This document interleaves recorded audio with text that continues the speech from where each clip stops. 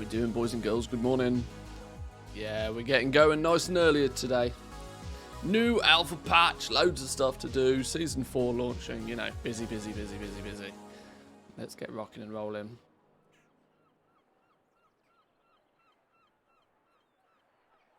So, the thing you love to be presented with in the morning. Reactivate your account. Oh, do I want to press this button? Do I want to press this button? Of course I want to press this button. Yes, Blizzard, take all of my gold. Oh, it's going to hoover up all of the gold off of this realm? Oh, fair enough. Sure. Whatever.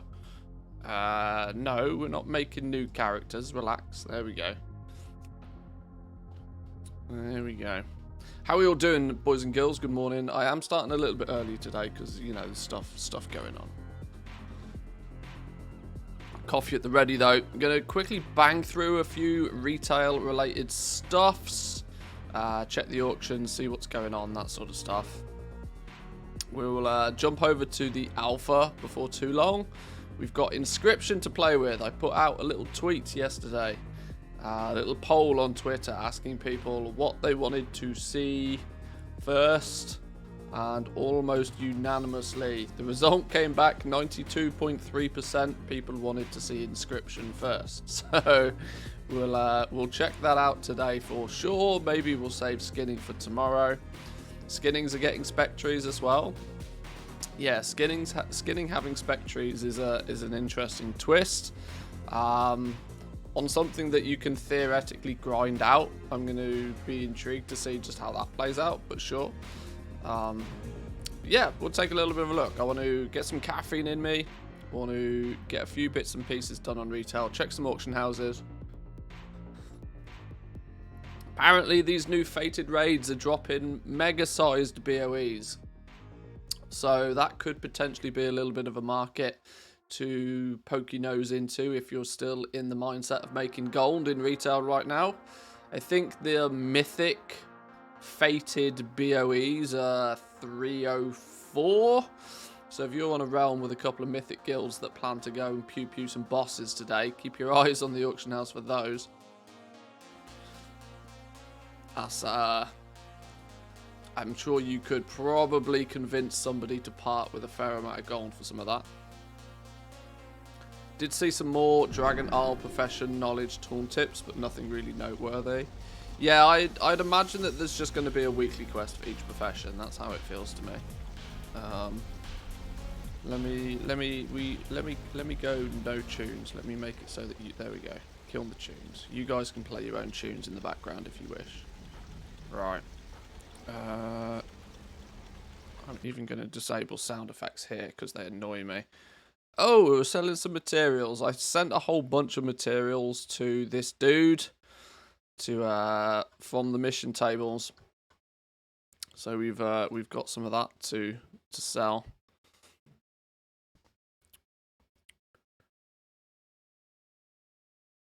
I have a real concern for anybody that's still trying to make gold in retail that your mileage may vary aggressively now. Even a single 260, like the catch-up gear is just useless. You're going to sell catch-up gear still, sure. You'll probably sell a set of 233 gear to a brand new alt that's just ding 60.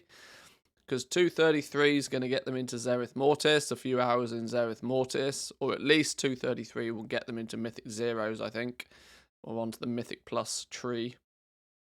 Few hours later, though, they're going to be geared way above anything that crafted gear can offer. 262s, I think, are dead now. Who in their right mind is going to spend big money on a 262? Why spend 10, 15 bucks on a 262 when LFR literally drops 265? Madness. Annoyingly so, LFR becomes an actual, you know, it's got its place on the gearing, you know, path. I've for the longest of time been the biggest advocate for just getting rid of LFR. I know that's a hot topic of discussion and probably too deep for what for me is 10 o'clock in the morning. But LFR does kind of have its place now, which is at the detriment to crafted gear, unfortunately. because it positions itself 3 item levels higher than even the best piece of crafted gear that we can make, excluding legendaries, obviously. But 262 market is going to be, yeah. I can't see people being too concerned with dipping their toe in that market. We'll see. We'll see. Right, let's get some auctions listed. Yes, welcome in, Matt. We are a little bit early today. Loads to do. Lots to see. I want to dive on the alpha as quick as possible this morning, but of course, with it being, well, it's not technically patch day, but it is, season launch day.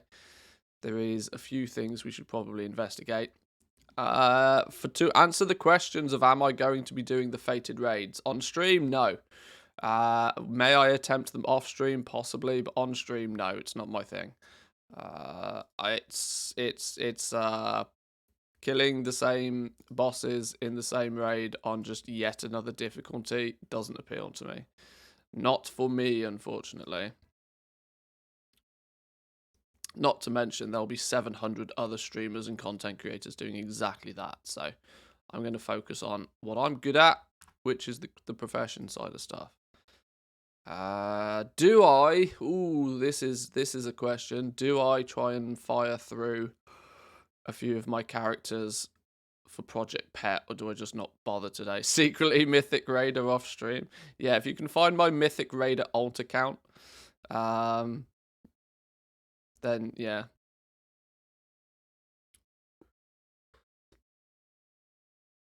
I mean, I do play Hunter, so I mean, it has frequently been said that you never see me and Roger Brown in the same place at the same time. Just saying. Do I want to bother doing any Project Pet stuff today? I don't think I do. I'm going to be brutally honest. I don't think I do even care to even think about Project Pet today. If we've sold some stuff, then we've sold some. Maybe I can fire through the realms and see if we've sold anything. Oh, we've sold something on Doom. Let's go collect any sales. That's the fun bit, right? Collecting the sales. If we sold stuff, we'll loot the gold.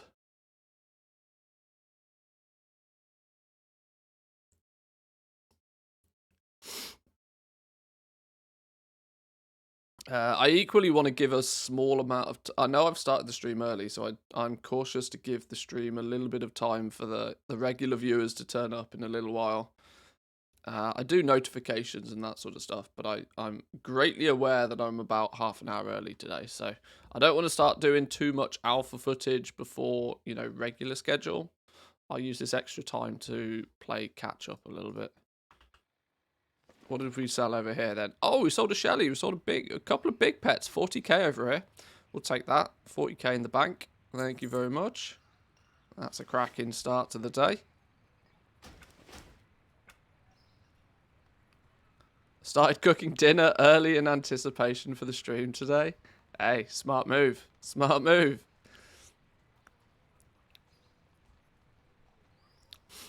I mean, the other smarter move is, hello, Domino's Pizza.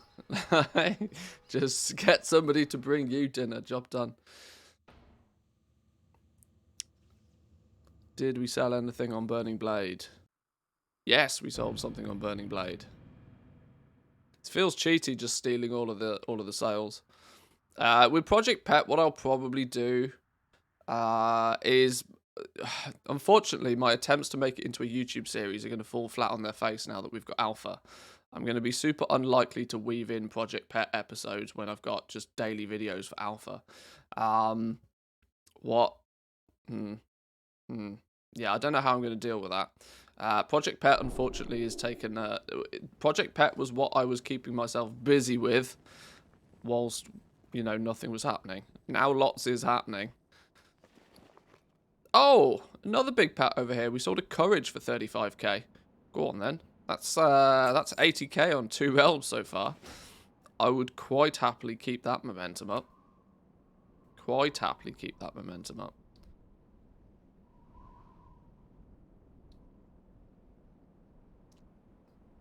Yesterday was a good Lego day. 1 repost, over 300k in the mailbox. That's not bad at all. That's actually a really good, solid point. That there will be people that, you know, that the legendary market is the only market for gold making, I feel, that might keep its head above the water. Most other ones, oh, we've sold something on Ragnaros as well. Most other crafted stuff, unfortunately, I think is in the bin. There's going to be the new market of fated BOEs, up to an item level of 304 on your BOEs. That's going to be pretty ridiculous. Some cheeky flips on those are probably possible. Just got to be careful though, because, you know, the demand is not huge at this point, since everybody knows that come Dragonflight, you'll just change your entire gear set. But only a piddly 1,000 gold pet over here. Alright, well, you win some, you lose some.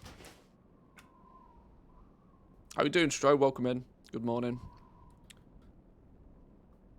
It's going to feel a bit odd, though, for some people to where the 291 legendaries potentially will end up being one of their lower item level bits of gear. Now, of course, that really only applies if you're a mythic raider or you're pushing, like, 15 keys on the regular.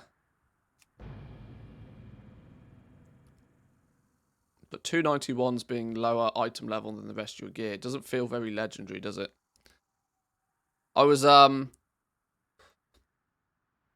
this is something we might take a little look at first thing this morning, actually. Is there was just an explosion that happened on the community, the WoW economy, the WoW community forums.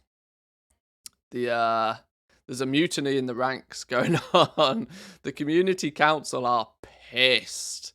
They seem to have the opinion that their feedback is falling on deaf ears, because whilst in many cases no news is good news, not when you're providing feedback to a company who specifically asked you to provide feedback, does, you know, silence speaks wonders.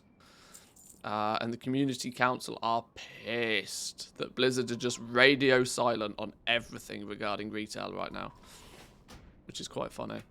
We might take a little bit of a look at that. The forums were on fire. Wow, we've sold something everywhere. This is good. This is what we want to see. We want to see consistent sales on all of the realms. Consistent sales on all of the realms it means that we've got plenty enough pets over there for the system to, you know, work. We need to sell free, you know, if I can sell, I don't know, 3, 4, 500,000 gold of pets every day, it makes the time investment worth it. Because then even at a 10% flip, that's like 50k for like an hour's work. Now, it's not crazy good, but it's money in the bank all the same.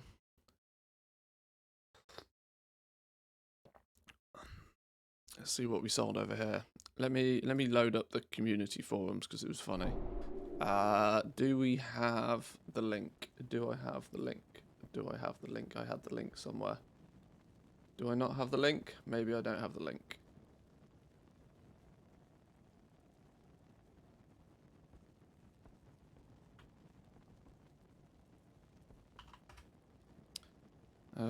What do we got here? What do we got here?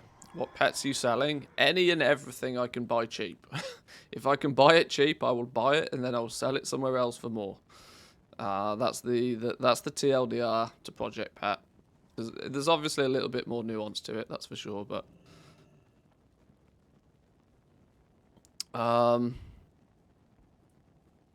yeah, there's a couple of things that's just exploded, right? The Winds of Wisdom 50% XP buff. There is a considerable percentage of the player base that is under the impression that this should just be extended. And the fact that Blizzard have said no has pissed off a mountain of people. Not to not to douse more petrol onto the fire, but then this whole slime cat shenanigans has also got the community council up in arms. There's some very, very unhappy community council members at the moment, which is quite funny. This is the #1 reason to why I did not try to become a community council member.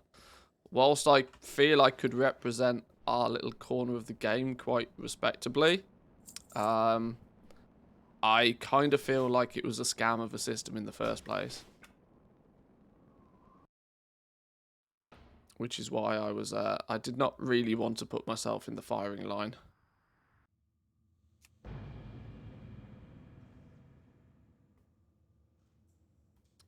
But yeah, Slime Pet has caused some serious controversy. On the basis that, you know, they gave it to us and then took it back. It was also that, where was it? Where there was one that's, yeah, there's a few prominent community council members, prominent by the fact that they, you know, they are constant in, they're just forum nerds, right? They live on the forums. That doesn't, I've obviously got to be very careful. That doesn't necessarily mean that their opinion is worth any more than anybody else's on there.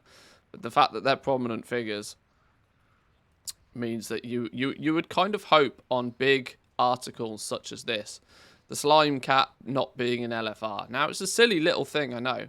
But the thing with the community council is, look how many community council members can pitch in with their opinion on this. And the entire purpose of the community council, from the word go, was to generate a means of conversation between prominent members of the community and the developers. Look just how infrequently any of the posts actually get a blue response. Like, of 20, 30, of you know, a fraction of the posts ever get a blue response. Which is understandable to then why some people go by the theory that, well, what's the point in doing this when even if they're listening, they're sat there not, you know, engaging in the conversation. Blizzard should just respond to the slime cat with get good. But the thing is that the slime cat itself doesn't matter. It's the fundamentals behind it. It's the fundamentals of that they put something in the game to very quickly, it's a rug pull, to very quickly rug pull it. It doesn't matter what the context is. It's a rug pull. Something was put into the game that some people were clearly quite excited about, and they rug pulled it. They took it away and put it behind another barrier of some sort. It doesn't matter whether, you know, this is one of those weird scenarios where the context doesn't really matter. Should Slime Cat be an LFR? Probably not. You never get fancy mounts from LFR. Should LFR even be a thing? In my opinion, also probably not. But it's the act of just rug pulling it. You know, you're taking it away from something that it was planned to be. And it's not even as if this was a PTR thing and it's just, oh, it was on the PTR in one way. No, the achievements have been in live for like months. It's something that people were genuinely expecting to be able to do. Not to mention, fuel to the fire is that Season 4 is the least friendly season for casual players the game has probably ever seen. This was the one scrap of something that, you know, world players, solo players thought they might be able to sort of work towards, latch onto. A little bit of content for them in an atmosphere, in an area where it's organized instant group content or bust. There's really not many alternatives. After months of doing Zereth Mortis, you know, outer world players, solo players were really interested to have something to work towards, and the only significant thing to work towards got pulled from under their feet 3 minutes before it went live. So the cat and the LFR situation is just a distraction. That doesn't matter. It's the principle behind it that's pissed people off.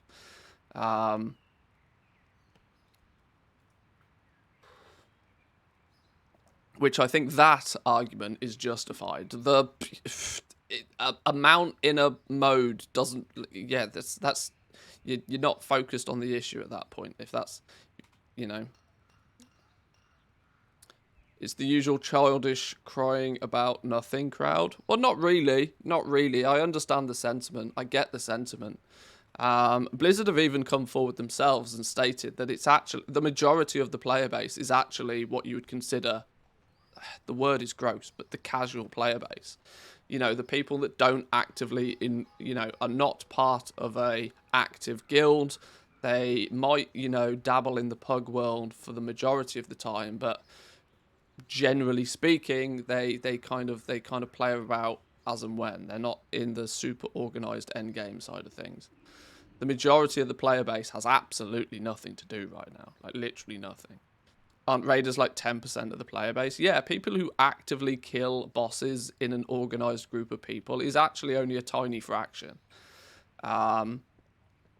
The uptake on Mythic Plus is presumably larger because it requires only 5 people instead of 10, maybe even 20 at the high end.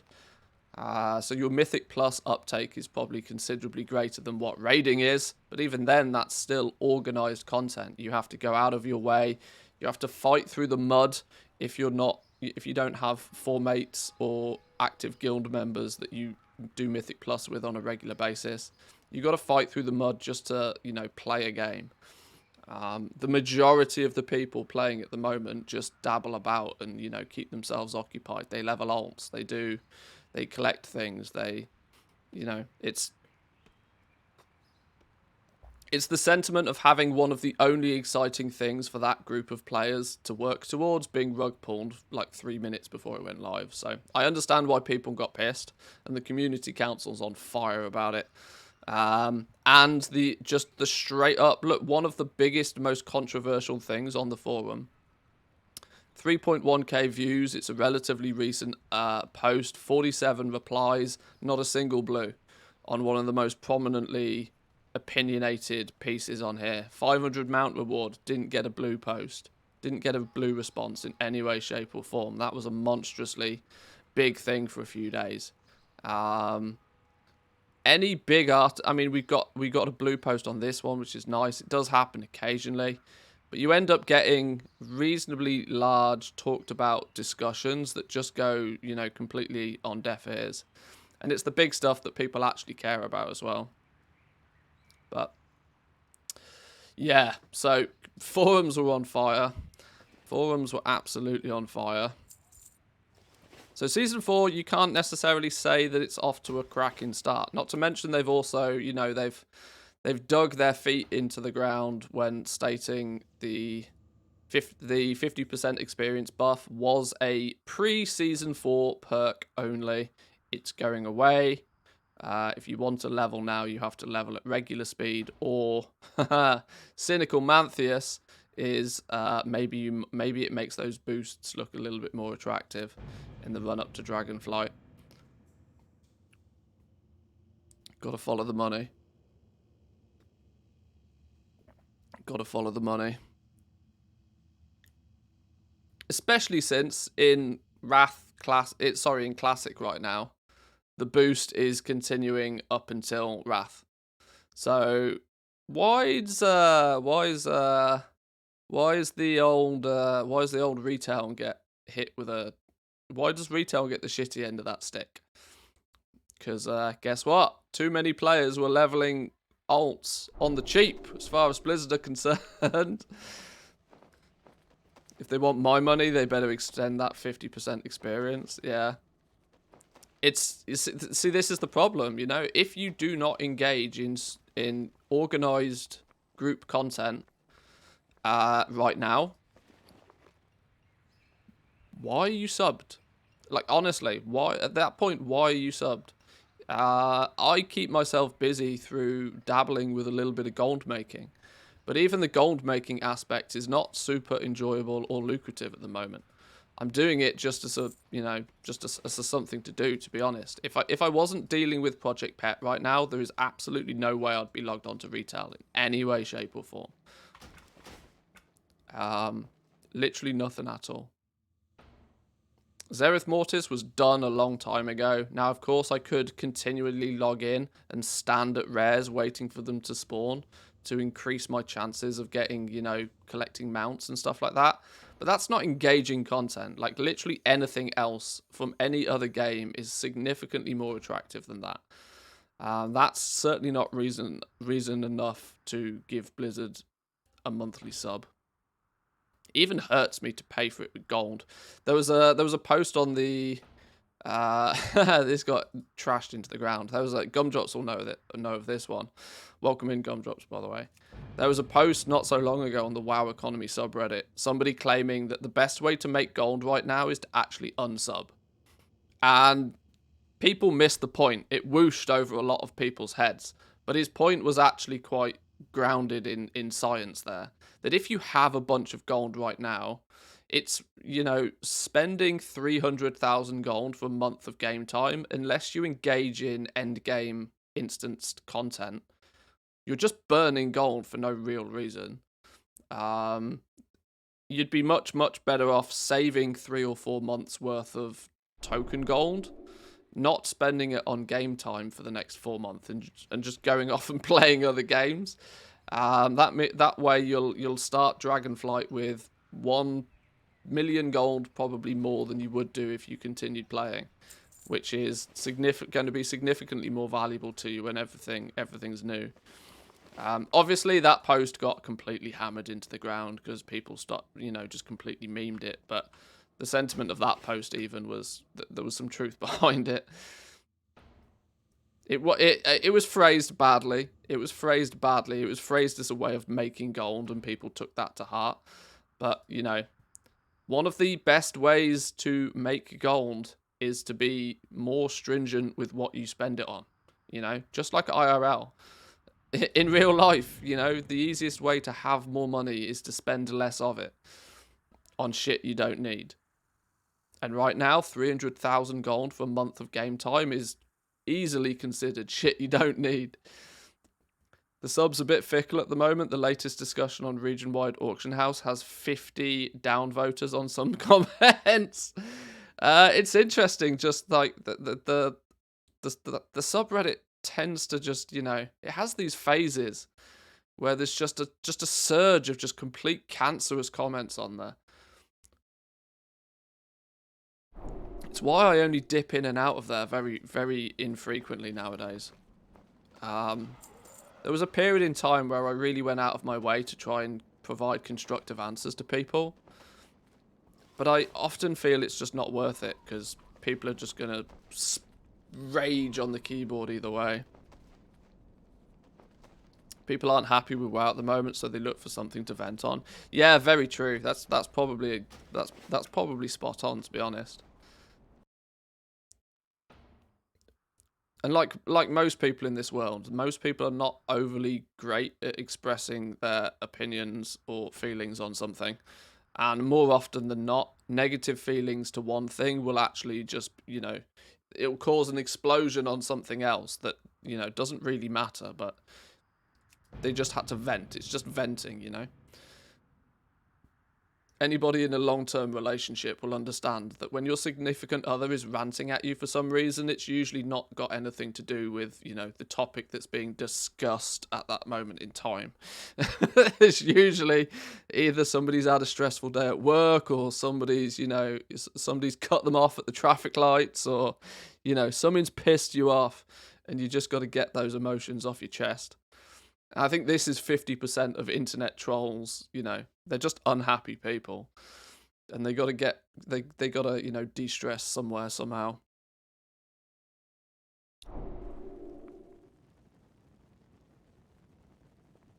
I've been unsub to WoW for the last few weeks or months now, nothing really relevant for me to do at the moment. Yeah, I get it. I totally get it. There's very, very little going on. I've achieved what I consider... I'm kind of lucky, I suppose, that I feel I've achieved what I wanted to achieve in Shadowlands for the most part. I set myself a goal of 50 million gold before I went into Shadowlands, sorry. I didn't make that overly public, but we were teetering at like 40 million gold for months. That was kind of keeping me driven because I wanted to get to 50. And then, of course, 9.2 happened and just silly things went on. So I far surpassed the amount of gold that I wanted to make in the expansion.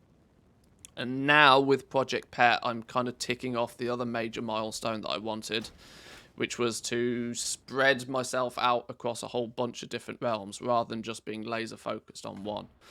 Of which the foundation is there now. Sure, I don't particularly have millions of gold on multiple different realms yet, but come 9.2.7 with the auction house merger, if I really want to transfer some gold from A to B, I can do it for only a 5% fee using some super duper rare commodity item. So yeah, now I've got the foundation in place. I feel I kind of have done everything I wanted to do in Shadowlands.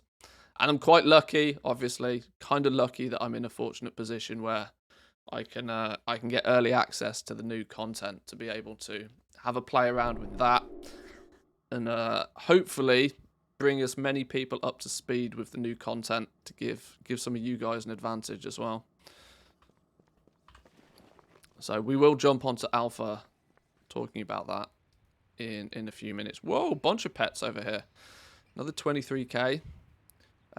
This, interestingly, actually, I might need to do some work over here. That pushes us over my 100k target on this realm, meaning we now can do a bit of a shuffle with some of these pets. We don't need quite so many pets being listed on this realm. We can feed these cheap stuff off to other realms. I've made my money, now it's time to play the game. They do kind of say that the best patch to play in expansion is the last patch, because by that point you've got the best gear you're probably going to get. Every single feature is unlocked in the game. Most of the catch-up mechanics are in place, so you can blast through. If you hadn't played Shadowlands at all, if you had never played Shadowlands, you could probably have a really fun, enjoyable month at this point. You could probably log in now and probably have an absolute blast for about a month. You could, in theory, work your way through the zones. You could work your way through the campaign. You could maybe level an alt or two to see the other covenants.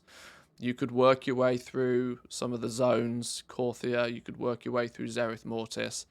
You could, dip your toes in some of the fated raids. You could probably have a really fun month if you've not ever played Shadowlands before.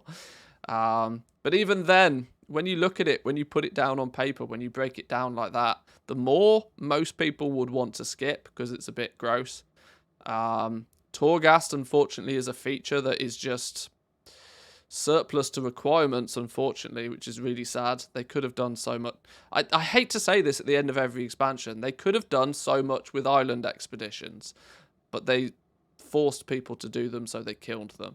They could have done so much with Torghast, but they forced people to do stuff with it, and so they killed it.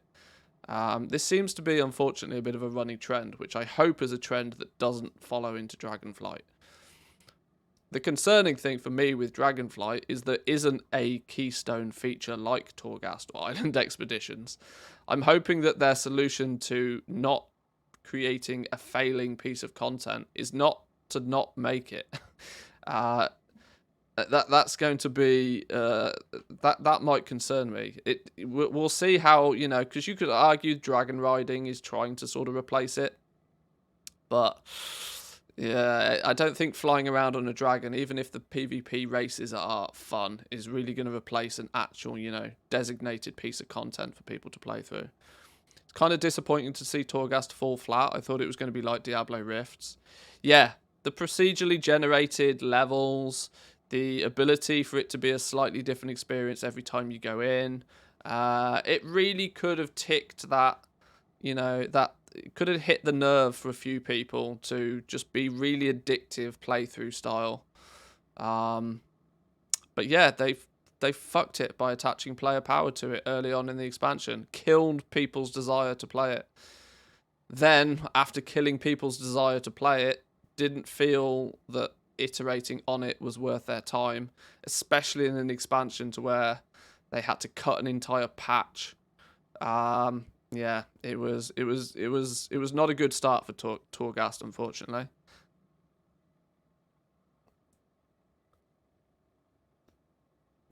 Forced features are doomed to fail, but I hope they kind of understand that now. Zereth Mortis is hopefully the first step in that direction. I think, generally, Zereth Mortis has been a raving success. It obviously had its controversies, because people have to complain about something. But generally speaking, I think Zereth Mortis has been a raving success. Is it going to go down in history as a timeless Isle of Thunder, type of zone? No, probably not. But generally speaking, I think Zereth Mortis is a good success. Reasonable amount of stuff for people to do. Intricate little storyline to it that's not mandatory in any way. You can experience it. You got the little Poco-Poc dude, which you can level him up and you can change his appearance and he learns to do new funky things. The protoform synthesis was really good, giving people reason to spend extra time in the zone. Getting those Genesis motes means that even if you're out there killing rares and hunting down treasures, and even if you're not getting the thing you actually want, the Genesis motes are that, drip feed of currency that slowly but surely will mean that, well, there's a pet or a mount in the not too distant future.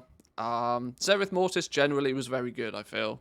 We'll look back on it as a reasonably good zone, I reckon. It is not ready yet. Yes, and I do agree. I hope they go more down that path. They've claimed, this is from the words from the mouth of Ian Hazakostis, at least. He's claimed that Dragonflight, the main continent, is going to feel like 4 separate Zereth Mortises. It is the approach that they've tried to go with. They want the 4 zones to each have their own little thing going on. They want those things to be relatively mandatory, things for you to work towards, things for you to collect. We already know that there's like a renown system being implemented to each of the 4 main zones.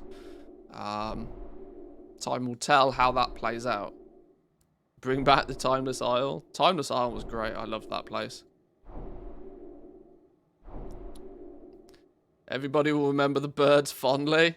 Yeah, well, you can't have 100% success, right? But generally speaking, I think the pacing at the beginning of Zereth Mortis, unfortunately, they got slightly wrong. That item is still Things recharging. like protoform synthesis should have been in since day one. Yet. That should have been the That underlying item is still feature recharging. of the entire zone, that meant that regardless to what you were doing in that zone, you were working towards something. You were working towards being able to craft a new pet or a new mount. The fact that they time-gated protoform synthesis for the first couple of weeks felt a bit weird, because you really wanted to just dive into the zone and get going with that, especially since you hadn't unlocked half the zone by that point. You were still working on leveling up the cipher system, and it did feel in the first week or 2 that there wasn't really so much to do in Zereth Mortis. You logged on, you banged out 3 or 4 world quests, and then the rest of the zone hadn't really opened up yet. I think they could have front-loaded the content a little bit more with Zereth Mortis. Unless, of course, you were a degenerate crafter like we were, trying to level 7 characters, trying to hit Honored as fast as possible, but I cannot use that item. we created that degenerate playstyle ourselves, so we only have ourselves to blame. But generally, I think Zereth Mortis was probably the best thing that actually came out of Shadowlands, to be honest. That item is still recharging. Up until Zereth Mortis, the expansion was very rocky. I mean, nobody liked the Maw. I've not heard a single person ever say that they enjoyed the Maw. Now, I know it was meant to be hellishly sort of, but it was just too unforgiving. The risk-reward balance was way off with the Maw. Constantly just beating on you from every angle is not necessarily fun. It felt like being in an abusive relationship, trying to play the Maw. Something that you felt obligated to do, but it still slapped you in the face at the end of the day. Yeah, it wasn't great.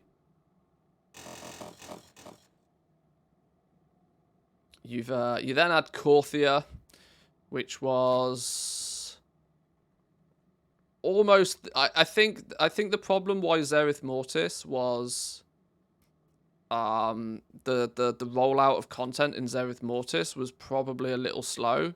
Was probably because of Korthia. It was a knee-jerk reaction to Korthia, where people gamed the system and had basically done the entire zone in 4 days, which was probably not great for the engagement.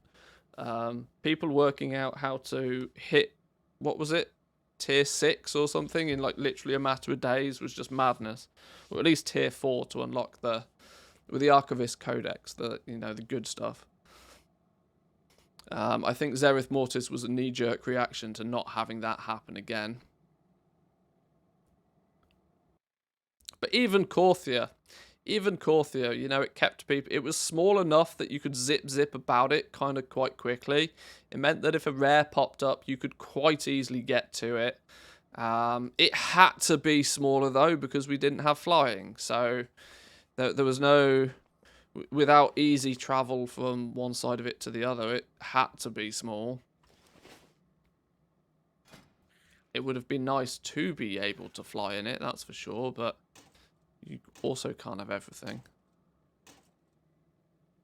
You know what made the difference between them all being good and not being able to mount? Traveling is a huge part of this game, and the more laborious they make traveling, the less people are going to have the desire to, engage in that zone. You're spot on, absolutely spot on. The fact that you could not only, it was bad enough that you couldn't fly. It was then doubly bad that you couldn't even mount up. And then it was 7 times more annoying to see druids zipping about as if there was no problem. That's super frustrating. You're fighting against the stupid eye, and then a druid would just, and you're like, what the? Well, he can do it like in half the time, and I don't even want to be here in the fuck this, log off. There was too many negative emotions for them all, far too many.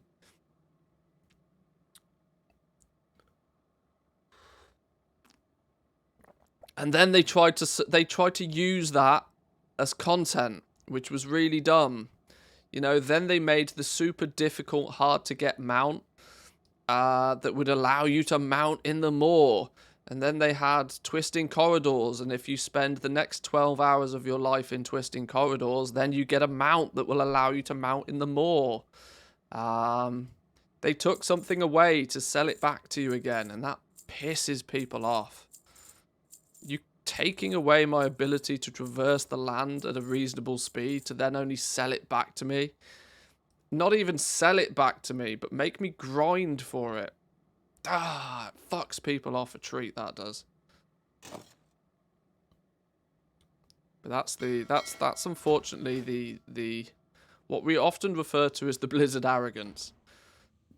That Blizzard feel that the game that they make is fun, fundamentally.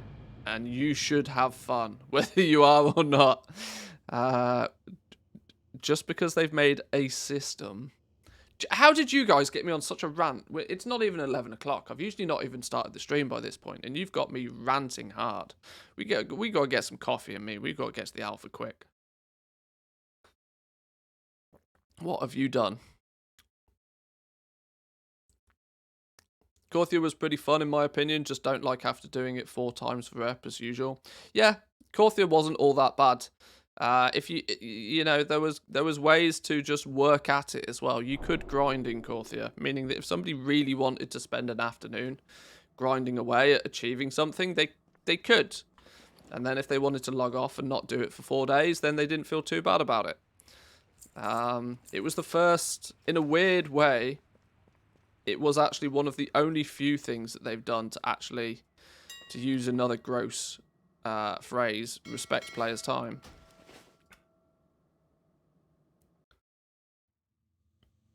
Good to see you streaming retail. I'm always jumping off when you're on the alpha.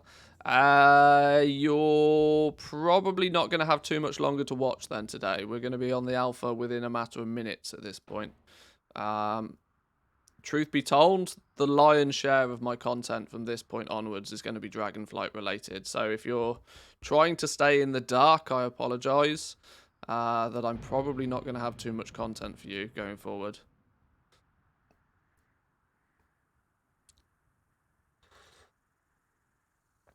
Going to try and get my buddy into gold making during Dragonflight. And personally, it seems like it'll be a good time for new goblins with the work orders and stuff, especially with lack of capital.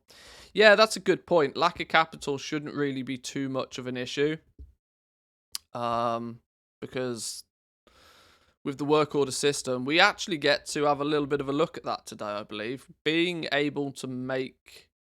We get the end game zone. We get the last zone is on the alpha now, which means we can ding level 70 and presumably go and explore the main city and find the work order vendor and all of this sort of stuff. I imagine we should be able to have a little bit of a look into that at some point today. But yeah, you're right on the fact that you don't have to take the risk of crafting anything initially. You don't need to have to stump up the capital to craft something to then hope to sell it, which is a big hurdle for, starting crafters to overcome. Now you'll have the work order system, hopefully meaning that if you can level your profession and work on your profession knowledge and keep your skill, increasing, keep being able to, when you need to press the button, that you can press the button and it will make something at a higher quality. Hopefully you'll be able to fulfill those work orders and, generate a small amount of profit off the back of that. We can hope. We can only hope. Right. Alpha time. Alpha time, boys and girls. Apologies, Obi, you're out of luck. But alpha time. Time to jump on the alpha. Why I tend not to watch many streamers in the months up to the release. Yeah, if you try and keep in the dark about it, I understand. Unfortunately, in an MMO, it's a competitive landscape. And each to their own, but I kind of feel that any advantage you can get, you should probably take it. But that's just my gist. We made this dude fresh last night. These characters I'm probably going to have to delete. These are ones that I've made previously to test things up. We did a little bit of a leveling in the Waking Shores. We can't actually get to the Waking Shores anymore, I believe. This dude I made fresh last night, so we can log on to this fella. Get him boosted to 68. Go and do some exploring. But more importantly, let's take a little look at Inscription first thing. Do you have any cross-realm pet tips for moving pets and gold from a medium pop up to a full pop? I'm having no luck on Area 52. There's an inherent problem with flipping pets that you are going to be cash poor on the high pop servers very quickly. The high pop servers is where you end up buying all your pets because they're cheaper on those realms, and then you're ultimately filtering that gold out to lower population realms. The difficulty I feel with the pet game long term is going to be completing that circle. How do you get the gold back from those medium pop realms up to the high pop servers again? And I haven't completely worked out a sensible solution to do that. With 9.2.7 and the auction house commodity thing, though, for a 5% fee, you can move it back again, which is likely to be, if you're making 10% profit minimum on everything that you sell, and you then run out of gold on a high pop server, you can then, for a 5% fee, move it back from those low pop realms to the high pop realms to repeat the process again.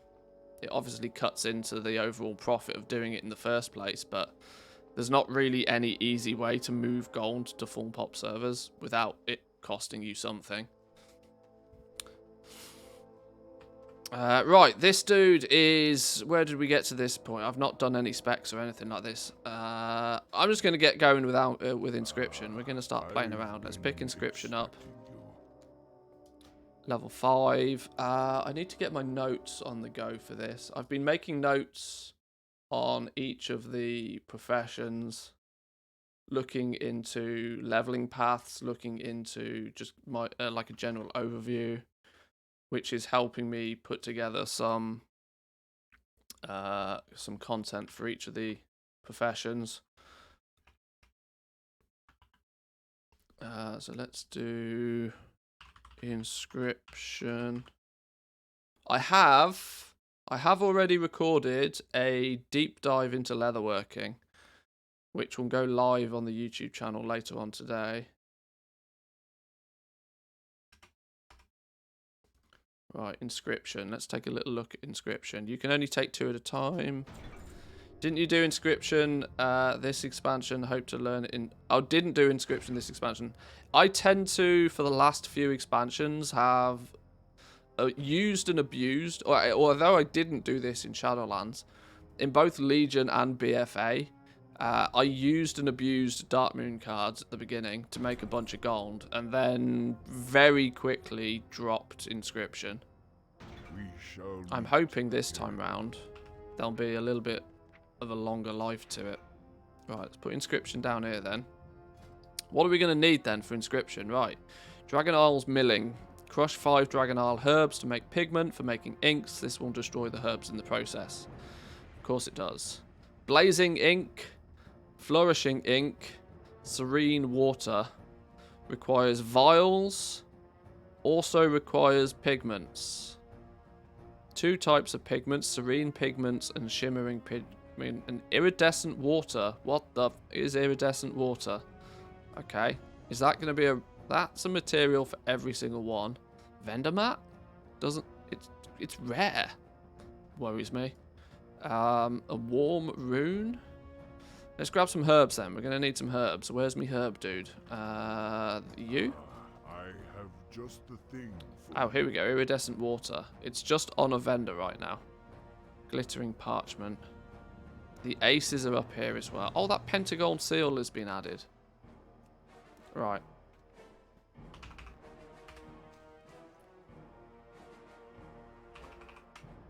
Right, let's grab some herbs.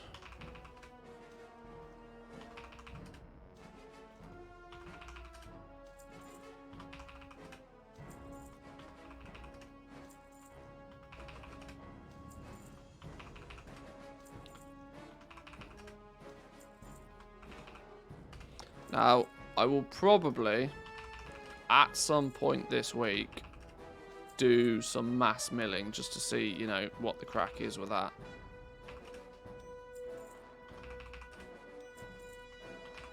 Because they claimed that jewel crafting was bust for prospecting, and can confirm it was definitely bust. So we couldn't really do much with prospecting to get some any accurate numbers, prospecting rates and that sort of stuff. Yet with herbs, they've not said anything as such. So there might be some prospecting, sorry, some milling that can be done to start working some stuff out. Water's always been on the vendors. You're right, it usually has. We're probably going to need a bunch of it. We need some vials, we need some water. We're likely to need parchment. Let's make sure that we've got all of the potential reagents we need. These are the aces. Combine the ace through to 8 to complete the set. These are the Dark Moon cards. We probably are going to need some of these Primal Covenants and Omnius Draconis and this sort of stuff. We'll pick up some more of this as and when we need it. Right. Let's get to milling then, I guess. Let's start with the basic stuff. Let's do... I wonder if create all button works.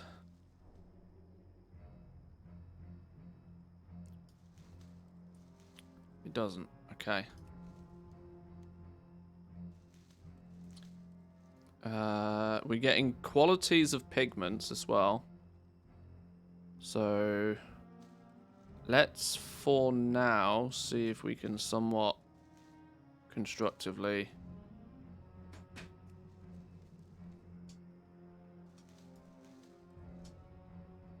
a wild doggo appears.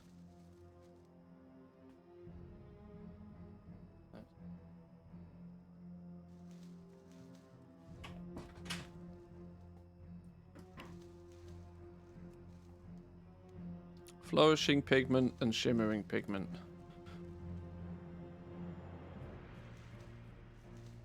So far, there seems to be chance to get all three qualities of both variations. I'm deliberately at the moment milling the lowest of the lowest quality to, you know, give us a baseline. Oh, that's interesting. An awakened earth. That's very interesting. Attempt to trigger Mantheus was not successful. New primary profession to pick up water.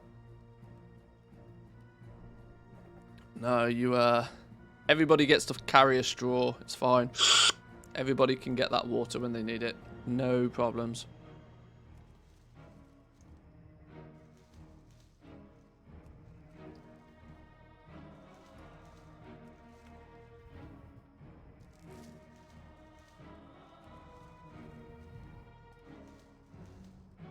Right. I've decided we're going to do a little bit of science to begin with. Only a touch of science, not too much.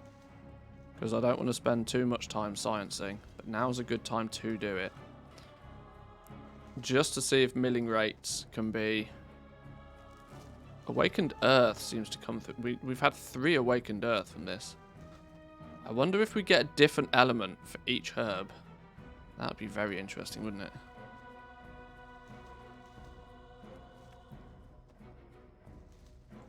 Right, where's the bank? I'm going to try and track 100 milling of each one. Weirdly, I think auto loot's actually enabled. I just don't think it works properly. Where is it? Oh, they've moved these about. Key bindings is now up here now. Oh lord. Oh, okay. Auto loot isn't on. Fine. Yeah. So we milled this. For milling this, we got these.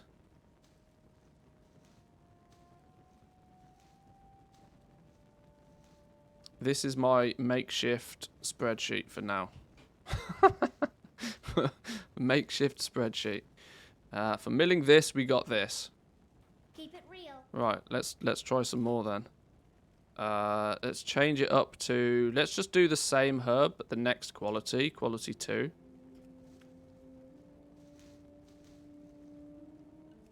Mill 100 of that as well.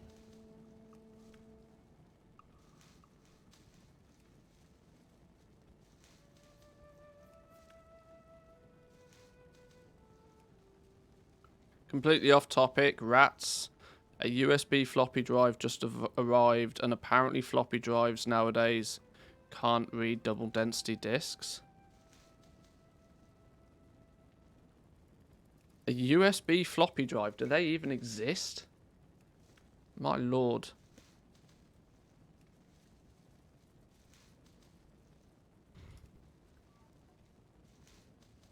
What a mad world we live in.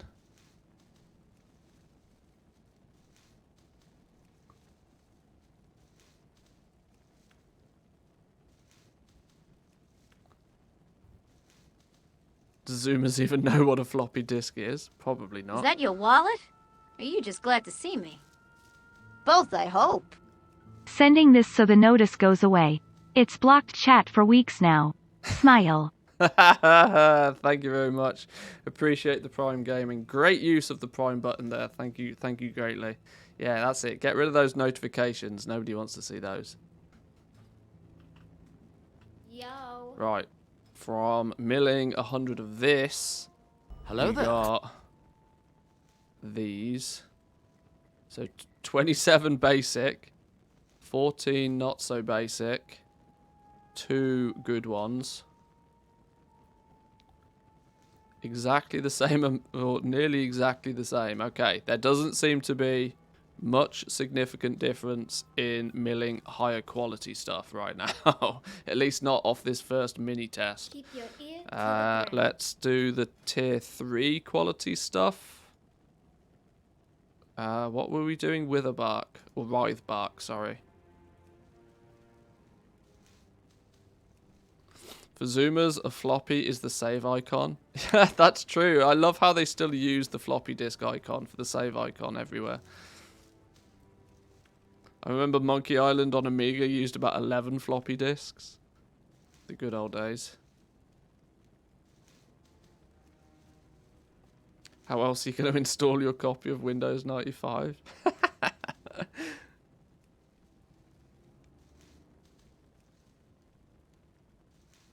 The create all button, I would think, if by pressing it, would do it all in one go. I wonder if this will be implemented in the release. I don't see any WoW devs mention this.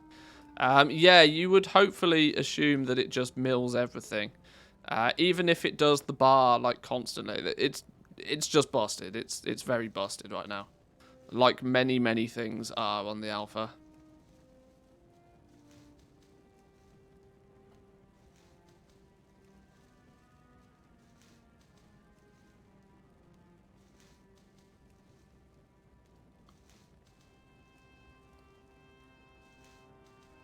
Right, there we go. What's up? So now we milled 100 of the top quality stuff, and we got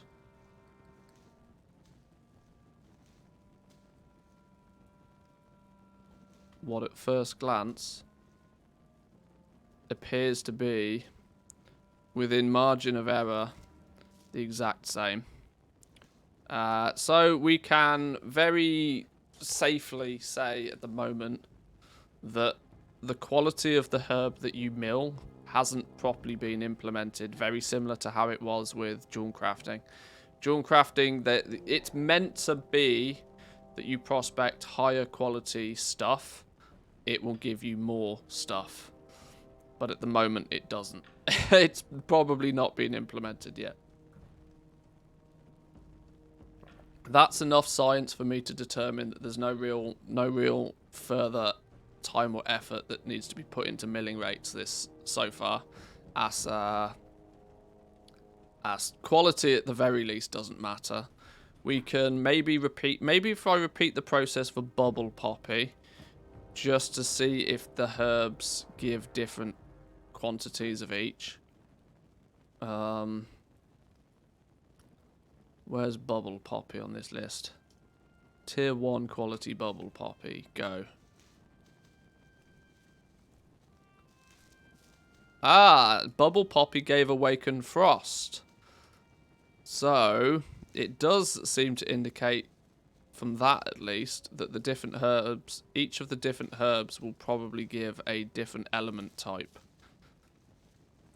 It's also interesting to me that it's giving the awakened ones. The awakened is the big stuff. It's when you combine 10 rousing into...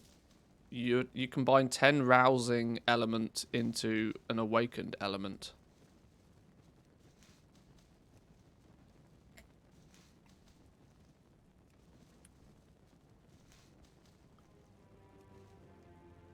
To be honest, 11 floppy games with a real copy protection. Buying 2 floppy boxes for a single game, just too expensive. It was probably at that point cheaper to just go out and buy the game. You're right.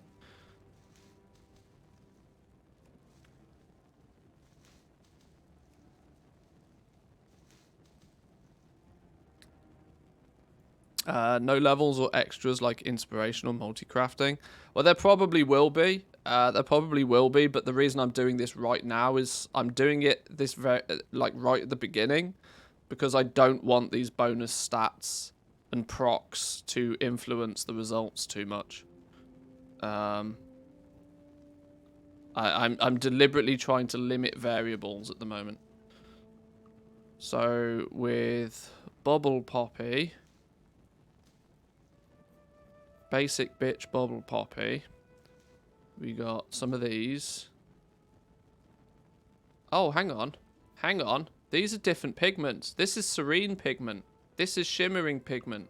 This is flourishing pigment. Not only is it giving frost, it's giving an entirely different pigment. Oh, shit.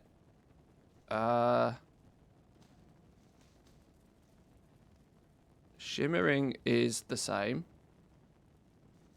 Oh. Each one is going to get... Oh. Oh, well, this changes things up significantly.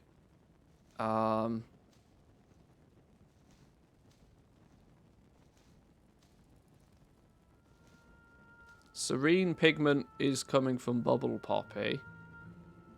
Flourishing pigment is coming from Writhe Bark. They give slightly different elements. Okay.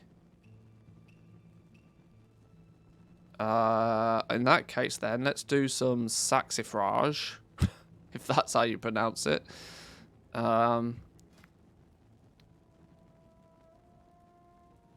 What do we get when we mill 100 of this?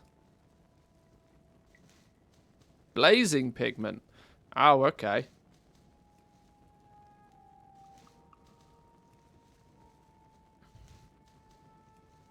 You didn't think you'd be able to fit all of the profession mats in one bag, did you? There's probably more to come.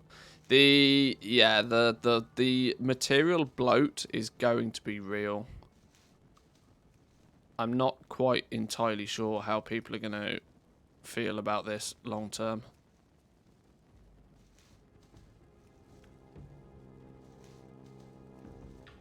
Yeah, pigments have quality as well.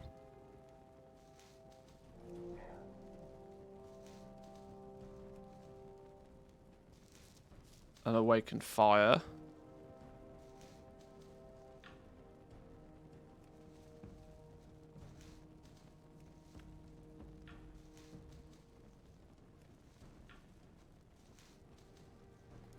Right, so we milled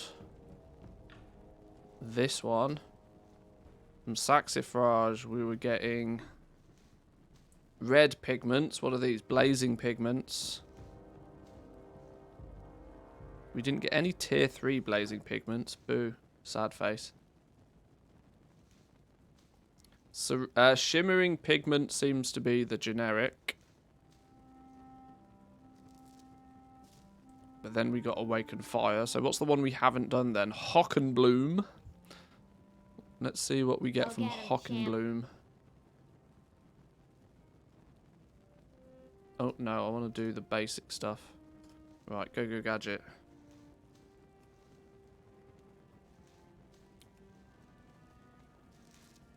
And there's the air.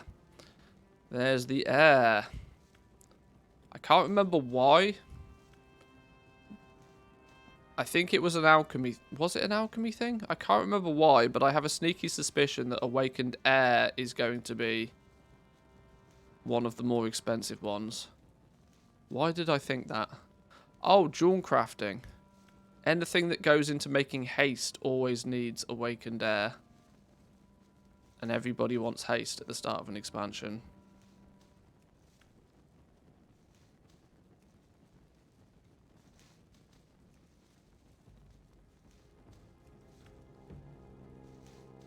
Only shimmering pigment from this. You are right. You are very right. So Hockenbloom. Hockenbloom might end up being our basic herb.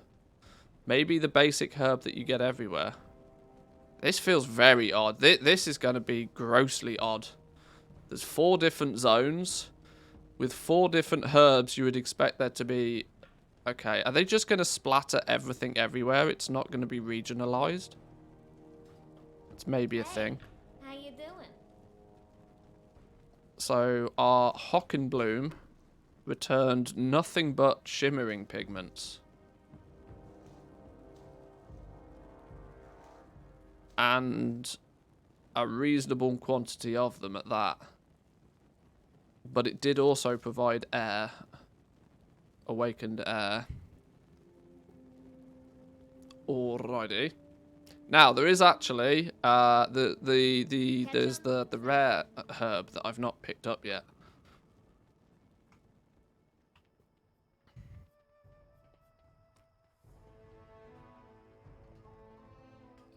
Where's... It's you, right? What we didn't do is pick up any Omnium Draconis.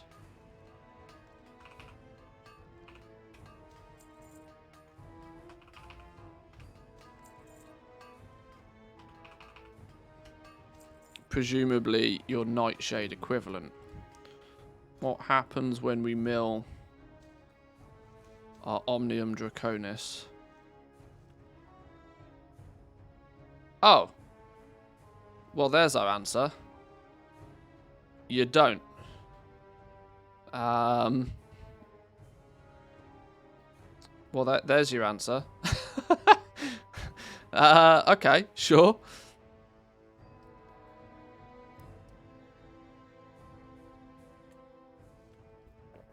How do we do inks then? Don't use the best quality stuff, use basic stuff, please. So we need a water, 5 shimmering pigment, and 10 blazing pigment for each blazing ink. And a single vial. Upping the... A better vial apparently does nothing. Yeah, a better vial does nothing. Rip Dawn Crafters. Let's hope that's just not been implemented yet. Using a better pigment, on the other hand,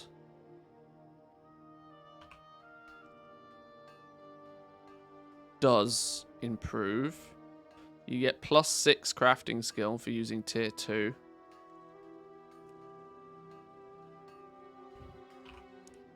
And using tier 3...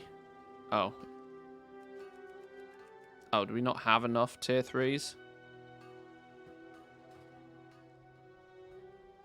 Oh, we didn't have any tier 3s, did we?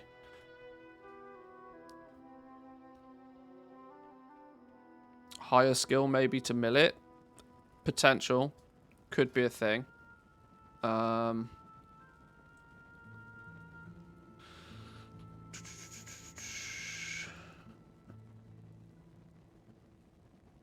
Cosmic ink, burnished ink, ruined writhe bark. Is it just a crafting reagent?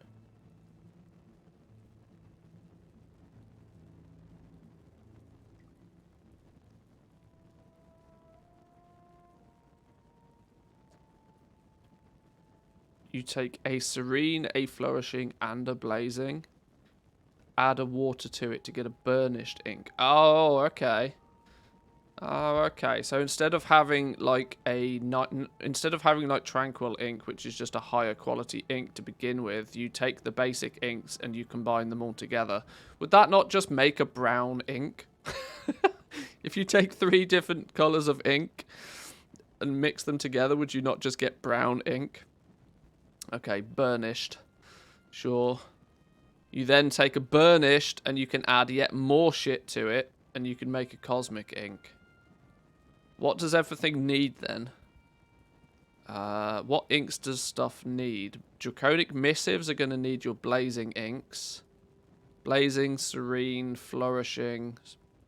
Blazing, serene, flourishing. Okay, so an equal disparity of the inks for your missives. Sigils. What are these sigils? +10 recipe difficulty, but is going to provide the following property. Not yet implemented. This is literally the one thing they said that they wanted us to test with Inscription, and they've not implemented it.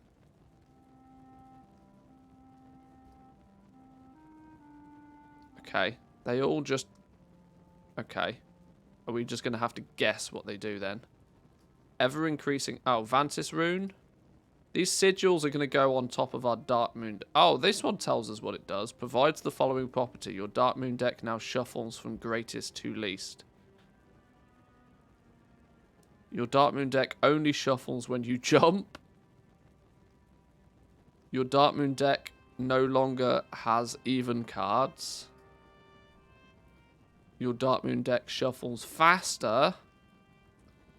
Your Dark Moon deck no longer shuffles when the ace is drawn.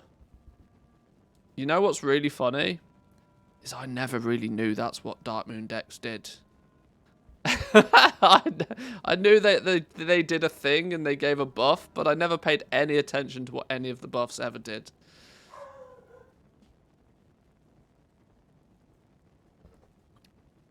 But apparently now we can specify the way that the deck will shuffle if you have the trinket equipped, which is quite cool. Optional reagents on top of your consider them progenitor enhancements for your Dark Moon trinkets. That's quite cool.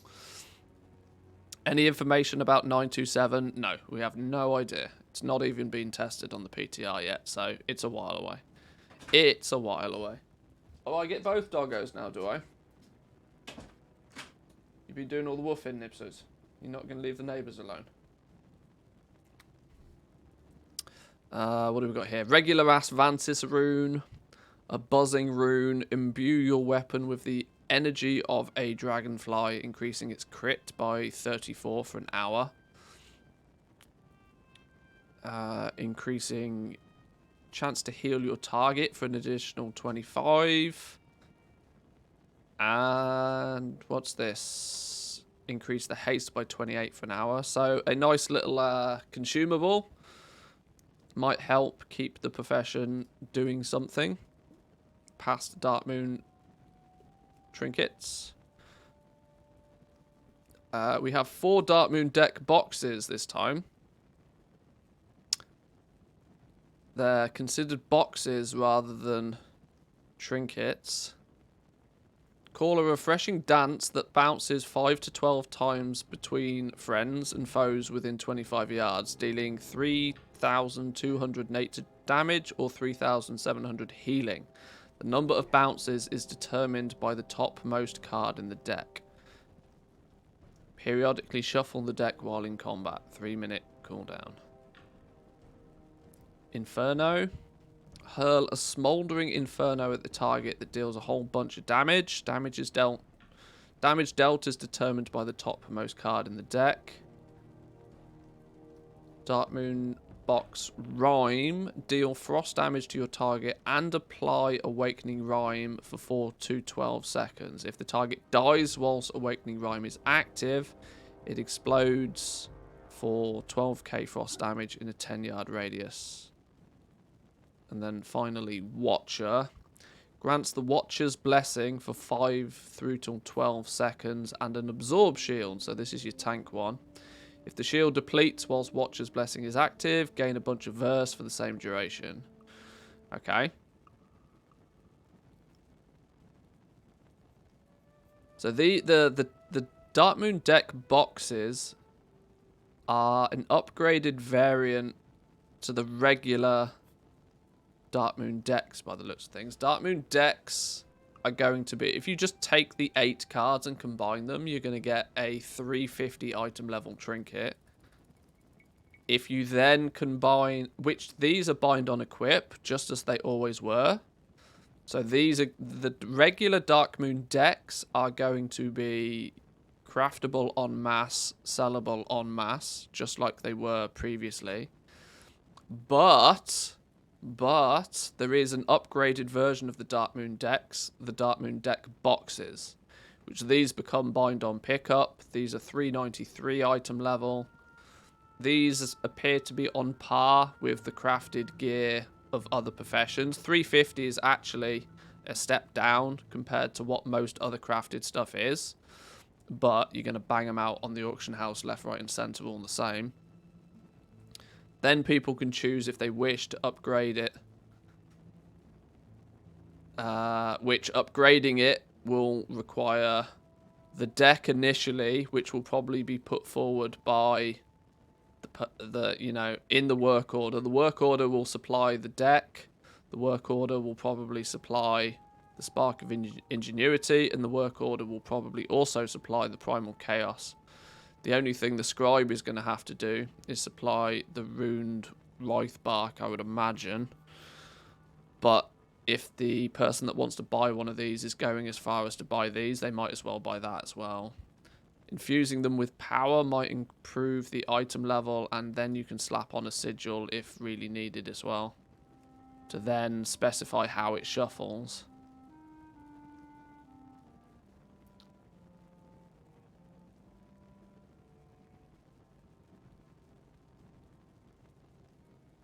That's quite interesting. It's going to be interesting to see just how easy or difficult it is to make the cards in the first place. Scribes also have a bunch of weapons which we are going to be crafting. Bind on pickup, codex, held in offhand. Anything stand out with the materials? Not particularly. You're having to skill things up to make the cosmic inks. You can throw missives on these to specify the secondaries. You can throw item level upgrades on there. You can add embellishments. Two-handed staff. Another two-handed staff. Agi staff this time. Intellect staff. Agi staff.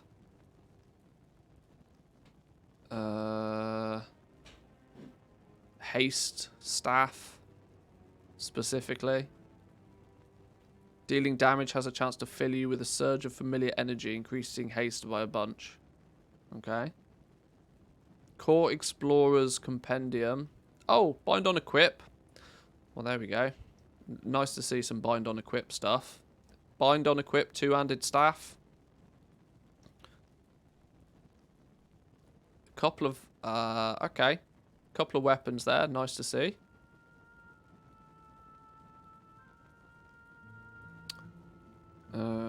Illusion parchments. Cast a whirling breeze illusion at another player. Okay. These are just an arcane burst, a chilling wind, a love charm.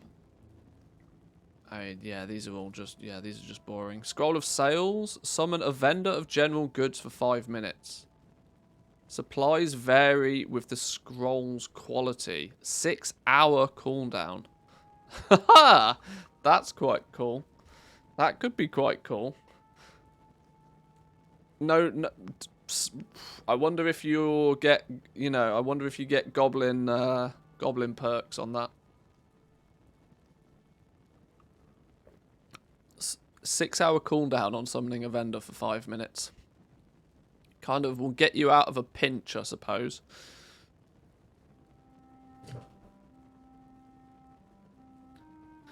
At this point, what feels like regular profession equipment. Alchemist's Brilliant Mixing Rod. 132 random stat. Oh dear God. How is that going to work with work orders when it's bind on pickup? Unless you happen to also be an alchemist yourself. That's... my lord. I wonder if there's going to be a rare mount or pet spawn on the epic version of the Scroll of Sales, do you mean? Well, that's a good point. It just says vendor of general goods. It doesn't necessarily mean, like, trade materials. It could be a bunch of different random stuff.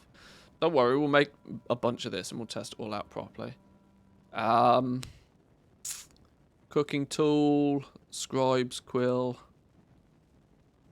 Okay, the fact that it just says random stats on this makes me believe that it's not implemented yet. 9 times out of 10, they actually have designated stats on them. Maybe they've just not chosen yet.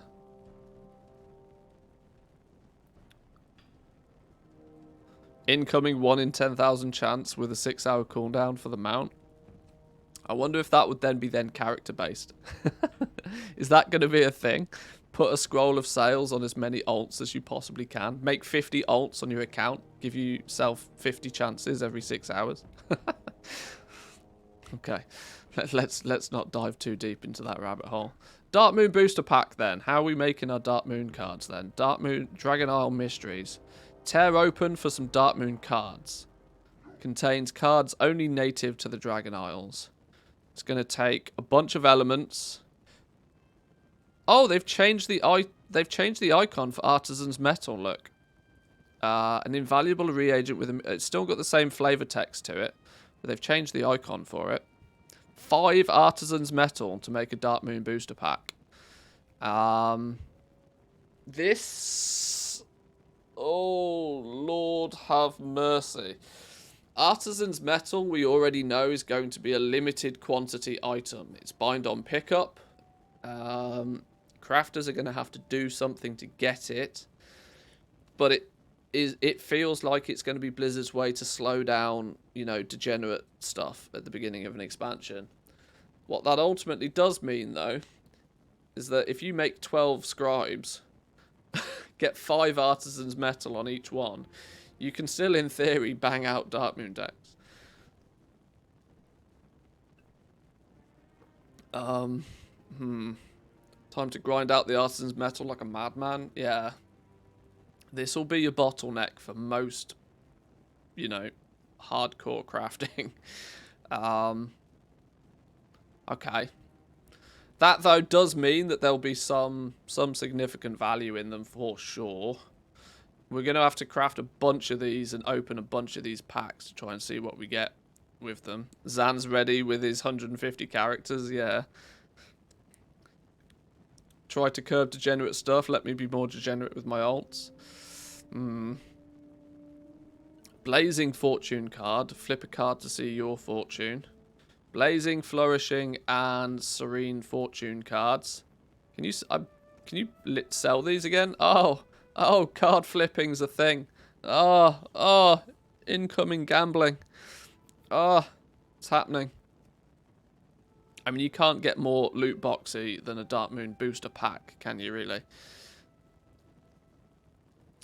Contracts are making an appearance.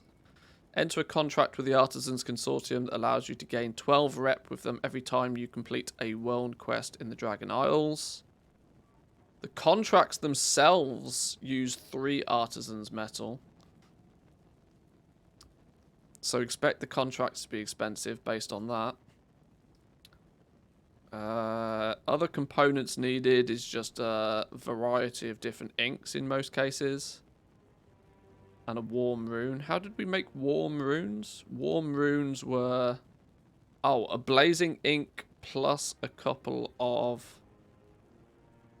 essence. Couple of elementals.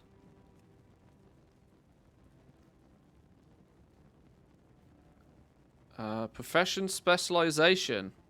Draconic treatise on alchemy. Slightly increase your knowledge of Dragon Isles alchemy. Well. Well.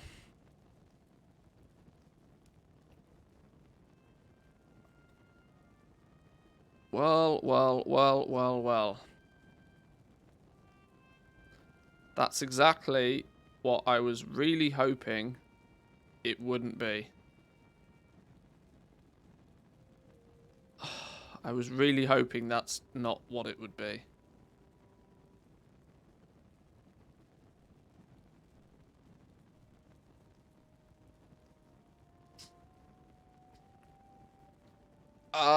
Why am I so not happy to see this? The reason I'm not happy to see this is very simple. This is work order bait. I as a crafter of any profession will likely want to get my hands on as many of these as I can physically buy. And when I say buy, they're work orders, right? You're going to be able to put a work order in for this. Now, they require 5 artisans metal, sure. But if I put a work order with a 10,000 gold tip, without supplying the artisans metal, some scribe is going to come along with 5 artisans metal in their bag and see 10,000 gold and be like, yes, please. Boom. There you go. And the more scribes I can get to supply me with these, the faster I will gain knowledge in my profession, which ultimately means that knowledge can be bought with enough players with artisans metal. There will always be enough players to buy it. I really, really didn't want to see this.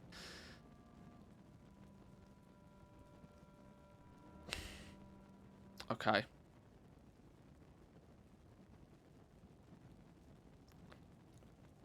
I don't like where this is going. Yay, we get work orders, but everything is bind on pickup. Yeah.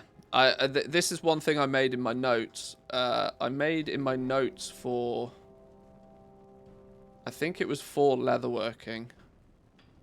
Yeah, I put in my notes This leatherworking video comes out later today on YouTube, by the way. It's already recorded and uploaded.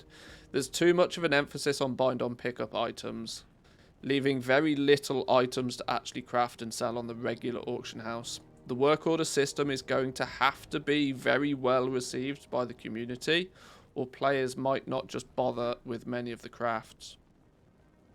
The problem with the work order system is it's pushing people into a playstyle that they're not used to. The bid system in the auction house has nearly never ever been used. There is very rarely a scenario where anybody will go to the auction house and buy something with a bid. You know why? Because instant gratification is worth a lot. The benefit of the auction house is that you go there, you press a button, and you buy something, and it turns up in your mailbox instantly. The work order system, unfortunately, is going to mean that somebody's going to have to A, know ahead of time what it is they actually want, and B, even when they've decided what it is they actually want, they potentially are going to have to wait an undisclosed amount of time before they get it. There's that's two massive problems in my eyes compared to the regular auction house. The auction house is somewhere where people go to browse. They go to browse the auction house because they want to see, right, I'm going to browse the auction house. I need a gear upgrade. My shoulders are lacking. I need a new pair of shoulders. Let me look in the auction house and let me see what shoulders are available for sale. People use the auction house as research, right? They look in there and they go, right, well, there's this pair of shoulders. They're too expensive. I can't afford those, but I know they exist. This is a pair of shoulders that looks okay, but it's not got the right stats on it. People use the auction house for research. The work order system is going to put emphasis on people knowing what they want for the most part. Unless that there's some unless they make it like some flipping Argos catalogue. Anybody outside the UK is not going to know what I mean. But any sort of mail order catalogue that you can just browse through what's available. Okay, I'll put a work order in for that. They're going to have to replicate that browsability with the work order system, which I worry they might not do. And even then, when you order something, you know, you put in an order for an item, you A, don't know if it's going to be fulfilled. There's no disclosed, you know, you're just hoping that somebody else out there is going to be able to make it for you. And I worry that they're putting a huge amount of emphasis on this work order system by making everything bind on pickup. It should be, you can order a customized one through the work order system, but you should still have the regular ones in the auction house. But people aren't going to be able to do... The basic auction house is going to be bare for gear. There'll be like some PvP gear and some very basic stuff in there, but there's not going to be any like good stuff in there. You might get the BOEs that drop from the raids, possibly, if that's still a thing, but it's going to be very weird. Wowhead and Icy Veins will get a boost in visits. Well, the problem is most people don't want to do that. They will use an external third-party resource if they have to, but they'd rather not.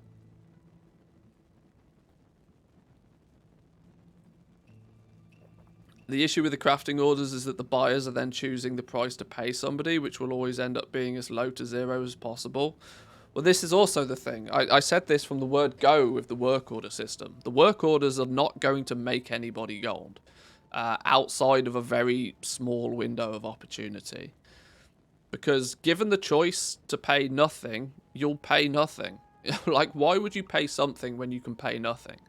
And that's going to be what the work order system is. And because crafters are going to be desperately sat there waiting for work orders to come in so that they can press the button and fulfill it because it gives them one skill point in their profession, you'll have a huge amount of people waiting to fulfill work orders, and they're not going to expect any payment to do them. All they want is to press the button.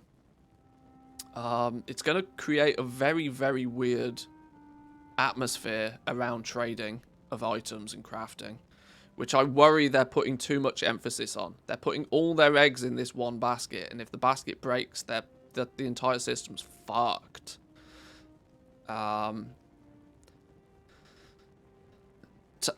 This also is not great. This instantly makes Inscription an S tier profession. Instantly S tier. The best profession for gold making at the start of Dragonflight is 100%, no questions asked, going to be Inscription. You're going to want Inscription on as many characters as you can get. You're going to want to spec into making these, however that becomes a thing. There's a likelihood this comes through the spec trees. We'll find out later. You're going to want access to make as many of these on as many different characters as possible. Or should I say, to be able to fulfill work orders for these. Because one of the only things that is going to be a consistent work order that will always be there is for these, because knowledge points is going to be drip fed to you. And there's a significant advantage to crafters getting access to as much knowledge as possible. This worries me. This worries me a lot. This is a way to spend ludicrous amounts of gold on cheesing the system.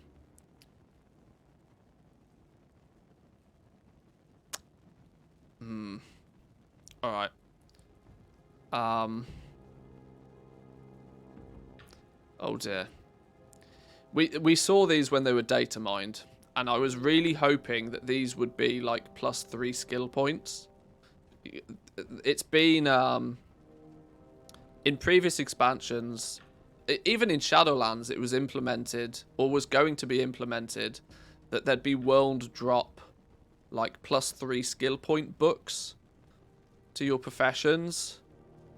But the fact that it's going to increase your knowledge, it's going to give you knowledge points, really, really, really worries me. Because it's the spec trees and it's the knowledge generation that's the time gating factor of the professions, and is going to allow... It's kind of a rubber band system, right? In rubber band, in terms of the fact that people aren't going, or shouldn't be able to get too far ahead.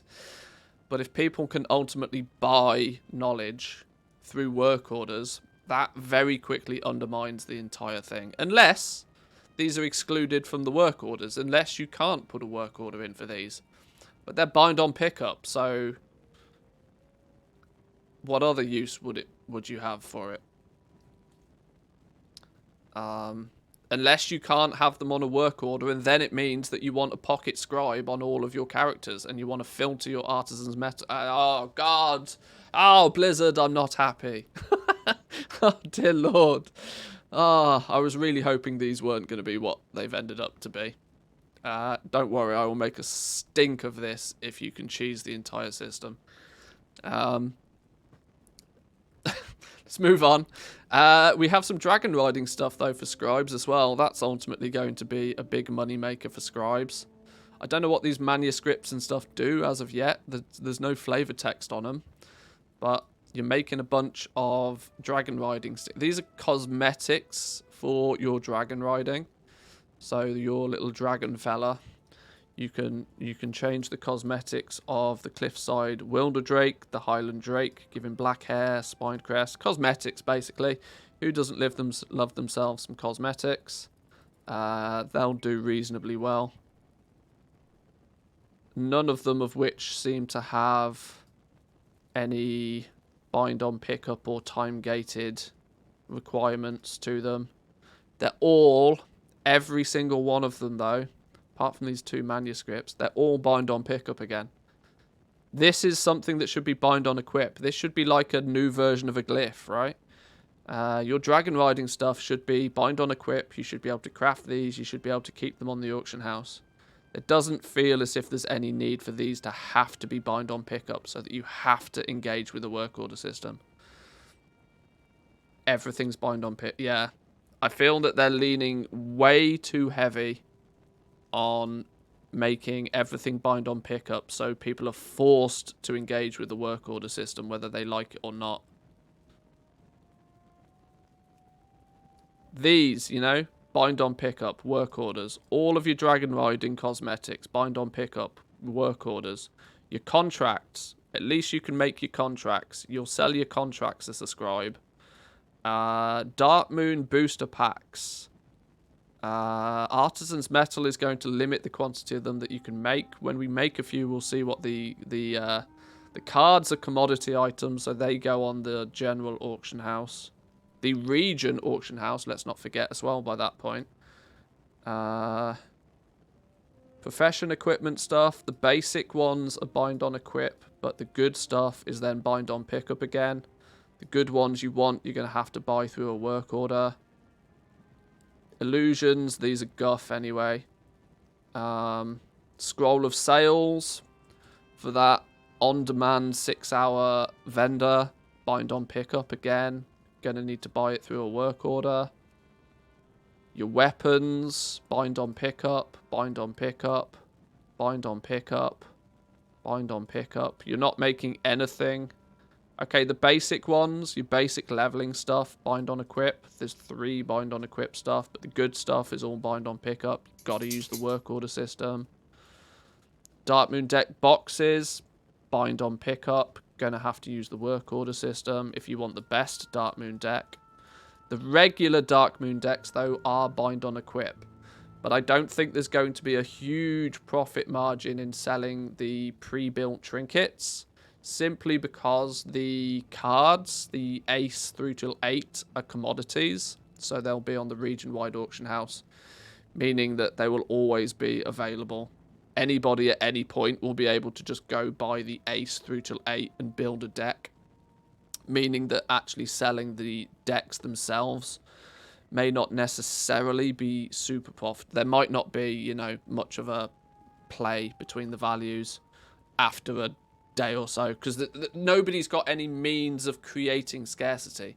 One thing that used to happen with Dark Moon decks is that people would just keep one of, you know, almost an unwritten rule of anybody crafting and selling Dark Moon decks was that you just keep one of the cards super expensive. By keeping one of the cards super expensive, it meant that you weren't easily able to just go and buy 1 through till 8 and make your own deck. If you were crafting a few cards and you just needed 1 card to complete a deck, you might buy just 1 card and complete a deck that way. But by keeping 1 card artificially expensive, you couldn't just buy a ace through till 8 and build a deck. You had to then choose what you were doing. That was kind of an unwritten rule for scribes. Happened on every server. But when they go region-wide, there's going to be so many of them available that the likelihood is there won't be 1 card. That they'll all be roughly the same price, and the decks will be like 1 gold more than the cost of, you know, combining the 8. Won't Dark Moon cards be super spendy because of the Artisan's Metal? Well, the Artisan's Metal is going to limit the creation of them. You won't have scribes standing there 24 hours a day milling, making herbs, banging out cards. So there will be an element of scarcity there for sure. But if the cards themselves are lucrative enough, you bet your ass there'll be people running Inscription on as many characters as possible. Right, okay. I think I've missives. You'll sell missives on the regular. I think we've investigated what the patterns and stuff is now to a good degree. Now it's time to level it up and take a look at the spec trees and work out just what's what. We probably need to mill a whole bunch more herbs.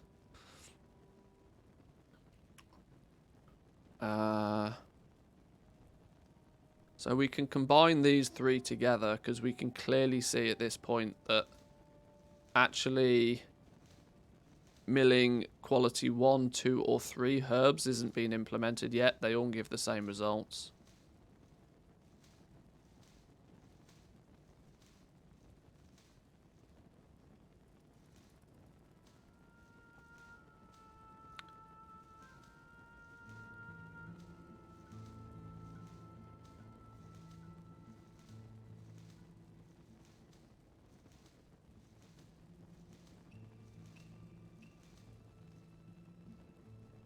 What's going on? Oh yeah, that's this one.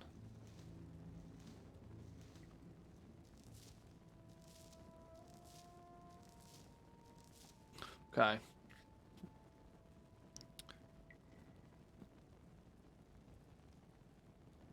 If those increase to profession levels were temporary but more powerful, I wouldn't be too concerned.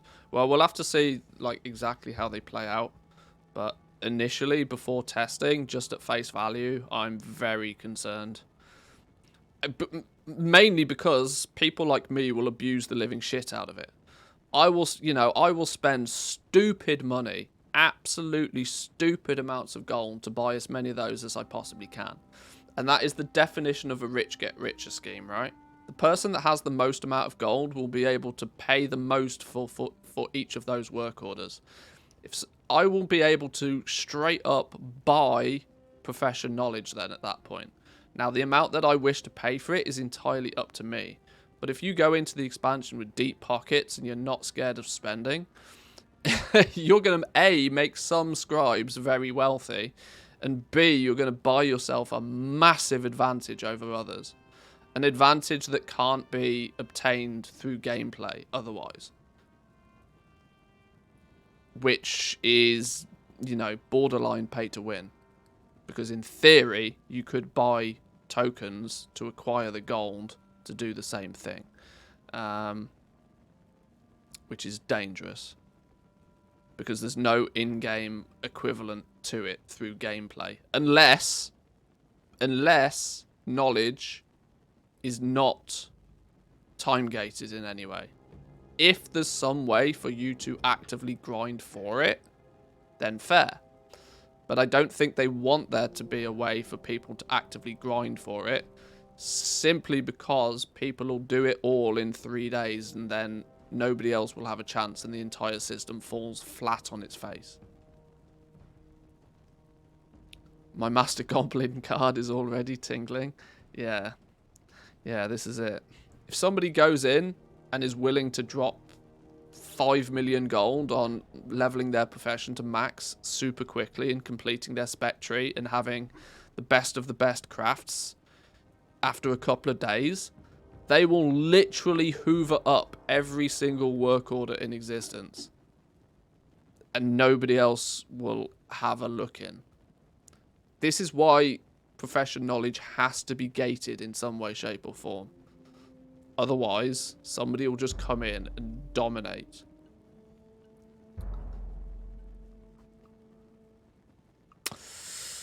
Okay. Right, I need to make a bunch of inks and... Can we buy... Can we buy inks off the vendor, or am I going to have to mill to make all of my inks, even for testing here? Does one of the vendors give me inks? Peace. Your shared reagents and recipes and stuff. I don't want to buy the recipes off the trainer yet. I want to level the profession naturally to see what we get through just playing and what we then might need to go out and get. Teaches you how to create the scroll of sales. Teaches you how... Okay. Ancestors watch. Does anybody sell me... Well, we're going to need a bunch of these.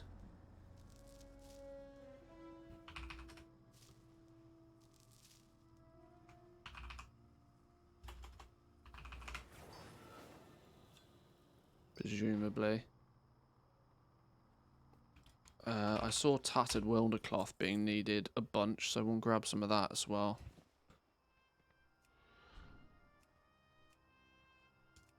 I was really hoping one of you fellas would sell me direct inks.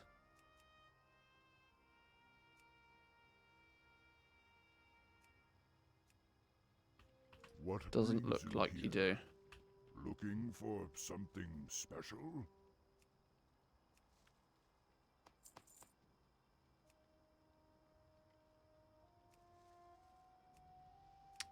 Okay. We got to do the legwork ourselves then. Alright, fine. Well, I guess it gives us a good indication of pacing. Instructor saw? The winds I don't think he sells inks. He's got all the recipes. No, he doesn't sell the actual inks. I'm gonna have to mill and make the inks myself then. Right, let's mill down. We need to mill down a bunch of all three of them then, really, don't we? Hock and Bloom just gives us the one pigment. Rice bark.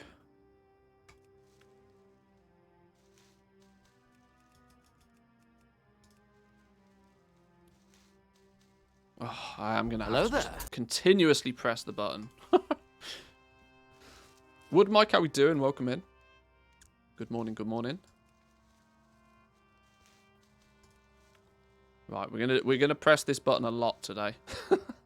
We're going to need to press this button a lot.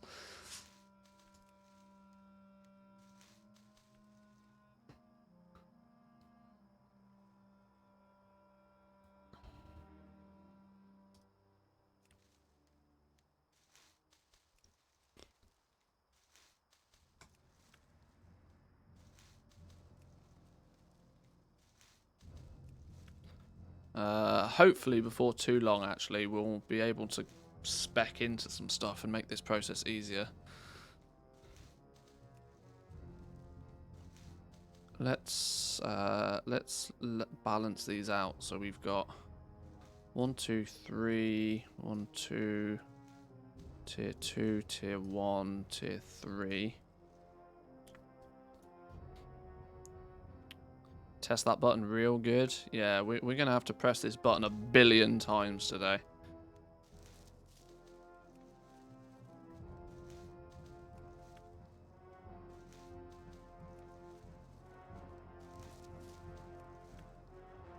Inscription on main, been waiting for this one. Yeah, Inscription looks to be very lucrative. From everything I've seen so far, there's great opportunity to make silly gold with Inscription to begin with, I think. But that's kind of, you know, that's not news to anybody. Like, the start of an expansion, Inscription always pops off.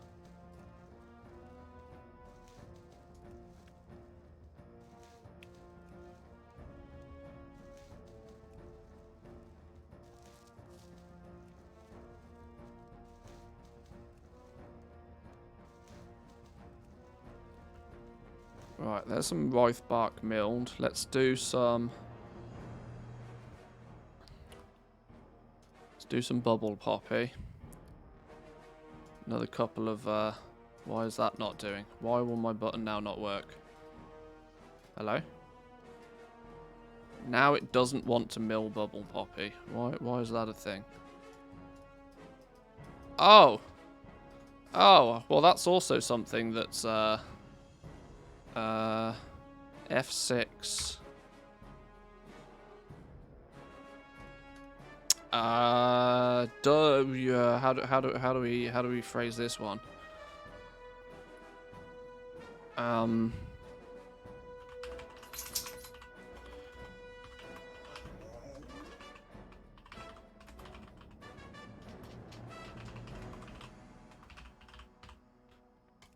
Crafting from the reagent bank doesn't work, apparently.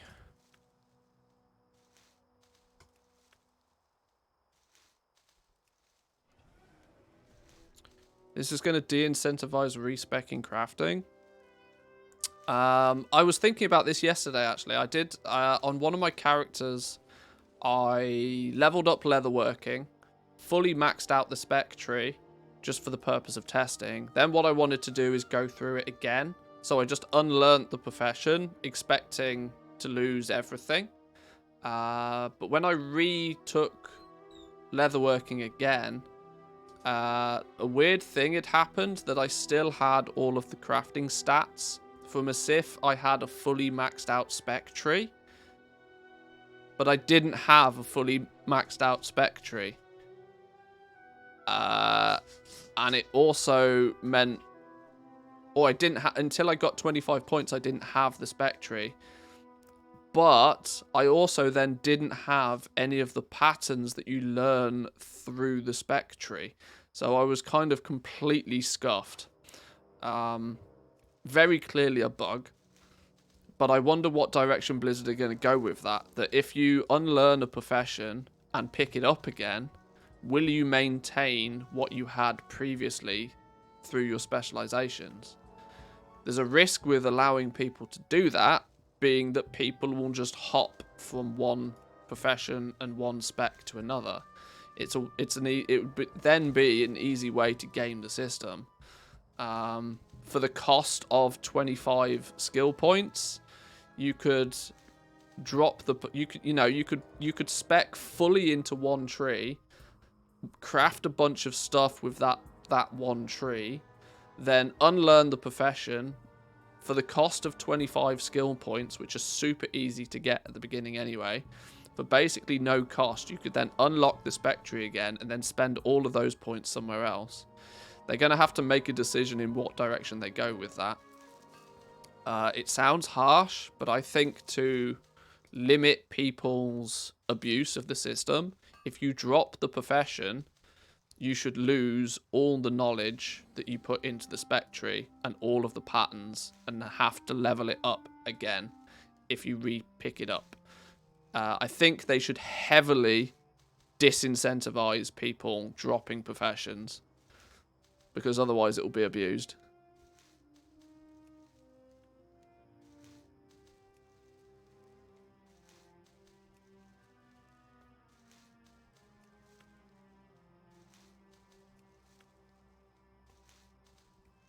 Right, we've got some serene pigments from this.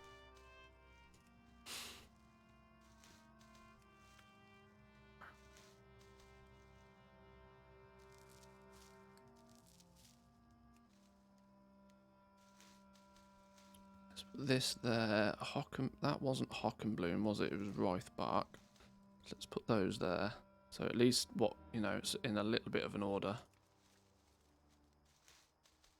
Just have it stay at the same spot as where it was when it was dropped.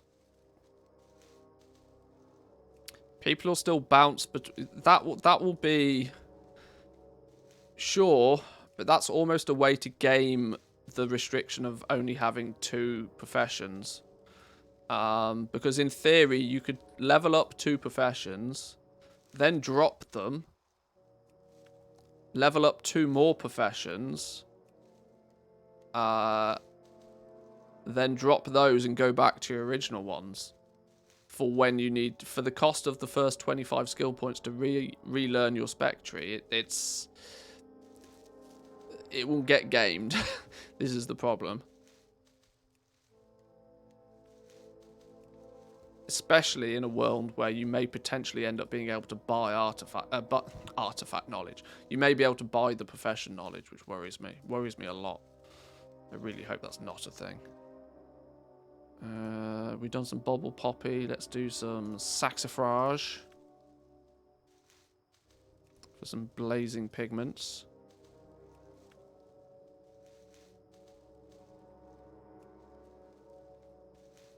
Gaming the system? We would never. We absolutely would.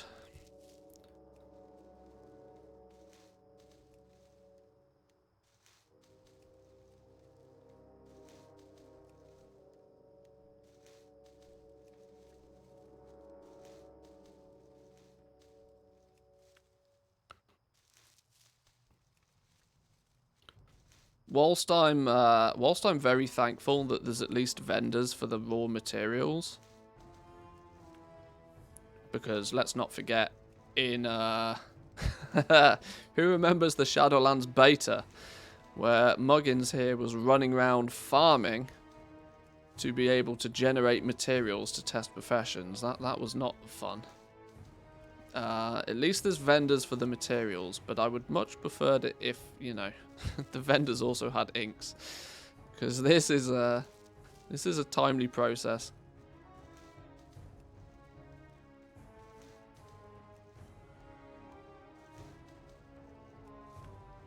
They should rename it to Artisan's Pride or something. There always needs to be an AP grind in each expansion. Yeah. Well, it was Artifact Knowledge, and then Azeroth power or something, wasn't it? Artisan power? I can't remember. Yeah, you're right. There's always an AP grind. You sure there isn't a separate vendor? I've looked through the vendors. There's no inks on them. I'm just going to have to press the button a bunch. It's fine. It's all for science.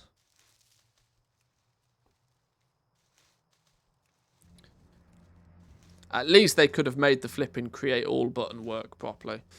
That would have been the least.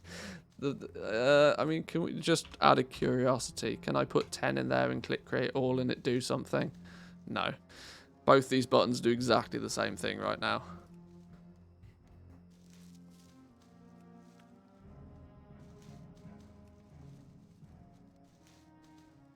Right, let's make some inks then. We need a bunch of blazing inks. I guess we just make 10 of those to go to begin with.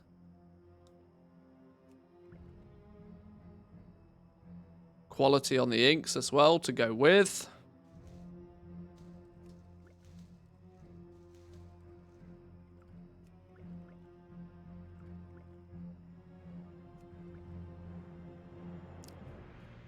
I'll make 10 of each to begin with so that we've got something to level.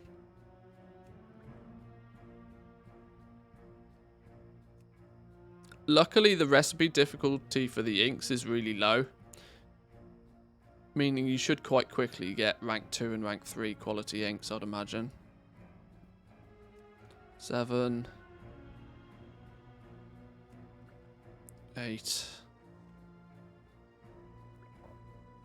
9. One more for good luck. Make 10. 10 blazing inks. This is why we need a new reagent bag slot. Oh god, materials are going to take up so much space. Even having this extra container is not even going to cut it. Not even close. Not even close.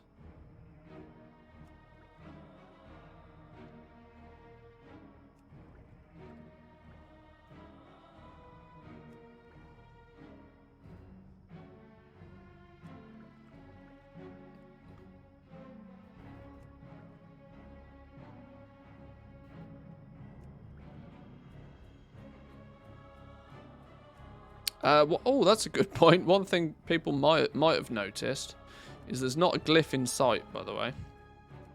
Not a glyph in sight with Inscription. The closest thing we're getting to glyphs is going to be your dragon riding stuff. Cosmetic changes to your Dragonflight thing.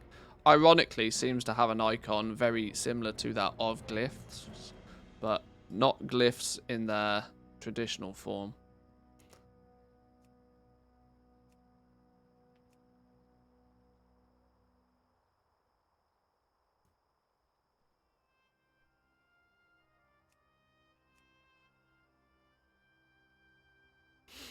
Skins for dragons are sold by Inscription. Yeah, dragon cosmetics seem to very heavily come from scribes. We'll unlock those at some point.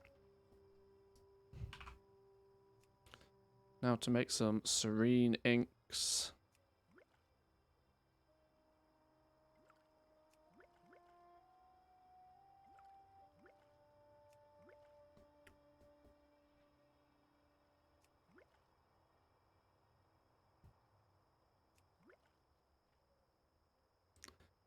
You may have noticed I'm deliberately trying to make low... I could be pressing the use best quality reagents button. I know I'm deliberately not. Because I want to make an assortment of low-level inks, medium quality inks, and then high-tier inks. The reason I want to do this is because I want to see just how much of an effect using a better quality ink actually has. Because... well, just because...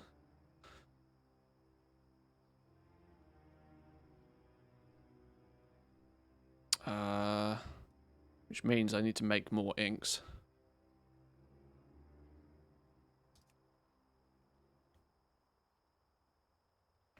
Does changing the quality of the vial here make any difference? Marginally.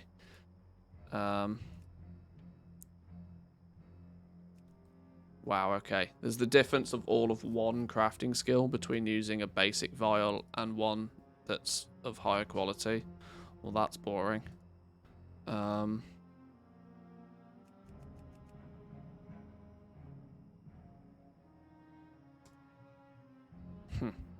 Even using the best quality stuff, we can't make tier 2 ones yet. Okay. Wait, there's higher quality vials. Yeah, quality 1 vials can be bought off a vendor. Yet quality 2 and 3 vials are made by jewel crafters. Apparently. According to rumors.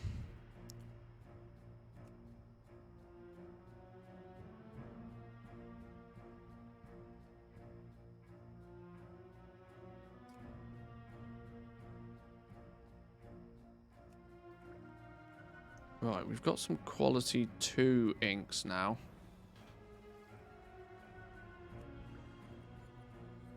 Can we...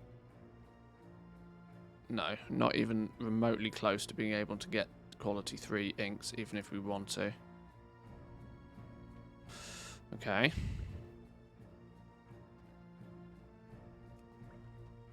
But yeah, 3 different qualities of the herbs. 3 different qualities Let's make of sweet, the pigments. sweet profit together. 3 different Cheers, qualities Jeff. of the inks. Sneak, thank you very much for the Prime Gaming. 5 months now, appreciate it. Thank you very much. Cheers to you too. Yeah, 3 different qualities of everything is going to mean, you know, your inventory is just going to be stacked full of, like, random bits and pieces at different qualities.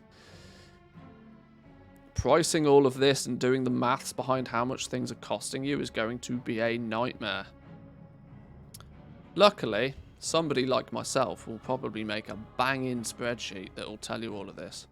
Plug in a few numbers and it'll do the maths for you. That's the goal.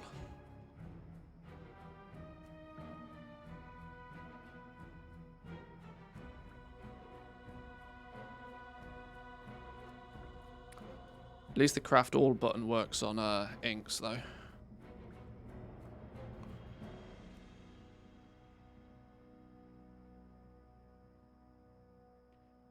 Okay. No. I say it works on inks. Sometimes it does, sometimes it doesn't.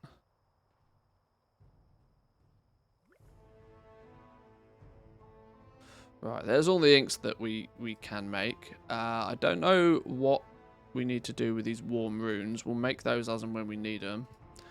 We are now 20 skill points. We need 5 more skill points before we can learn anything else. More importantly, before we can unlock the spec trees.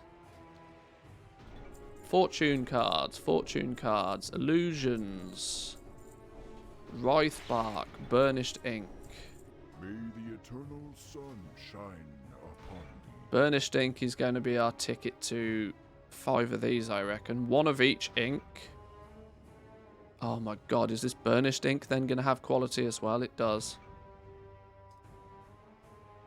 Right, we ain't nowhere even remotely close to getting even a tier 2 quality on this then, so we'll just make a few of these. 1, 2, 3, 4, 5. Give me the skill points to unlock the spec trees, please. I want to see what's going to be locked away and what's going to be collected from out in the world.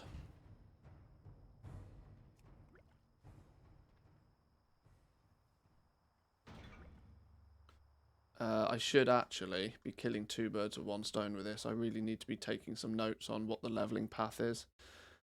Inscription, leveling path. 1 through till 5 mil herbs. 5 through till 20 craft inks. 20 to 25 burnished inks. 25 learn first spec. Okay.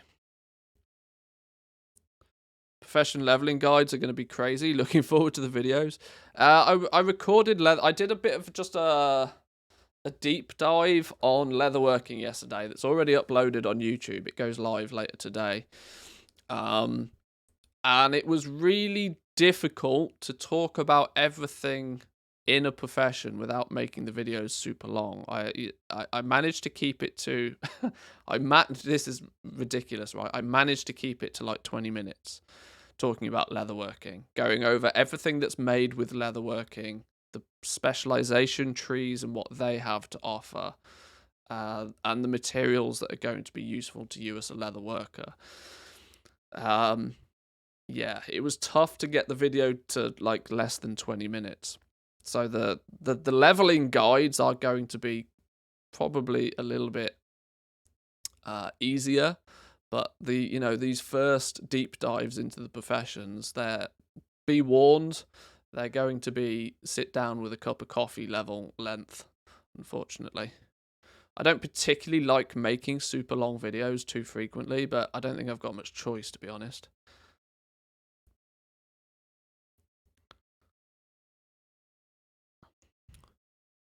Right, let's look at spec trees then. Only three spec trees for Inscription.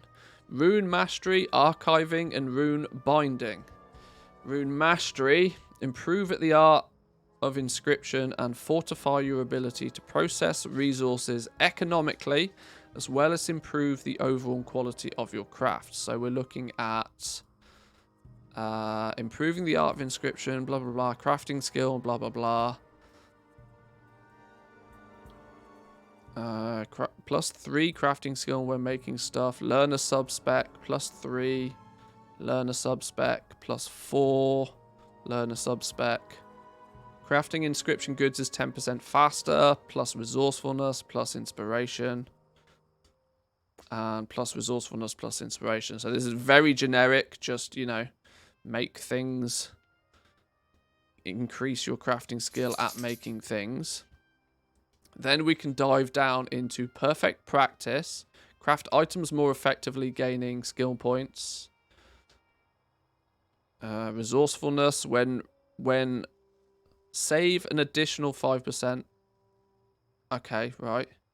Resourcefulness, resourcefulness, resourcefulness, more resourcefulness, resourcefulness. Wow, there's and then yet more resourcefulness. Wow, okay, so there's what's the point of having 5 different nodes when they all do exactly the same thing? +10. Oh, +10 resourcefulness generally. Resourcefulness then saves you 10% additional reagents. +10 resourcefulness, resourceful. Okay, so it's kind of the same thing, but not exactly. Okay. In other words, spend less materials making stuff. Sure. Infinite discovery. Become a more inspired scribe, gaining crafting skill point. A crafting skill point per point in this spec. This is going to be the same, but just for inspiration, right? Become inspired. Become inspired. Inspiration gives more crafting skill. Plus inspired. Okay. I think I sense a pattern here. Understanding flora. Improve at milling various herbs, gaining resourcefulness per point in this spec. Plus resourcefulness when milling. Plus multicraft when milling. Plus resourcefulness when milling. Plus multicraft when milling. Milling is faster. And then flawless inks. Plus inspiration when making inks, multicraft when making inks, inspiration when crafting inks, multicraft when making inks. And then making inks is 10% faster. Multi-craft grants up to 50% additional items when crafting inks. So this entire first tree is all about optimizing your herb to ink ratio in some way, shape, or form. Okay. That's maybe not a tree. I don't know. It's probably not a tree you'll pick first. As it's an optimization thing, it's a long-term optimization thing. You're probably going to want whichever tree gives you a bonus to Dark Moon cards. Let's look at archive. Whoa, okay then. Archiving's got a little bit more to it. Archiving stands out from the crowd. Holy mother of Lord. Right, before we dive into this, I need a drink. I'm out of coffee. I'm going to go grab a drink real quickly. Occupy yourselves for 2 minutes, boys and girls. I'm going to throw up some ads. So, you know, either hit that sub button or, you know, watch some ads. Back in 2.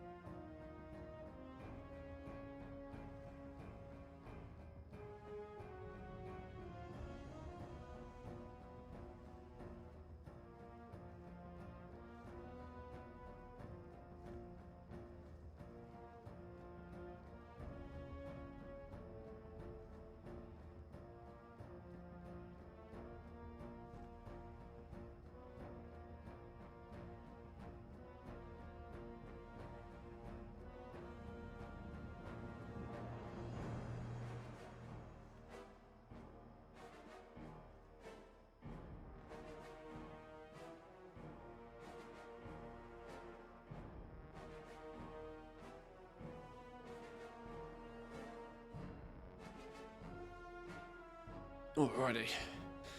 Okay. Archiving tree then. Where do we get to? Specialize in cultivating and archiving various texts throughout the Dragon Isles, such as missives, treaties, and how to harness the unkept power of various trinkets.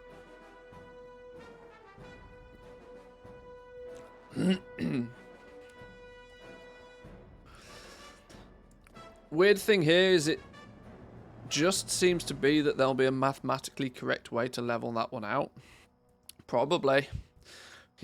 You're not far wrong. But the fact that everything's based on proc chances, there is technically going to be a mathematical correct route to do it. But there's enough variables in play that it probably won't matter that much. Right, what do we start with then? Regular old archiving. Improve the art of archiving various texts, gaining +1 crafting skill per point in this spec. Will also allow you to use optional reagents to upgrade item level on Dark Moon deck boxes. Well, there we go then. That's Dark Moon Mysteries. This very much feels like the first tree that people will probably spec into. Do we learn anything other than just the ability to use optional reagents on this tree?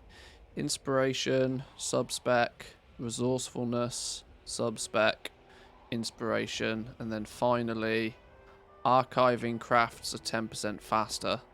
I wonder what it considers an archiving craft. An archiving craft is probably the making of one of these things. Anyway. Let's look at Dark Moon then. Dark Moon Mysteries. Improve understanding the complex mysteries behind Dark Moon cards, gaining 1 crafting skill point. 1 crafting skill per point in the spec. We start off... Subspec, choice, crafting skill when making Dark Moon deck boxes. Subspec, crafting skill, subspec, make the things faster, plus inspiration, subspec. Learn to use reagents like blotting sand and pounce to further improve your crafts. And then finally, learn to craft a Dark Moon booster pack. So you're going to need to put 40 points in here before you can actually even make a Dark Moon card. If I understand that correctly. Learn to craft the Dark Moon booster pack, which was this thing. Dark Moon booster pack. Where was it? Where did it go? Dark Moon booster pack. Tear open for some Dark Moon cards. Contains cards only native to the Dragon Isles. So you're going to have to go, presumably 10 points in here, right? Before, yeah, requires 10 points in archiving. 10 points in archiving. And then 40 points in Dark Moon Mysteries before you can even make a single Dark Moon deck. So that's 50 points you're going to need before you can even craft a card.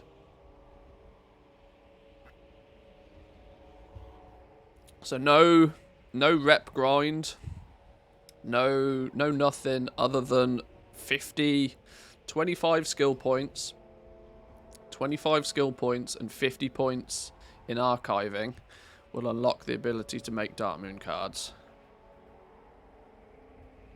Is there a normal Dark Moon card and then a more expensive boosted version? Yes.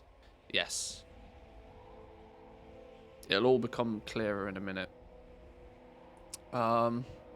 So I need to make notes of this. 50 knowledge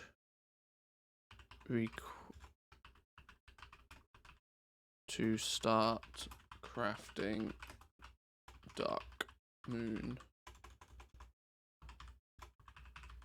cards. These are little snippets of information I need to remember. Once we've done that, we should also then be able to technically unlock all of these 4 subtrees. What do these subtrees do? Fire. Learn to harness the burning components of certain Dark Moon cards and craft more powerful versions of your Dark Moon deck. Upon unlocking this specialization, learn how to craft the Dark Moon deck box Inferno. Okay, so you're gonna have to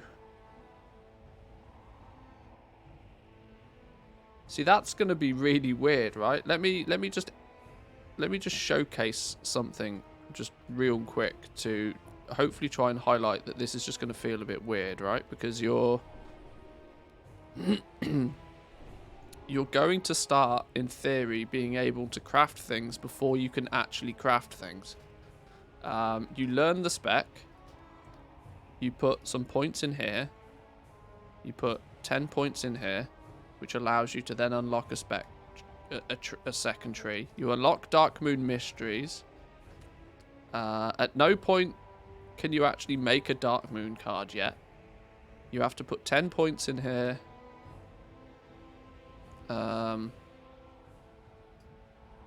You have to put 10 points in here before you can unlock one of these.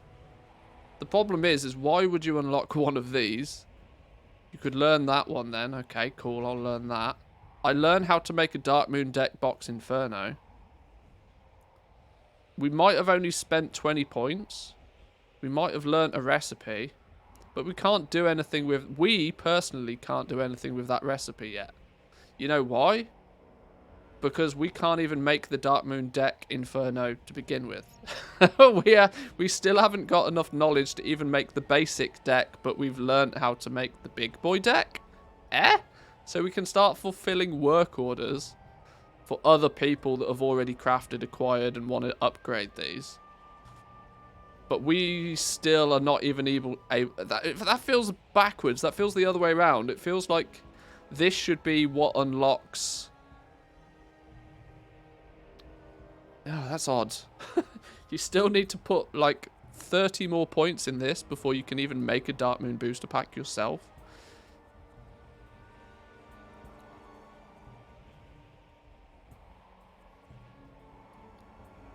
That's really weird.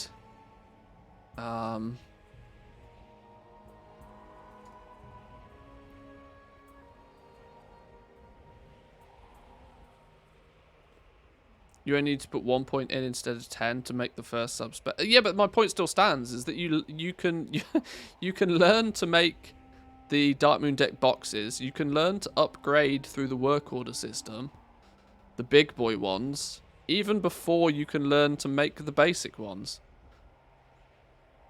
At no point yet are we even able to actually make a Dark Moon card. We don't have the ability to make a Dark Moon card yet. Yet we have the ability to upgrade other people's Dark Moon cards. It just thematically just feels weird. You have to dump yet more points into this. What do you get by pumping more points into this, though? You get inspiration when making them. Learn to bind powerful scale sigils that customize how your deck shuffles cards. Which one do you learn? Is that going to teach you a specific one, I wonder? Inspiration when making the deck. Not yet implemented. Learn to extract awakened fire from Dark Moon cards. What?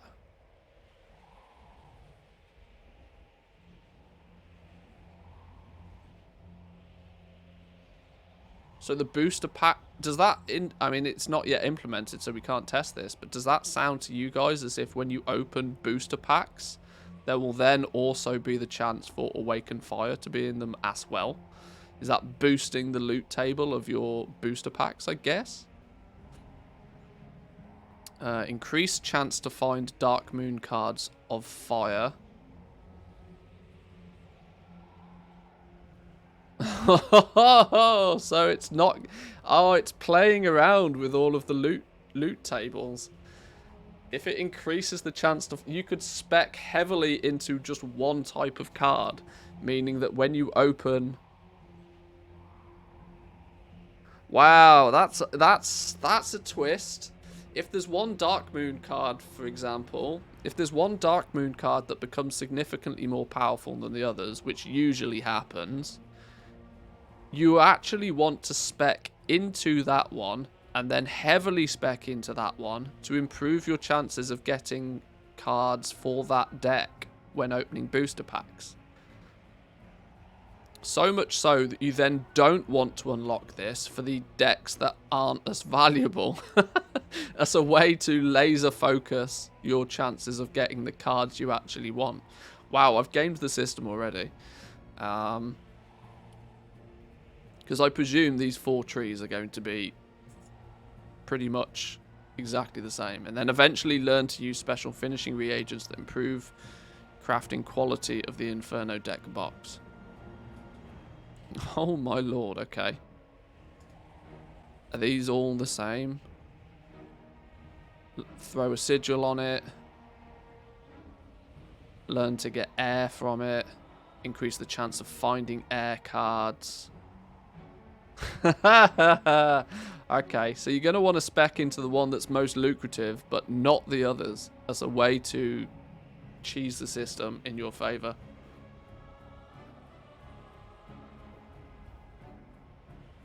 Okay, fine.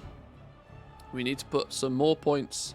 Well, let's put... can we now, in theory, put full points into fire? What does the fire one... I don't know. Doesn't matter. Let's just throw some points in there.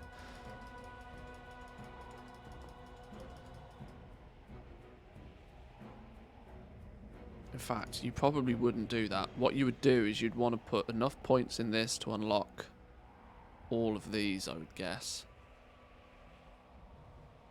So you'd go 10 more points in that, which would mean you could unlock this one. You need 30 points in the... Okay, so you then need to do another 10 points in this. Hang on, too many. So 30 points there.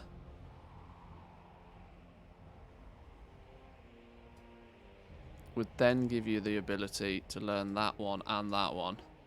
So by 40 points, you've unlocked... You've unlocked the ability to fulfill work orders for all 4 Dark Moon deck boxes.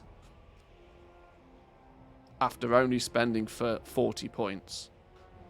Let me reiterate, at this point, you still can't physically make a Dark Moon card yourself, but you can upgrade other people's, given a work order coming in.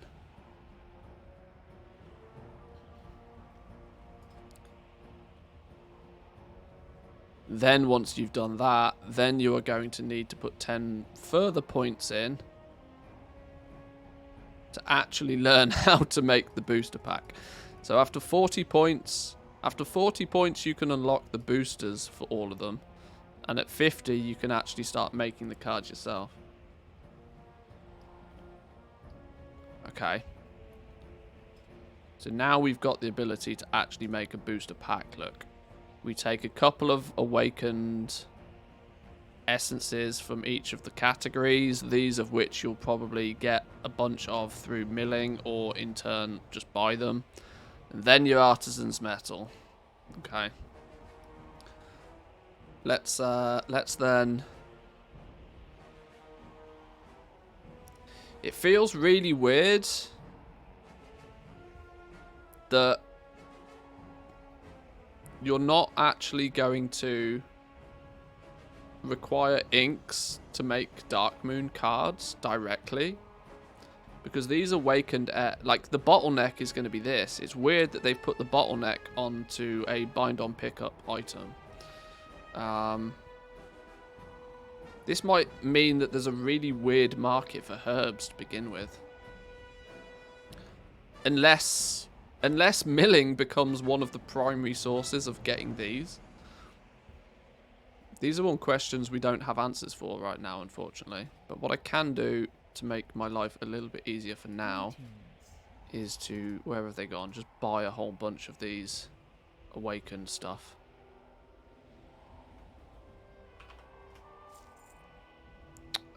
Awakened air. Do we not have any of these?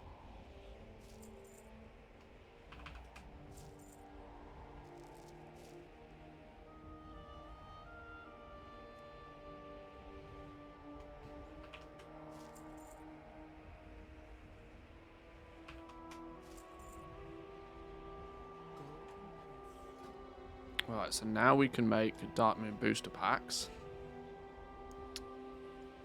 Let's just make one of these, see what we get out of it. Damn, that wind effect is epic. I don't know how to turn it off. I don't know how to turn it off. I don't know why it's a thing, and I don't know how to turn it off. I might do a / reload and see if it goes away.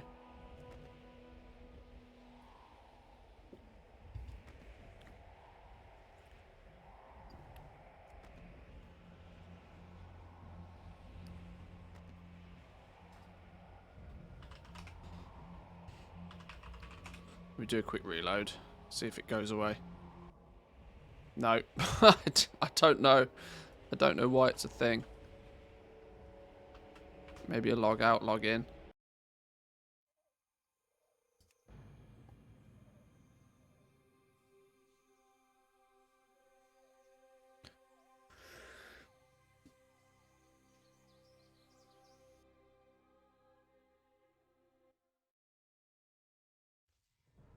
Oh, okay. Now the wind effect's gone. That's better.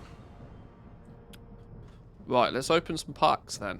Dark Moon booster packs. Tear open for some Dark Moon cards. Contains cards only native to the Dragon Isles. 6 of frost, 3 of frost. Now we need presumably 4 rows of 8, don't we? God, that's really hard to tell. The icons on those, it's really hard to tell which one's which. 1, 2, 3, 4. Okay. 1, 2, 3, 4, 5, 6. We only got 2 cards out of a pack. 5 of frost. 7 of fire. 2 of frost. 5 of air. 8 of air. No, that should be 8. No, hang on, I've balanced that up. That one goes there. 3 of earth. 1, 2. 1, 2, 3 of earth. Let's move these out of the way. Earth, air, fire, frost. 6 of air, 4 of somewhere else. Okay, we're getting two cards per pack, per booster pack. Let me jot these down. 2 cards per pack. Seemingly at the beginning random. For every pack though, every pack that you make requires 5 artisan's metal. I really, really, really wish we could, you know, get some more information about just where these come from and just how much of a bottleneck they're going to be. Because if you ask a scribe, you know, I don't know. I don't know. We want to make a lot more of these if we can.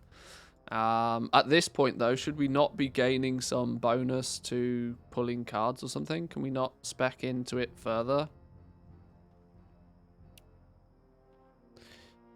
I think there'll be a market to sell the unopened pack. I know the scribe will get more, but the common buyer might want to gamble to get a high value card. Maybe. Yeah, maybe.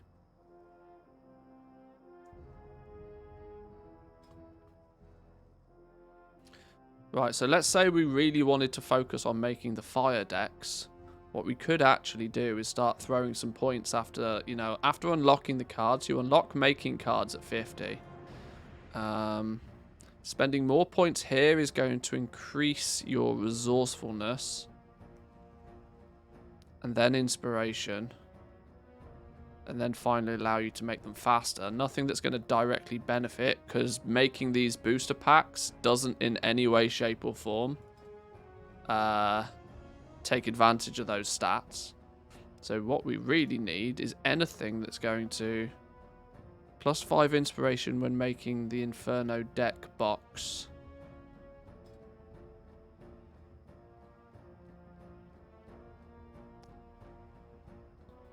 Wow. That's really not fun, because these are going to be, these are bind on pickup. This is like, your inspiration matters so little on this, because it's for the purpose of fulfilling work orders. Presumably, the way the work order system is going to be, you either make it at the quality that you can, or bust. Inspiration doesn't play a part in this at all. Or it shouldn't do. Okay. At 10 points, you learn to be able to put the sigil on it, which is one of these. Increases the recipe difficulty, but, you know, modifies the deck to shuffle in a different way. Not super advantageous. More inspiration again. Learn to extract awakened fire from Darkmoon cards. Increases the chance of finding fire cards. And then a special reagent. So let's say we want to go hardcore. Which one is the one that's actually Agi, strength, agility, hurl a smoldering inferno at the target that does a bunch of damage. Okay, so that's the straight up damage one. Let's go by the assumption that the straight up damage one, the one that everybody's going to want, is going to be the inferno. Dance is a refreshing dance that bounces between people that either does damage or does healing. So that's like 50-50. Rhyme does damage, and if they die, it bursts. Watcher is the tank one. So yeah, the Inferno is going to be the default go-to, I would imagine, for people, right? I would imagine. It feels.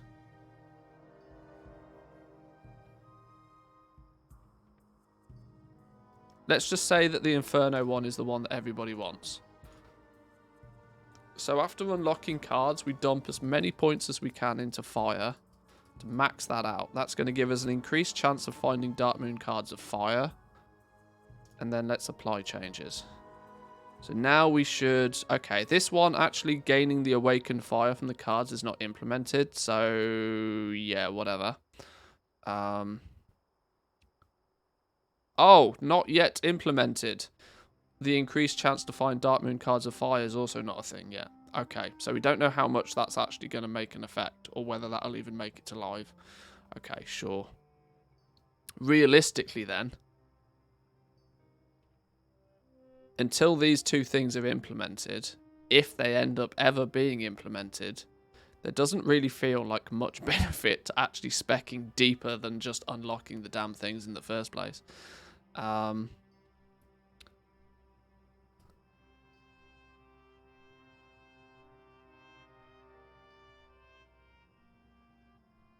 Alright. The fact that none of it's been implemented yet kind of makes testing it a little bit underwhelming, because these are the things you really actually want to test. You want to test, well, actually, how much of an increased chance to find fire cards? Do you want to spec into that one to get more fire cards to then not spec into the others? It all feels a bit odd. Not to mention all of your inspiration and all that sort of jazz doesn't really play much of an effect, because your booster packs don't seem to...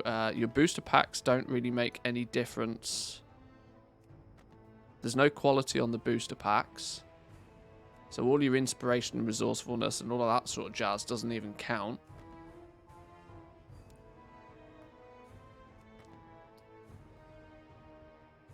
From a leveling perspective, we are now up to 40 skill points just making the booster packs before it goes yellow.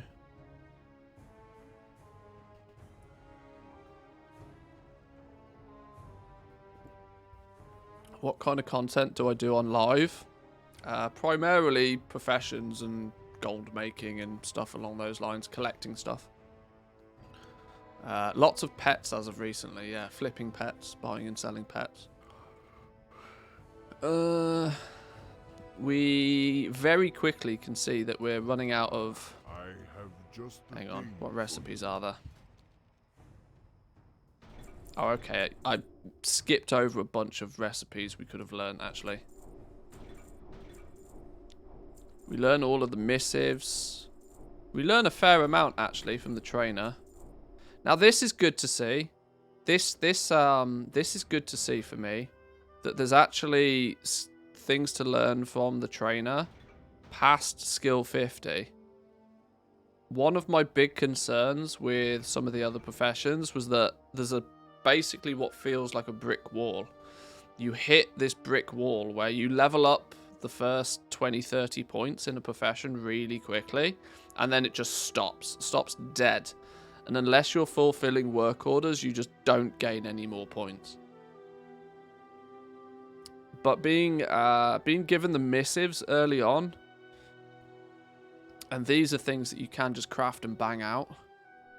Oh, do missives have quality as well? Oh my lord, missives have quality also.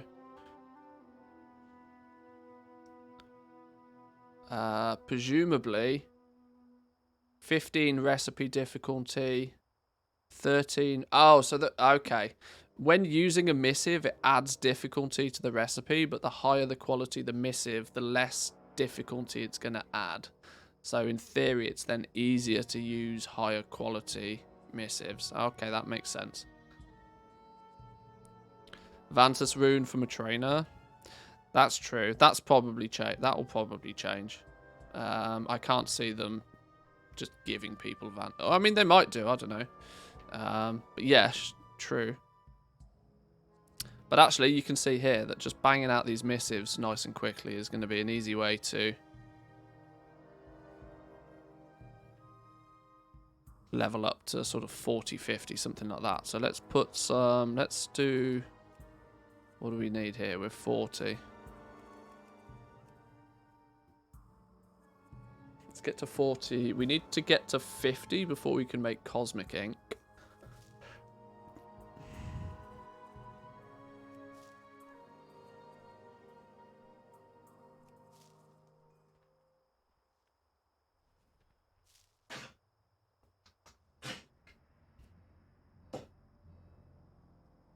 What are you doing, dog? Making all sorts of funny noises. Okay, now we can make a few... We need more of these. What do we need? We need more blazing ink. What do we need for blazing ink? We need blazing pigments. We need more blazing pigments. How did we get blazing pigments? Blazing pigments came from... Blazing pigments came from milling saxifrage. Go.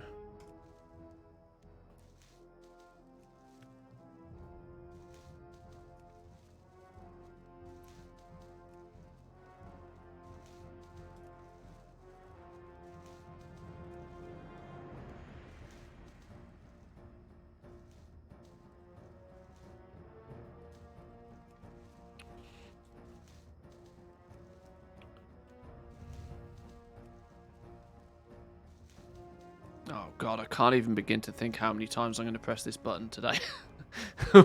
This button's going to get destroyed, very heavily tested.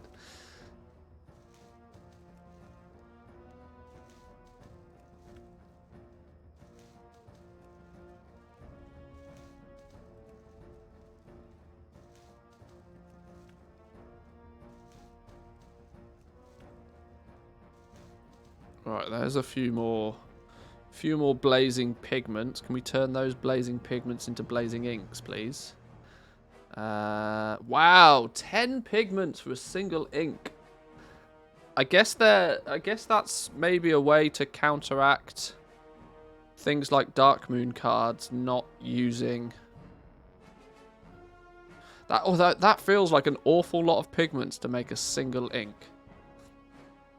But then again, you're only realistically needing one ink at a time instead of multiple inks to make a single thing.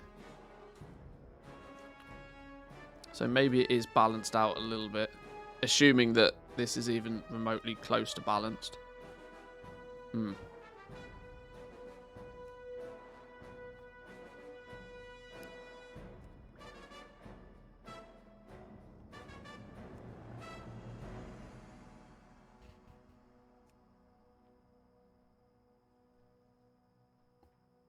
It doesn't feel very balanced. I can say that much for sure. Which herb is the common one? Maybe that's the blazing sauce. No, we worked it out that there are 3 herbs that give a specific pigment, and then the Hockenbloom only gives you the shimmering pigment. Shimmering pigment is the generic pigment across all of them, and then saxifrage gives you the blazing. Bubble poppy gives you something else, and witherbark gives you the other one.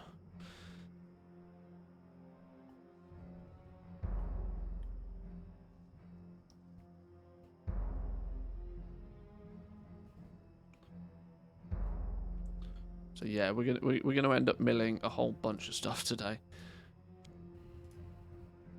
Why does that button not work? Oh, okay, yeah. Yeah, writhe bark gives you the flourishing.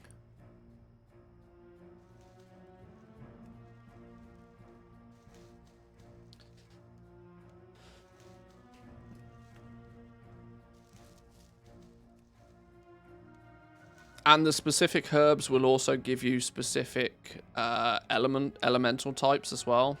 Hockenbloom is going to give you air, saxifrage gives you fire, bubble poppy gives you frost, and writhe bark gives you earth.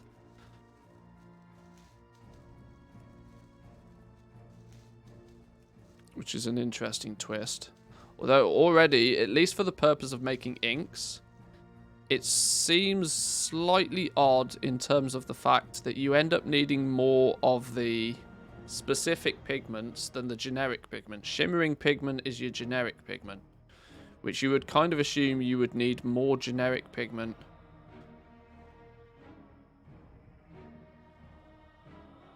But it appears you end up with a surplus of shimmering pigment right now, which is only going to mean that Hockenbloom is even cheaper, because people are going to mill it less, because your bottleneck is going to be flourishing, blazing, or serene pigment. Oh Lord, have mercy. Sure, okay. It's coming together. We're starting to figure this out. We're starting to work it all out.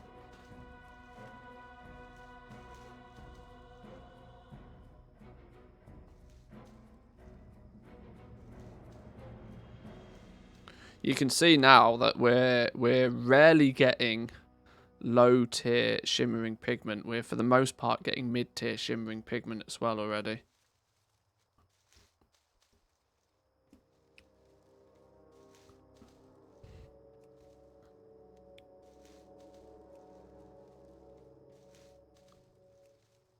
How the profession's looking so far? Not really kept up too much with the Dragonflight news.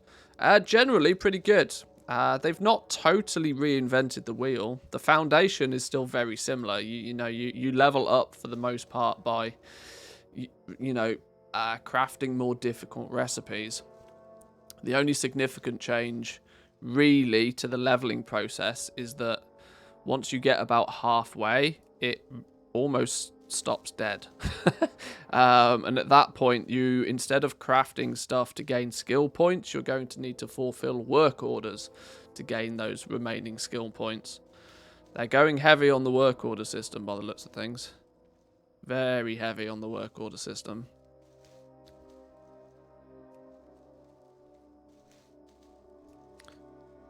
Is it recommended to buy WoW tokens now if you were to buy them? I mean, they're going to get more expensive for the next expansion, aren't they?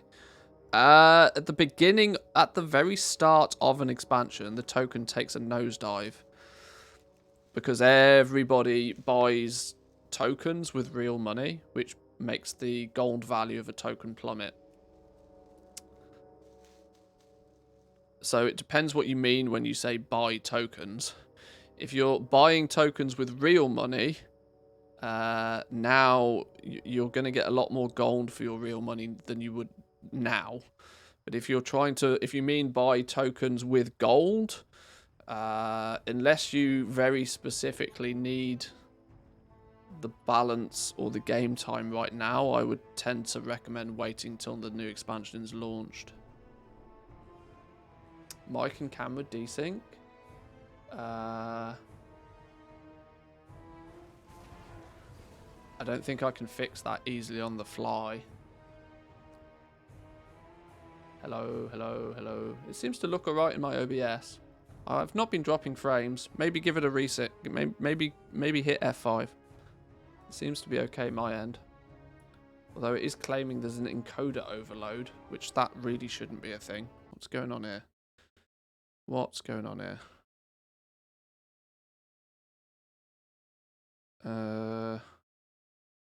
Not sure.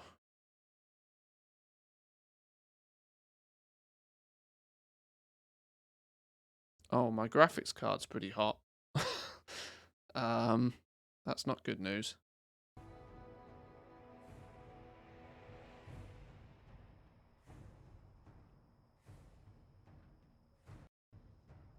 I don't know. My computer's not very happy. It needs an upgrade. Let's get milling a bunch more. We're going to need stacks of these if we're going to make a decent amount of cards. Bubble Poppy. Give me some Bubble Poppy action.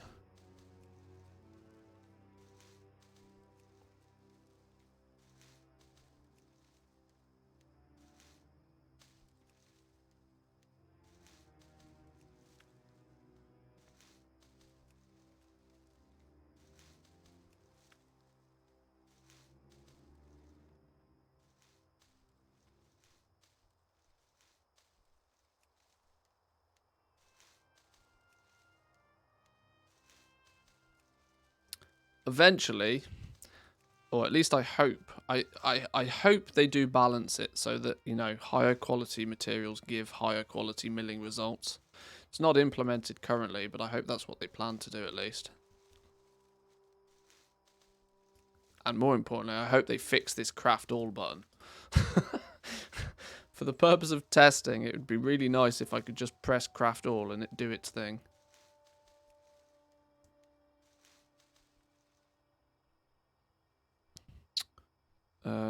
Right. Where are we at? 40 skill points. We can make a few more inks if needs be. We need... how do we level this up more? Where do we go from here? We need to get to skill 50, I think, to unlock the cosmic ink. To get to 50 from here, probably missives, right? Probably missives, meaning we need to make more warm runes. Make some more of those.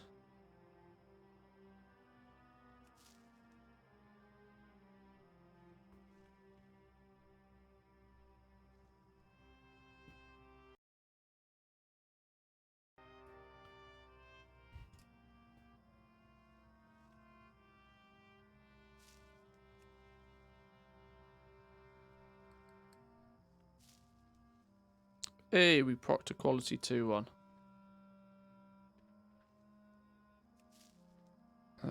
Another material to add to the mix here then. Okay, now a bunch of missives. Can we just bang out a bunch of these then to get to... Just gonna... Okay, let's make a bunch of those then to get to 50. I'm not going to pay too much attention to the actual leveling path for now. I need to get some skill points, I think.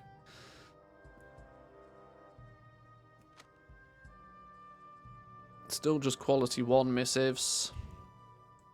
Oh, now they've gone orange at 40, yellow at 45 even. Oh, that's odd. Why is 1 missive? Why is 1 missive? Provides the following property: guaranteed crit and haste. Why is 1 missive hold its what? Hang on. Harmonious A? Okay. That's odd. 1 stays orange for longer.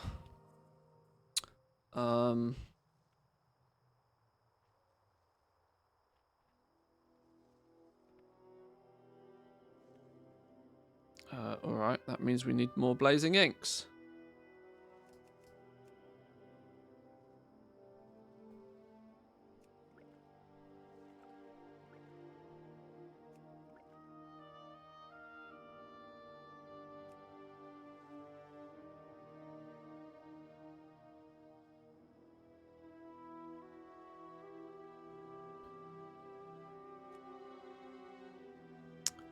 Isn't this a quality thing? They seem to have different quality when you hovered over them.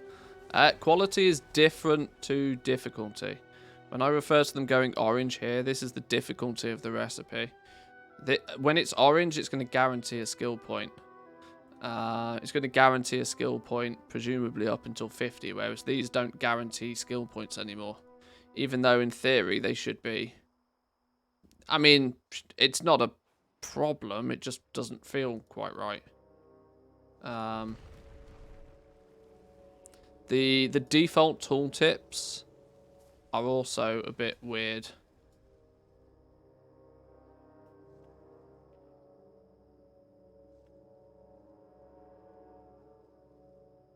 Quality 2, quality 1. Yeah, the default tooltips aren't always right. The default when you hover over this, it's saying a quality 2 tooltip when you can only guarantee a quality 1 right now. The tooltips are still a bit funky.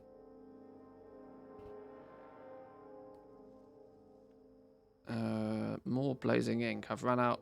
Okay, let's make 1 more of those.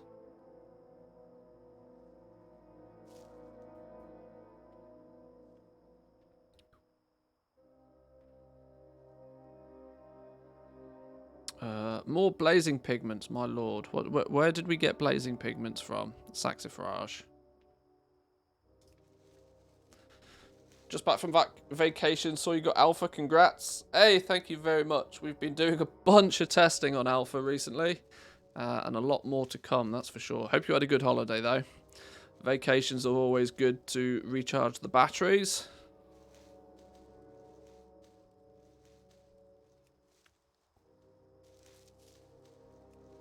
We only got Alpha at the start of this week, so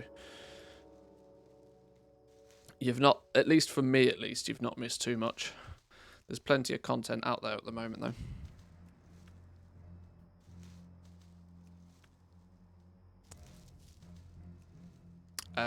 Is it looking good or meh? So far, really quite good. Really good. I mean, there's obviously a few glaring problems with it, but this is, you know, a very first initial alpha build. I'd check the video I posted yesterday. It gives a bit of a crafting 101 for Dragonflight.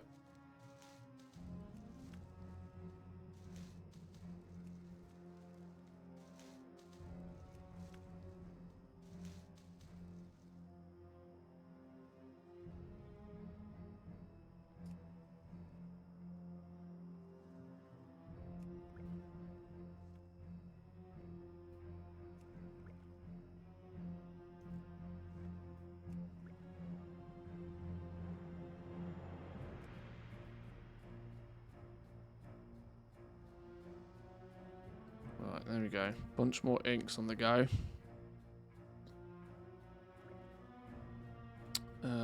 We need 4 more of these. Create those. That will get us to 50.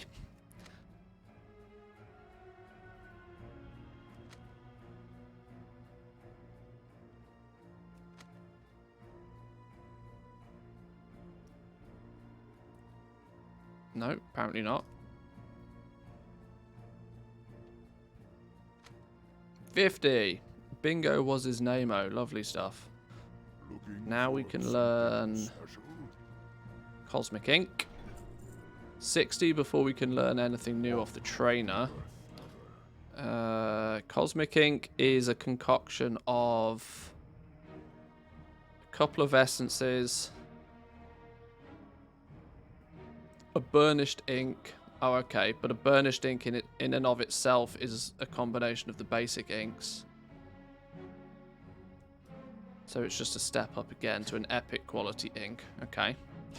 But we can also unlock, now that we've got 50 points, we can unlock a second tree. You know what we didn't even ever do? We didn't even ever look at what else this offers. We just went hardcore into Dark Moon cards to begin with. There might be something more lucrative here. Let's have a look. Archiving, shared knowledge, improved unveiling the lore stored in the Dragon Isles and the ability to share that knowledge. Gain +1 resourcefulness per point in this spec. +5 resourcefulness upon unlocking this to making missives and treaties. Oh, Lord. Oh, Lord have mercy. Those treaties, you're then going to be better at making them even. Do you have to spec into them, maybe? So what do we get here? Resourcefulness, resourcefulness, subspec, resourcefulness, and multi-craft. Subspec. They craft faster with resourcefulness. Okay. Missives, Draconic Treaties. Become an expert at crafting the Draconic Treaties associated with various professions. Gaining +1 resourcefulness in this spec. Unlock to craft Draconic Treaties on Inscription.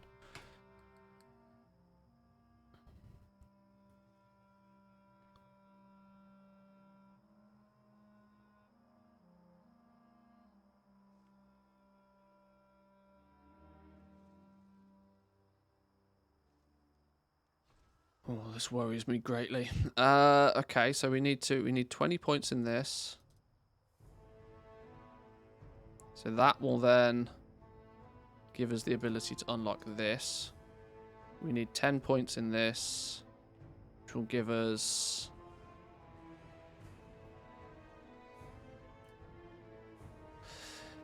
Inscription feels really disjointed in a way, in terms of it's giving you bonuses. You know, it's selling you on bonuses for stuff you can't even make yet. Which just feels odd. Sure, it's going to give a bonus to missives now. Where's missives on our list? The extra resourcefulness on missives, sure. I don't know how this is going to work, though. Resourcefulness is an odd one, right? Because A 2.8% chance to use fewer tradable reagents. For resourcefulness to actually be useful, it needs to use more than one of something. Because the only option to use less than one is to use 0. There's not really much room for you know, if it takes 10 of something, then it could maybe, when resourcefulness procs, only use 9 or something. There's going to need to be some thought given to just how many materials are needed to craft something, or resourcefulness is just going to feel really odd.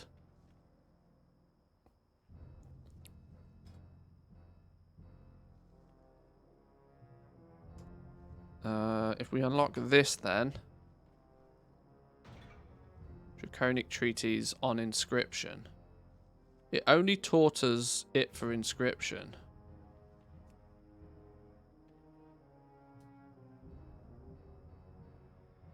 How then do you learn it for these?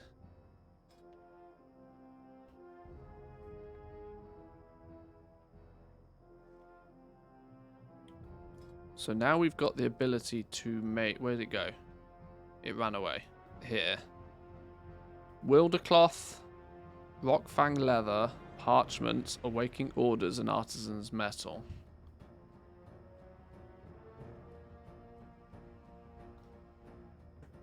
So what did we need? Wildercloth. Oh, that's tattered Wildercloth. No, I want actual Wildercloth.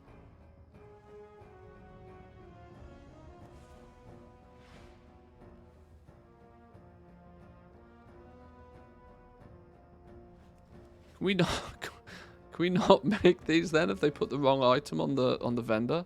Have they deliberately made it so that we can't make those on the alpha? Because we don't have tailoring yet? And they haven't put the material on the vendor? Sneaky! Sneaky!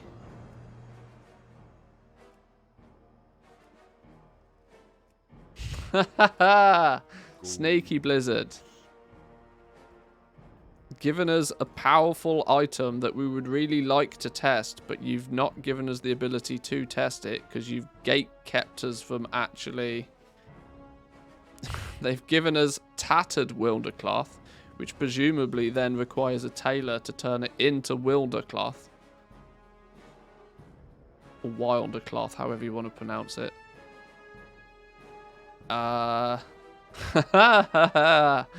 Okay, sure. Right. Yeah, you can see this is like... This is uncommon, which probably means you take the tattered stuff and turn it into something else. Okay. Okay. So maybe we can't even craft and test these. Alright, sure. That might have to wait till next week then. Oh, that just means I'm going to be super worried about their implementation for an entire week now without being able to test it. That's gross. Okay. Well, at 50 we can start making cosmic inks. Where's the cutoff point before... What do we even need cosmic ink for? Cosmic ink. Cosmic ink goes into the endgame weapons by the looks of things. The big ticket endgame weapons is where your cosmic ink is needed. Presumably then, you probably don't want to craft too much of that ahead of time. Although if you can gain skill points by crafting it, you craft it. That's kind of the rule. Jet Sail Sigil is a perk for Dark Moon decks, okay. To make these, we need warm runes. Can we get some more of these then, please?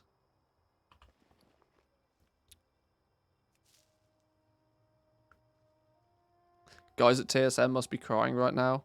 I have no idea how TSM are going to deal with all of this. Gumdrops is usually kicking about in the stream. From time to time, at least, so you can direct questions his way. I've got no idea how they're going to do it.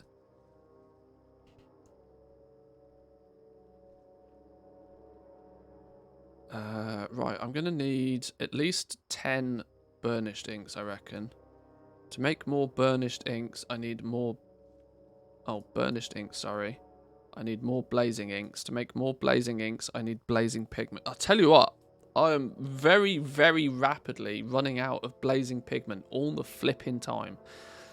Blazing pigment seems to be the bane of my life right now. I seem to have plenty of the other stuff. I don't know if it's just because I've milled it less, but I don't think it is.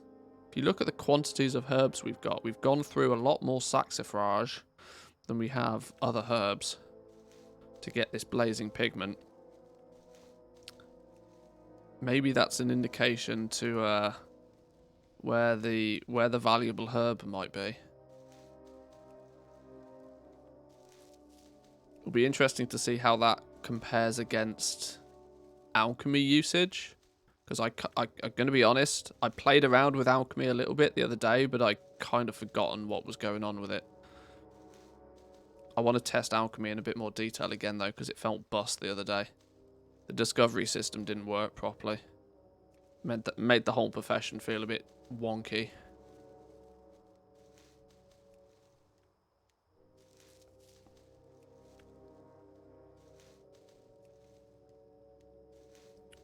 I want to get back to opening Dark Moon deck cards. We've got 10 booster packs here, actually. I should probably open those. Considering, based on the spec trees, it doesn't really at this point matter, because Inspiration doesn't make a blind bit of difference. We can put a scale on it, sure. Inspiration when making the deck.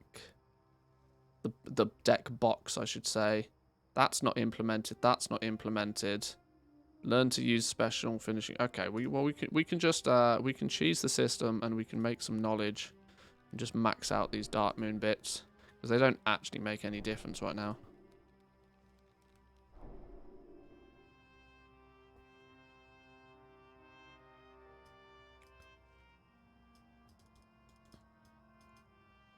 Max that out.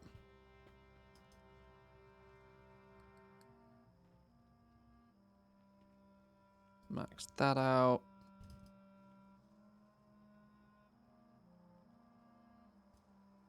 And max that out. Right. From what I can tell, there's no more boosts that we can acquire. Oh. Improve at crafting the various sigils that alter the effect of Dark Moon boxes. Okay.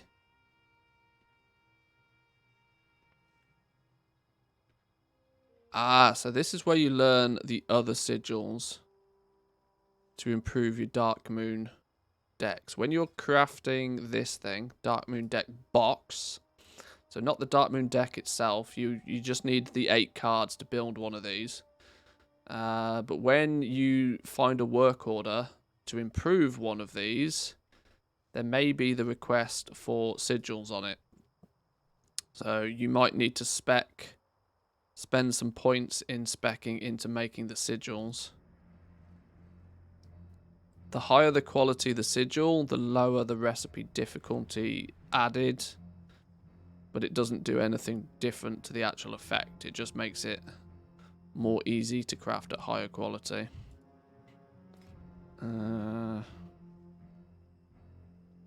Okay.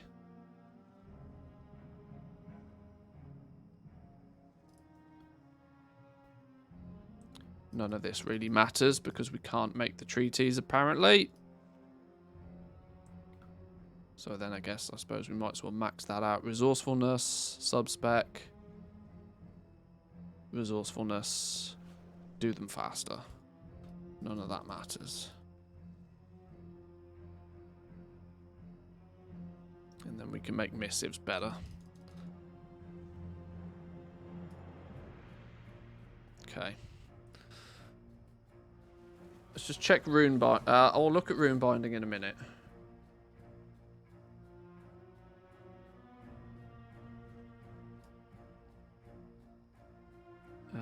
None of this made any effect on Dark Moon decks.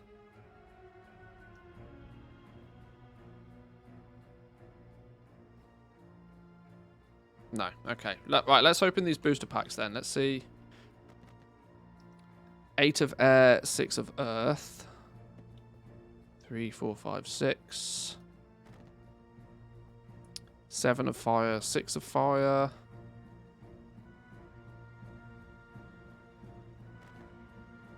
Five of frost, 4 of earth. Oh, we got 3 that time. A 5 of earth, a 5 of fire, and a 7 of air. So there is the chance to get 3 out of each one.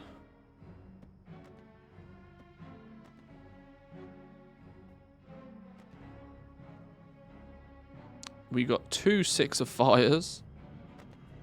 A 4 of air. And a 2 of air. 2 of air, a 3 of air, and a 7 of frost. We got 3 that time as well. There does seem to be a small chance that you can get a 3rd card.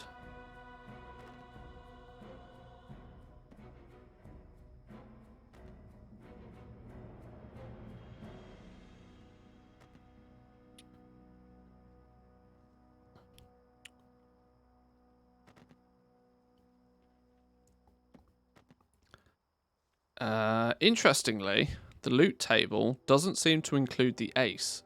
Almost deliberately at the moment. I wonder why they've done that. The ace you buy from a vendor here. Where's it gone?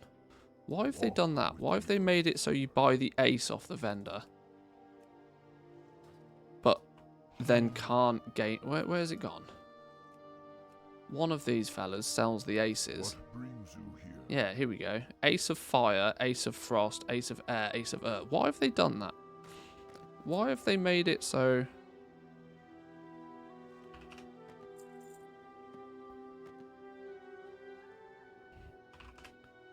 If, for the purpose of testing, we have to make all of the other cards anyway, why bother putting the aces on a vendor? And to then not have the aces in the loot tables for the booster packs. feels an odd decision to make. Somebody's deliberately done that for a reason, and I can't possibly work out what that reason could be. Why would somebody... Okay. We need more packs. We need more packs. How do we get more packs then? Maybe we'll come back to those in a minute. We'll keep people on their toes. Let's see how far we can level. We need more cosmic inks to skill this up further. Was it 60 points we needed to learn something new from this fella? No, not that one. 60 points before we learn Crackling Codex of the Isle. Oh, we learn 3 at 60. We learn an offhand. We learn a two-handed staff. Two staves. And an offhand at level 60. But we need to get there. We need more burnished inks. We can't make more burnished inks because we're missing blazing inks. So let's make some more blazing inks, please.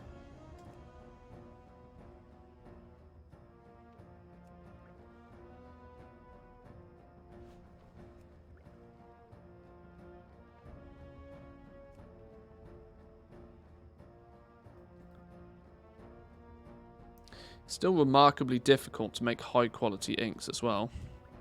We're guaranteed quality 2 inks for the most part. At least the regular inks anyway. We need 75 skill points in inks. Makes me think that... Well, let's take a little look at rune binding. Is this going to really be... Specialise in binding powerful runes into your equipment used in both profession and combat, as well as crafting the most powerful equipment, take down the strongest foes the Isle has to offer. Allows you to use optional reagents to upgrade item level on staves.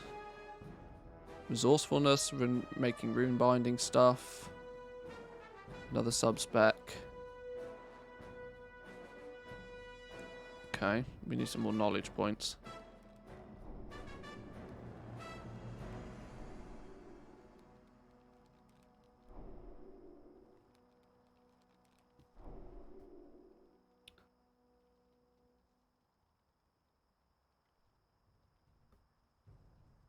Runic scripture. Staves and profession tools.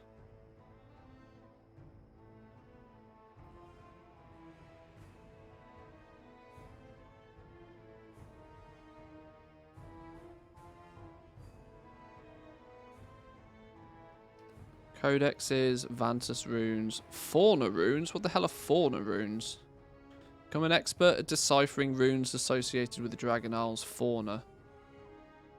What the hell is fauna runes? Hello? What even is that?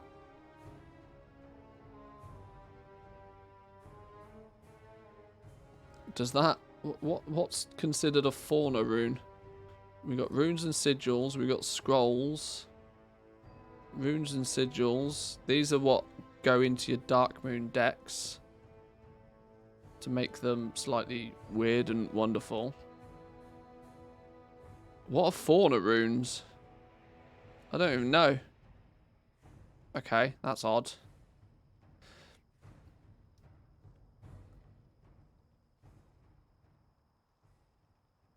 Maybe that's something that they plan to add.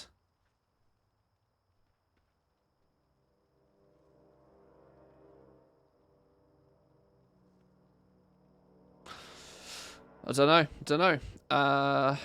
Wood carving. Staves, profession tools. Wood carving goods. Wood carving goods. Unlock a reagent slot for the wood carving goods. So if you want to go the profession, if you want to, in the gold rush, want to sell the shovels, then... Although, interestingly, via the trainer, we've only learnt very basic profession equipment via the trainer. If you want to go the profession equipment route for these things, you're going to go this way. Profession tools, become an expert in crafting various profession tools, gaining skill points, blah, blah, blah. And then there's the weapons when making the staves. So weapons, profession tools, some sort of weird codexes and scriptures, Vantus runes. This feels like fluff. This feels like what you probably actually want the talent tree for. You want the profession tools and you want the weapons.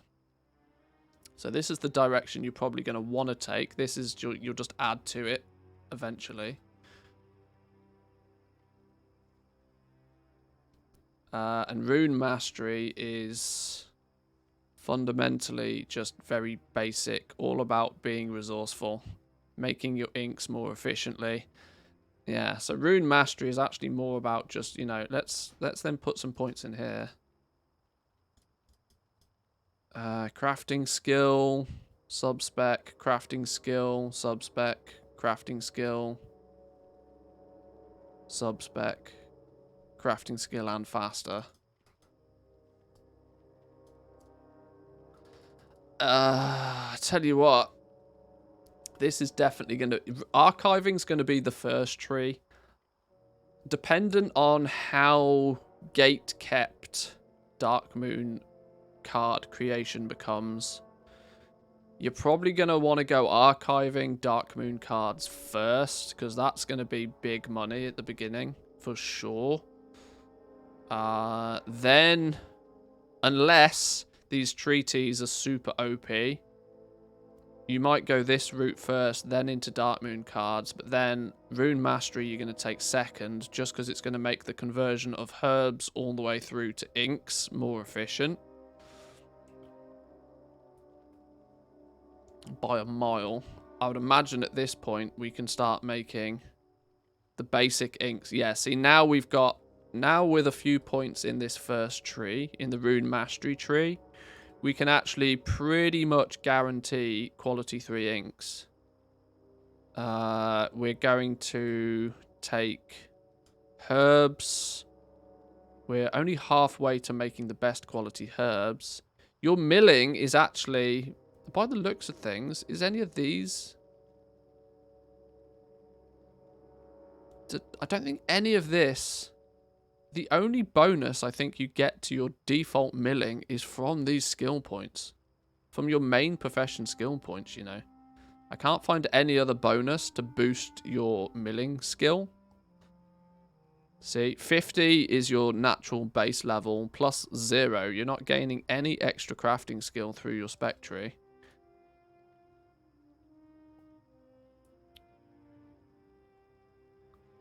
You gain resourcefulness, which obviously with enough resourcefulness means that you'll or it's not considered a craft. See, resourcefulness doesn't show here. If we unlock this, throw a bunch of points in this, we should get more and more resourceful.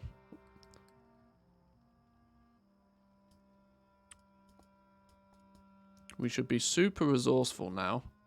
But resourcefulness doesn't give any benefit to milling. Resourcefulness only kicks in when you take those pigments and turn them into inks. Because this is considered a craft. This is not considered a craft. This is a destruction process. So it doesn't benefit. So you're still, yeah, all the more reason to really, really, really want to push this to 100. Because that it's only when you've maxed out Inscription is your milling going to be as good as it can be. Huh, interesting. 3 and 3. 2 and 3. 2 and 1.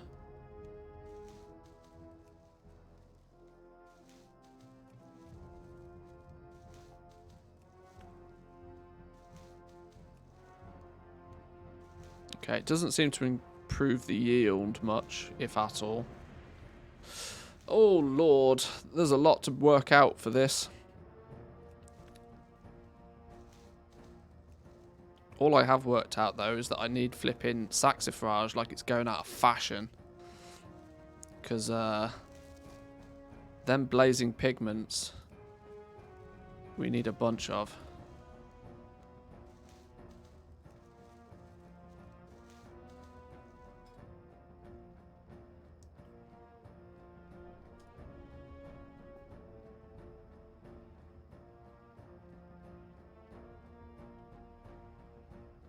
Inspiration. Inspiration. Inspiration. Yeah, more inspiration. Inspiration. And inspiration. Really dull. Really dull. Now we've got a nice 10% inspiration chance. Whoa! Hang on. Hang on. That's not quite right. That tooltip's not quite right. You have a 10% chance to craft this recipe with a 3,182 bonus skill. I don't think that's quite right. That doesn't feel right at all. How can we have a 3,182 bonus skill point skill?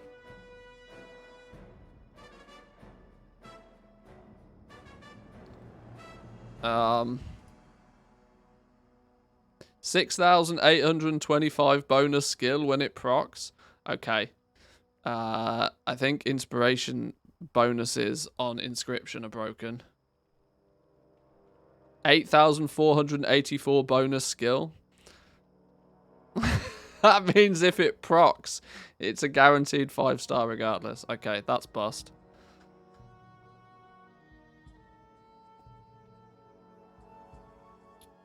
Okay, sure. Alright then. Improve at milling various herbs. Resourcefulness when milling. Oh! Maybe this one does give us a milling bonus then. Multi-crafting with milling. Oh, excellent. Now milling does take bonus from it. Multi-craft, resourcefulness, and inspiration. Okay, we have to tap into this one. We're going to want 20 points in this real quick time then. Milling is faster and more resourceful. Okay, so we can go all the way down to the bottom of the tree.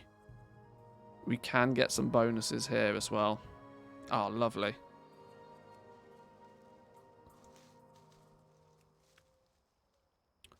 Understanding flora seems really important. Yeah, because that's going to, there's a multiplicative effect to that, right? You know, if you can turn your herbs into more pigments, that then gives you more pigments to turn into more inks. That scales very nicely.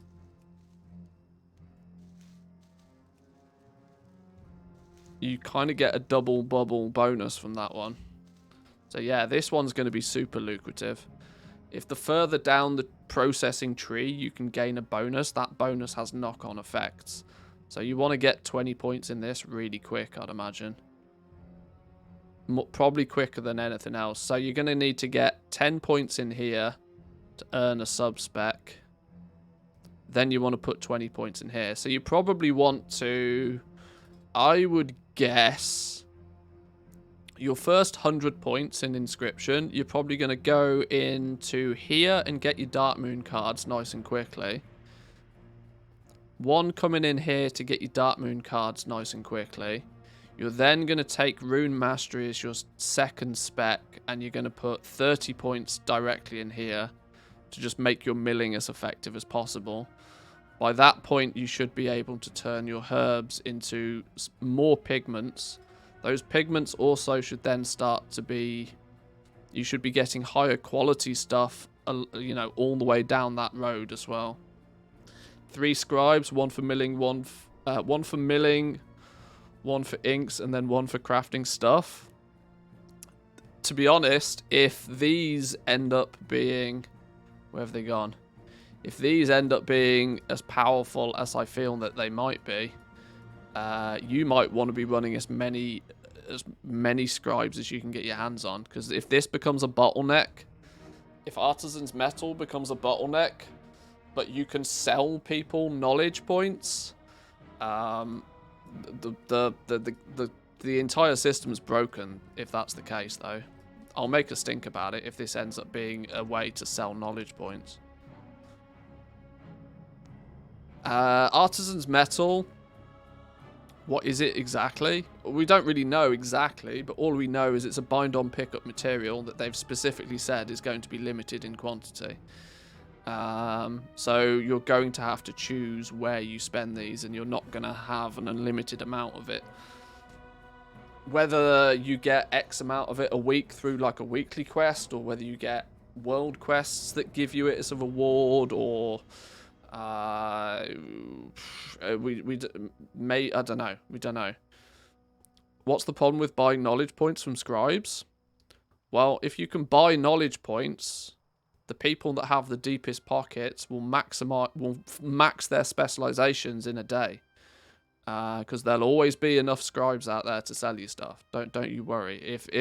If work orders can be put in place to buy these, you can absolutely guarantee that everybody will have Inscription as their second profession. They will then spend their Artisan's Metal on selling people draconic treaties to allow the rich goblins out there to buy knowledge points. And the quicker they can buy the knowledge points, the further their advantage, the faster they can build an advantage over everybody else.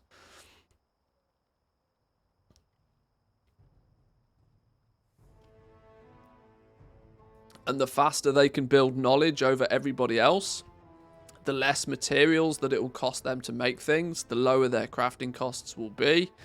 They will be able to aggressively undercut everybody. Nobody else will be able to compete. The entire system goes in the bin. Literally, the entire system goes in the bin if you give people a way to buy knowledge. 1 or 2 people on your realm with the deepest pockets will laugh all the way to the bank and fuck everybody else. The entire system falls apart if you can buy knowledge points.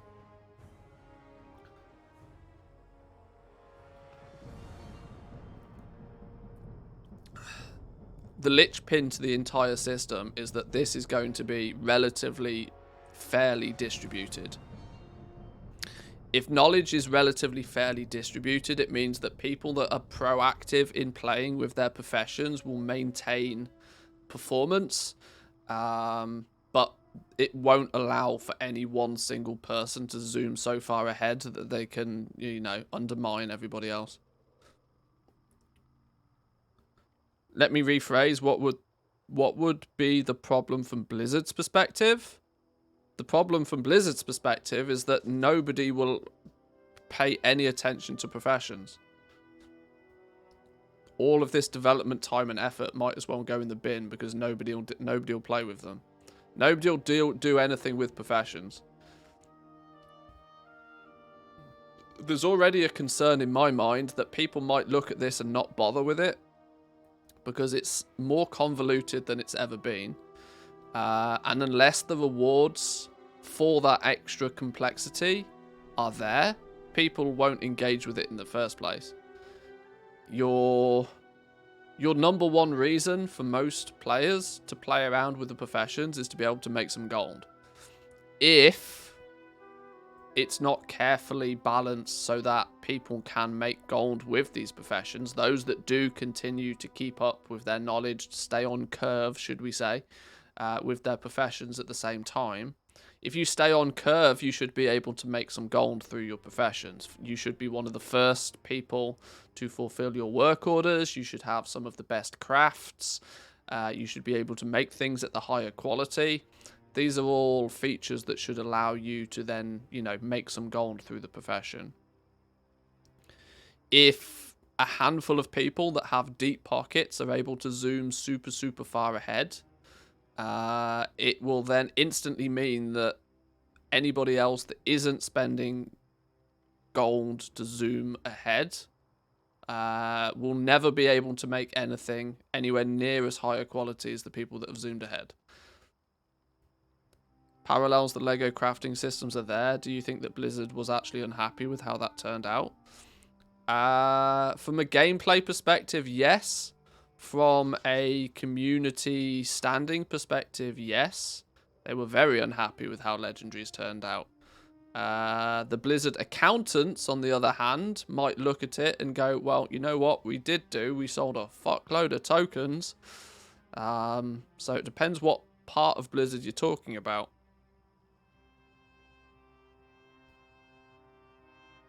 Are the knowledge books unique? You could just craft a buttload of them and then drop Inscription. Well, at the moment, we only seem to, through the talent tree, we only seem to have been able to learn the Inscription one.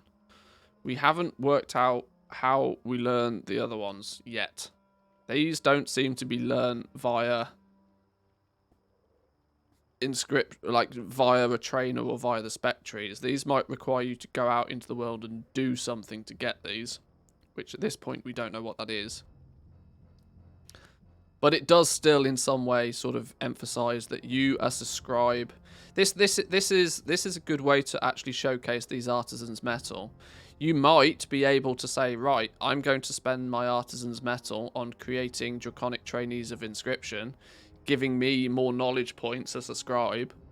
Or alternatively, I could use my artisans' metal to make Darkmoon booster packs, because they both require 5 artisans' metal to craft. Either I make Darkmoon booster packs to sell the cards to make some gold, or I use those same artisans' metal, because let's not forget they're meant to be limited.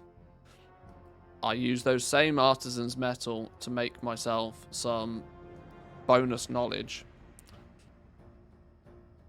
Treaties might end up having a long cooldown, like a week or something. That could kind of fix the problem.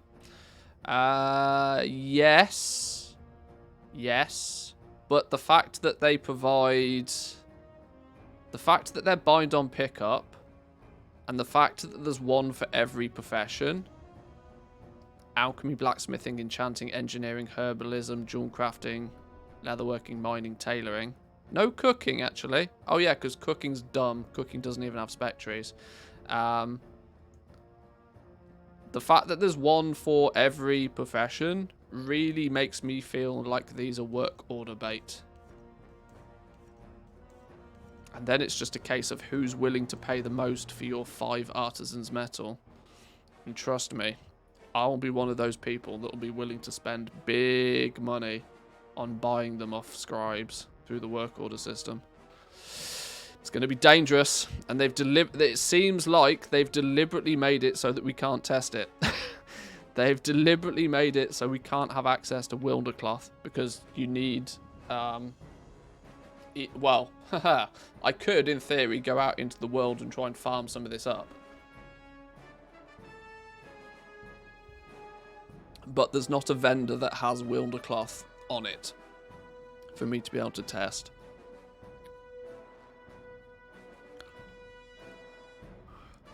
Okay, I'm still trying to make it up to skill 60. I'm trying to make some more cosmic inks. What am I missing here? A warm rune. I'm missing blazing inks. I need yet more blazing inks for the love of all that's holy. Make me my blazing inks, please. A 3-tier ink.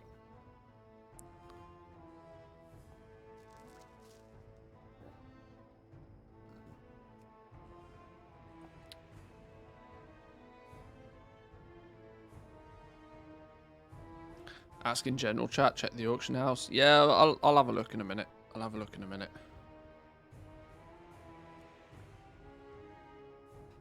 I'm bouncing around a little bit today. We're all focused on Inscription, but I've not...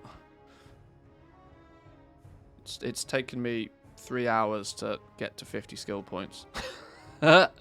Oops. Nothing like stretching it out for the content.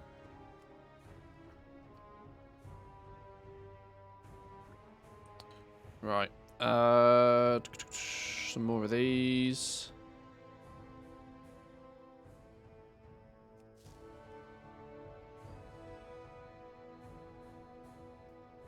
Seven-day cooldown on using the treaty for knowledge or something. That'll prevent the rich from zooming ahead, but they'll still be lucrative. The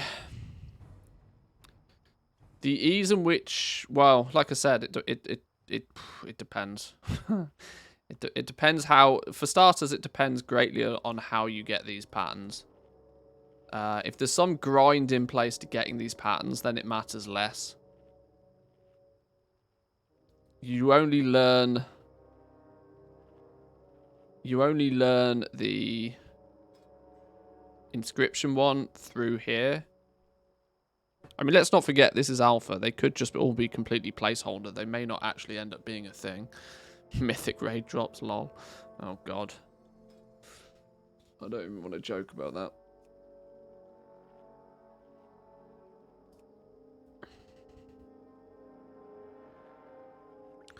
Or they only work up to a certain point, so it could be their catch-up system. That's maybe a thing. That's maybe a thing. Maybe there's a... Maybe it will, yeah. Very expensive catch-up. Well, there is the inherent problem right now that there doesn't... Like, some sort of catch-up system needs to be in place for this. Because otherwise we're going to have the Shadowlands legendaries all over again.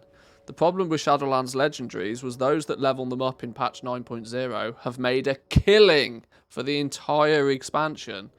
And every patch that has gone past, it's been almost more and more expensive for somebody to get into the market. Wow, did we... Oh, we only made one of them. Legion Alchemy was worse than Legos in that regard. Yeah, Legion Alchemy, the fact that the Discovery system's back again. So I was playing with Alchemy a little bit off stream the other day, and the Discovery system, I really hope that it's just broken right now, because the Discovery system is not great. Let me put it that way. It's really not great.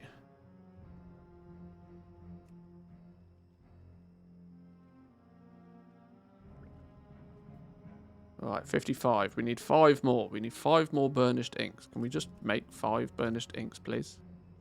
Go, gadget.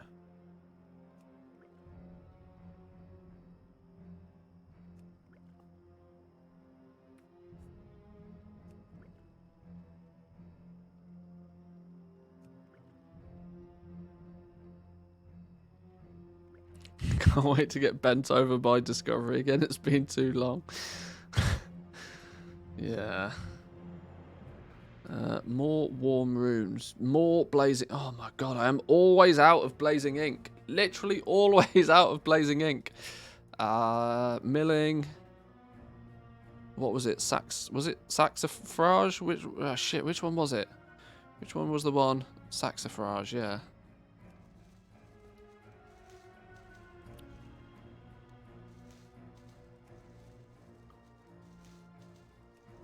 There seems to be a severely heavy weighting on blazing ink. And I can't quite work out why am I going through more blazing ink than anything else. Because a burnished ink uses one of all of them.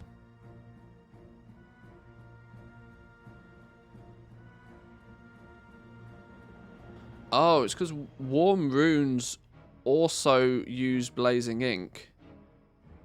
And a burnished ink... No, cosmic ink needs a warm rune and a burnished ink already. So yeah, you are just using more blazing ink than anything else.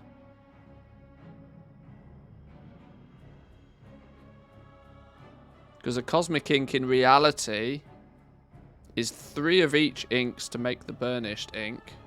But then the warm rune needs another blazing ink. So it's actually 2 blazing... Yeah, you're using blazing ink at twice the rate you are anything else. That's probably why. Now you could... You should probably hope that that would balance it out somewhere else, but...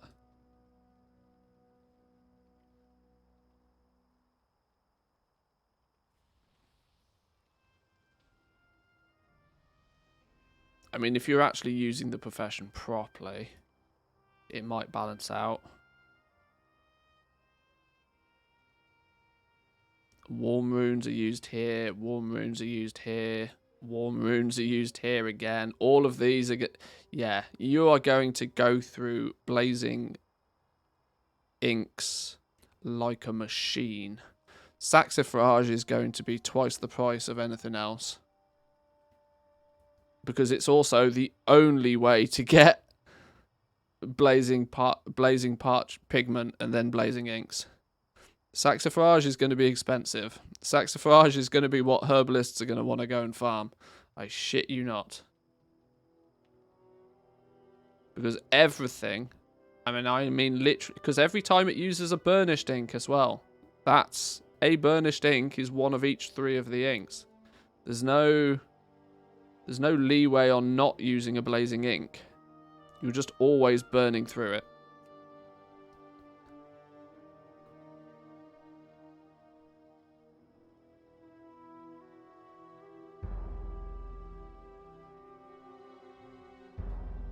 You're certainly not going to make fated blazing fortune cards.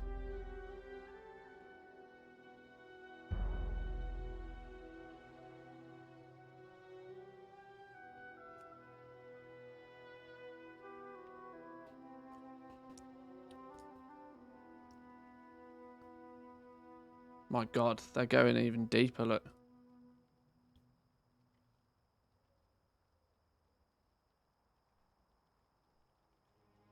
Always using warm runes, always using cosmic inks. Yeah. Yeah. Very safe to say the demand is going to be for saxifrage and blazing inks.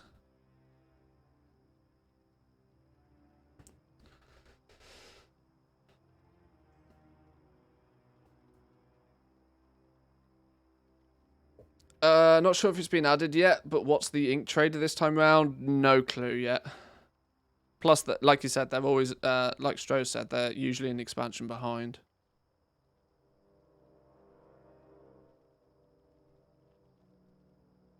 I wanted to know if it's blazing that we end up trading because it's heavily used. Yeah, I'm not sure. Is there any reason to hold on to Shadowlands professions and not just switch to herbalism and mining on every character I level?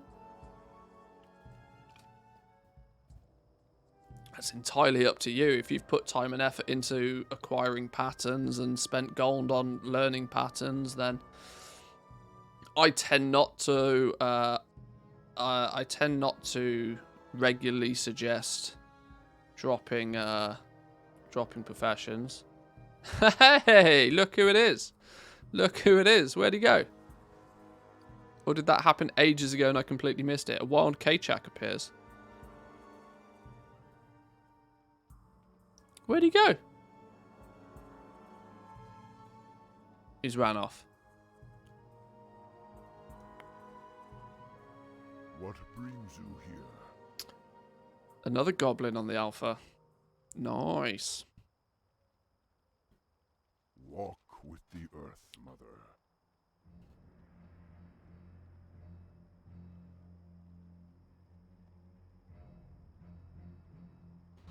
Oh, flipping Lord have mercy. 10 pigments for each one.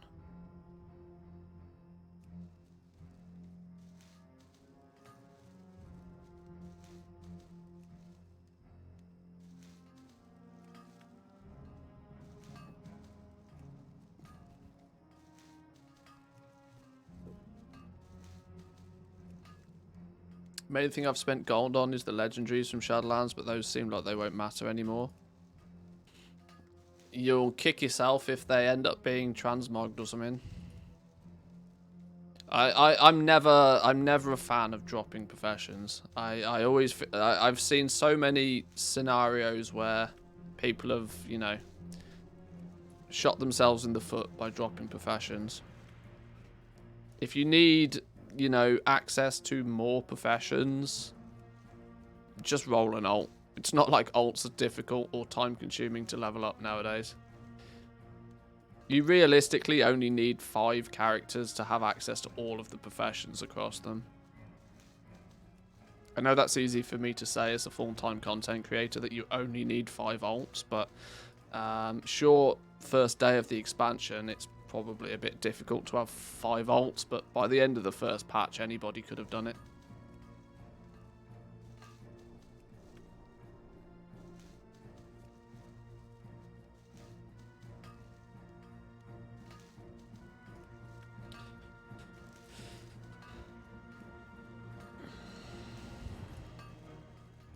Right, I think before too long, Inscription is going to have to be something that we, or at least I, attempt to focus on dealing with off stream, because sitting here milling is not good content for you nor me. Especially since the craft all button doesn't work. I mean, the least they could have done is make it so it just churns away. I'll tell you what as well, the fact that there's no mass milling, there's no mass prospecting, it blows my mind that one of the specs in here somewhere was not to unlock max milling. Seems madness that that's not a thing.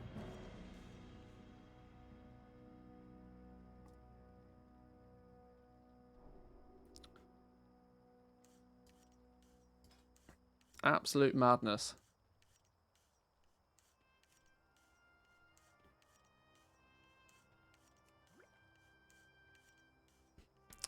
Do we know if saxifrage is a zone-specific herb or any zone? Herbalism's not implemented yet, so we don't know. There's no nodes out in the world.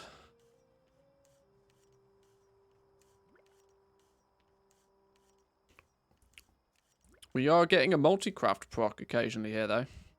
Procced a couple of bonus inks there, look.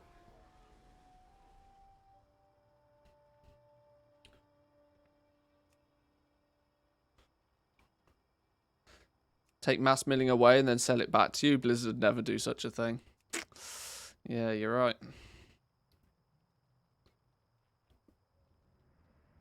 That'd be real bad form, wouldn't it?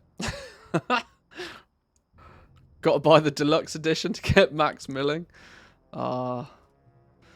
It's funny because it's true.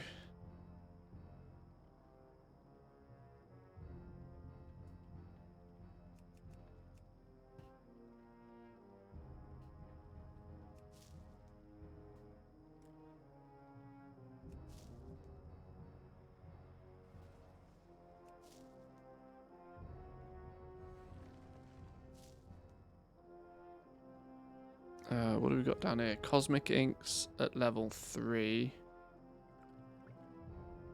Burnished inks at level 3. Okay. Right, 5 more cosmic inks. Go. Can we get some procs on our cosmic inks? Tell you what, cosmic ink procs would be wonderful. The amount of materials that these things take.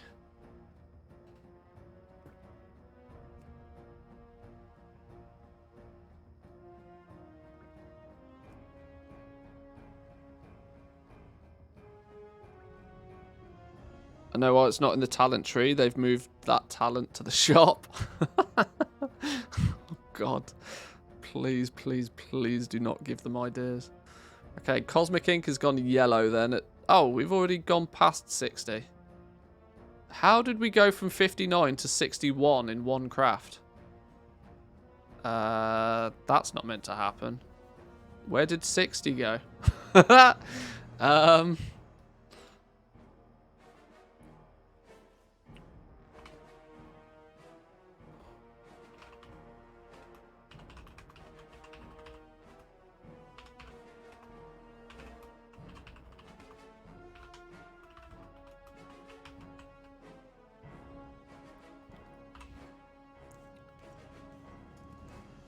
Maths does not add up on that one, but I'll take it. So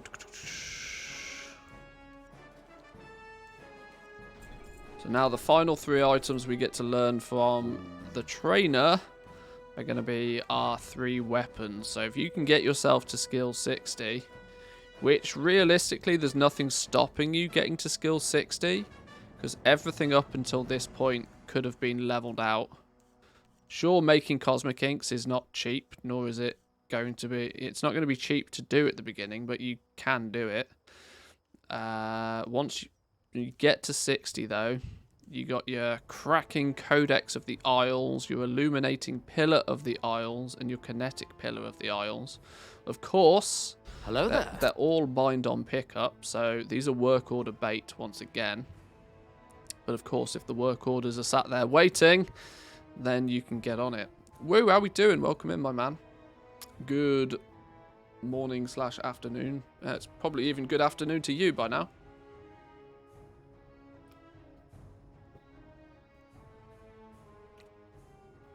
Runed Witherbark. We've made these warm runes before, but these runed Witherbarks, we've realistically only needed to make these now for the purpose of weapons. They in themselves take warm runes. Oh my god, the amount of blazing inks we're going to go through. Woo! Real toasty. Real toasty.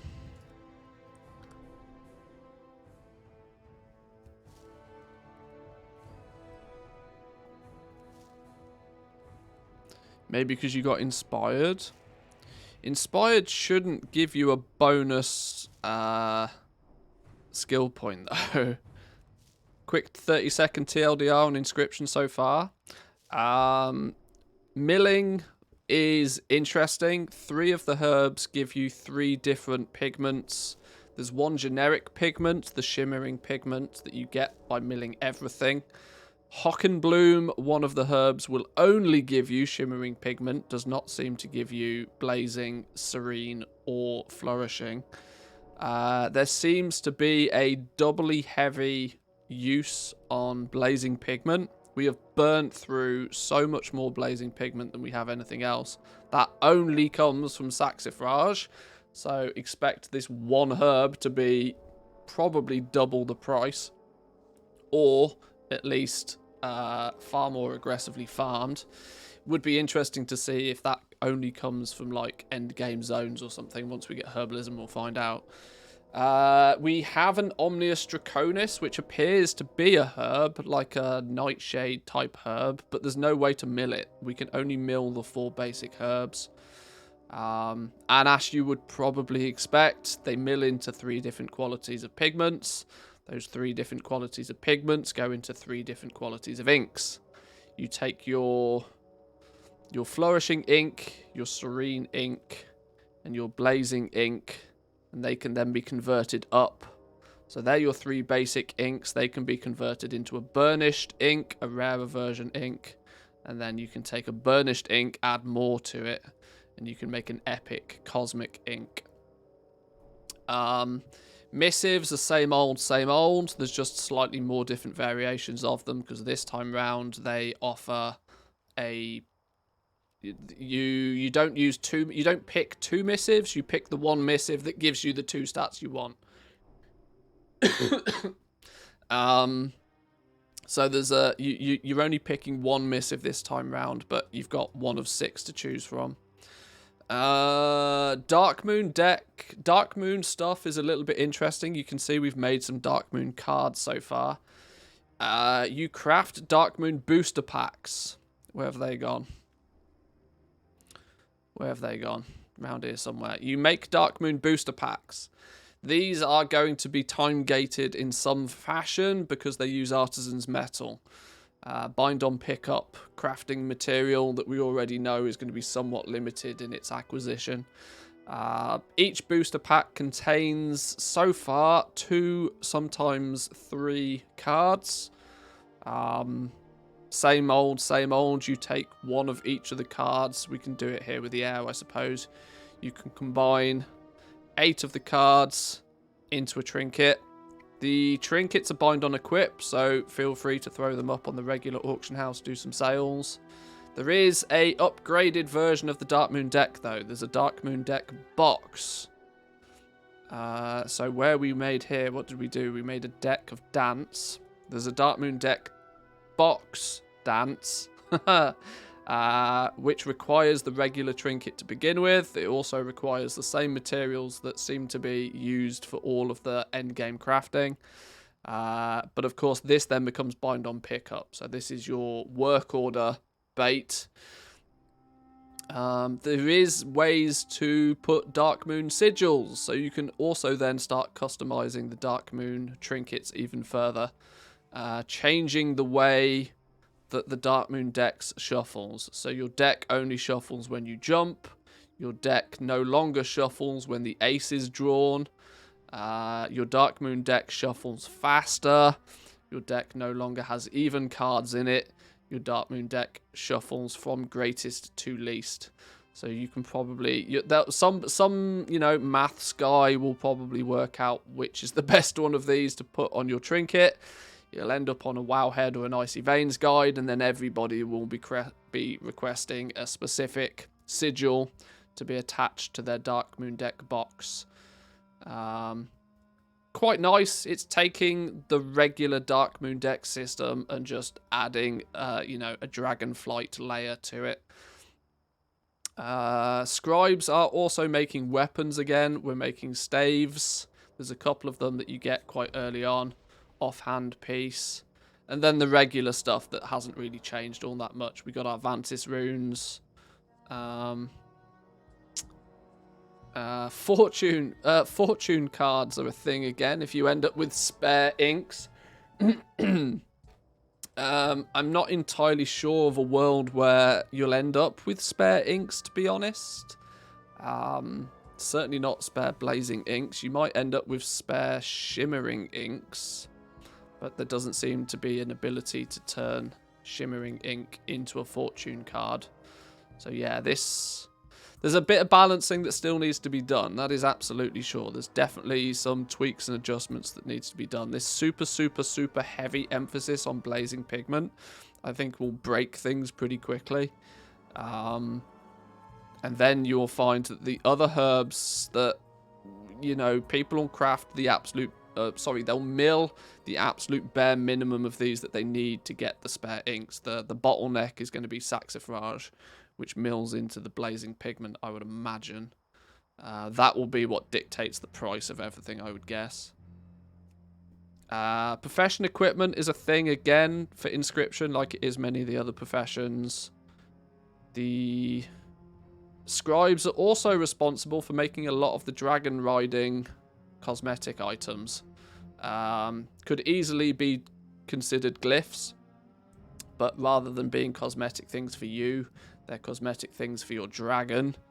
There's a bunch of these that, whilst are not learned through the trainer, you might have to go out and do stuff in the zones, find these. These will be acquired somehow, we don't know yet. but they're going to be a thing.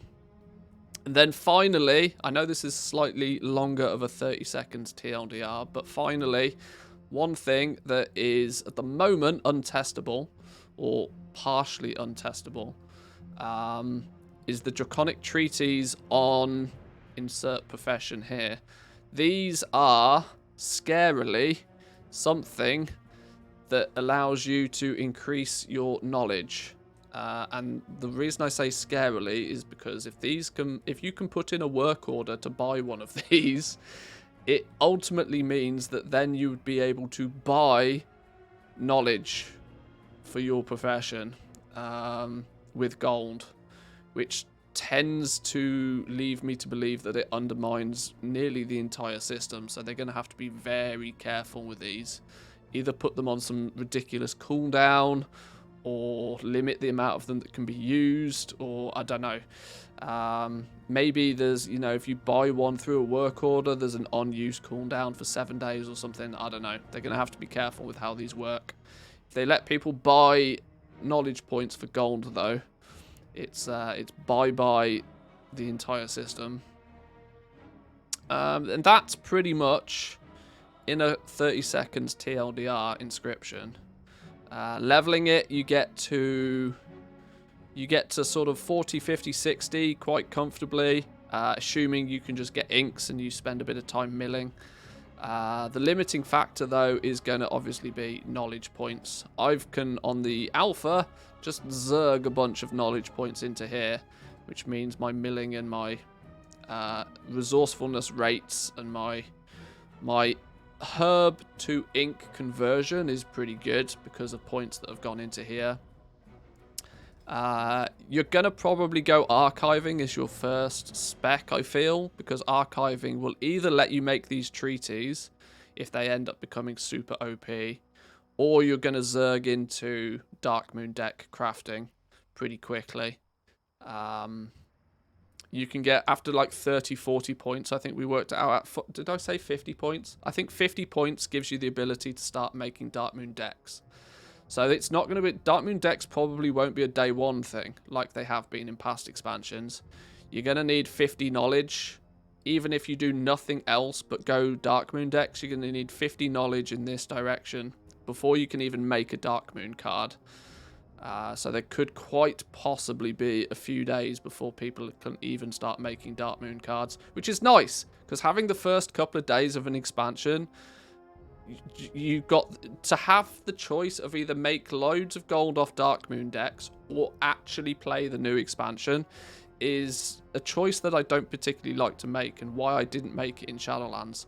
Sure, I regretted making 10 million gold overnight, but people that stood there just buying herbs, milling, making inks for the first 3 days of the expansion, I'm going to be honest, I think they kind of probably wasted their experience of the first few days. The first few days of an expansion, when everybody's racing to level up and everybody's doing those first dungeons, is usually a really fun time.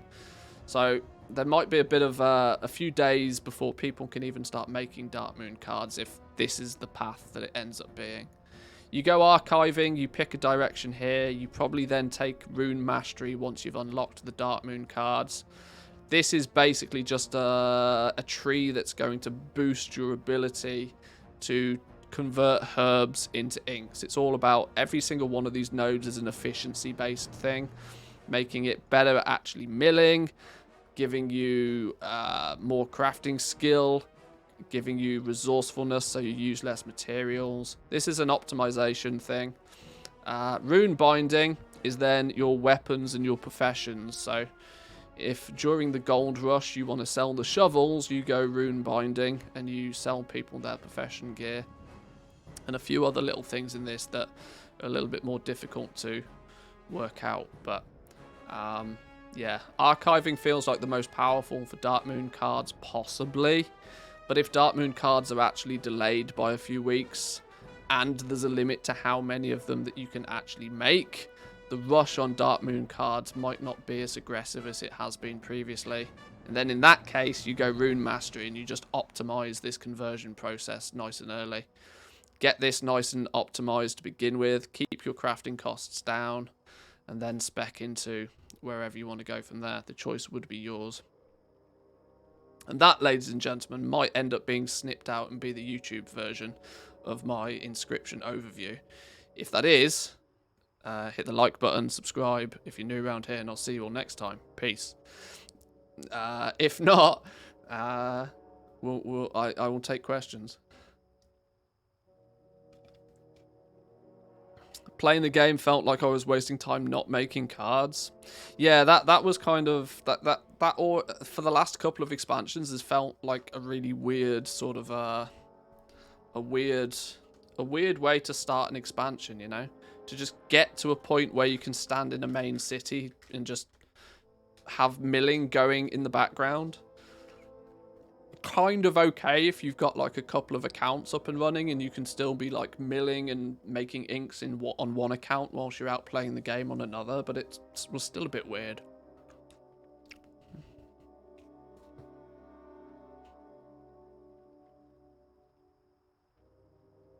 Looks pretty fleshed out. Essential to have it on at least one character. Oh, for sure, yeah. It's a definite must-have. I'm greatly concerned just how powerful these treaties are going to be. Greatly concerned.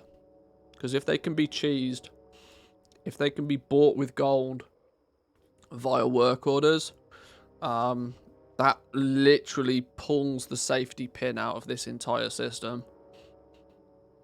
The safety pin of crafting is that this is a relatively fairly distributed attribute of which there's no real way to game it. As soon as you can start to game this, people will end up getting like far further ahead of others, and then everything else falls out of place. Have you tried the work order system at all? Not yet. Now apparently we can get to 70 and probably get to an area where we can test that. So I might, at least for now, put Inscription to bed and go and start having a little look at this. As I can see that testing Darkmoon cards is,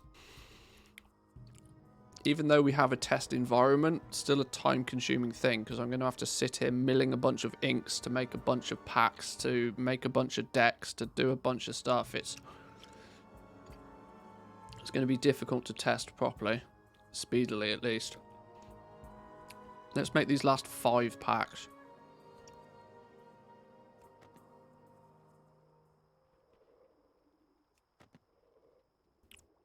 Actually, what am I talking about? I don't need to mill a single ink to make Darkmoon packs, do I? I've just realised. I don't think I did. Where's me? Air, earth, fire, frost, parchment. I don't need to mill a... yeah, okay. Yeah, that's also something I realised that feels remarkably weird about these packs. They don't take any herbs. No milling is needed at all. 0 inks are required to make Darkmoon cards. So your your herb market and the Darkmoon market are just completely split apart.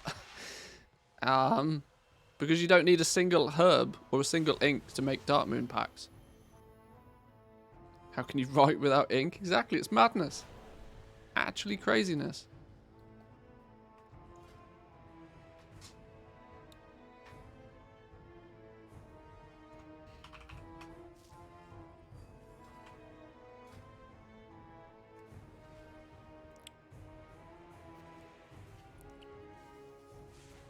Lemon juice and a UV torch.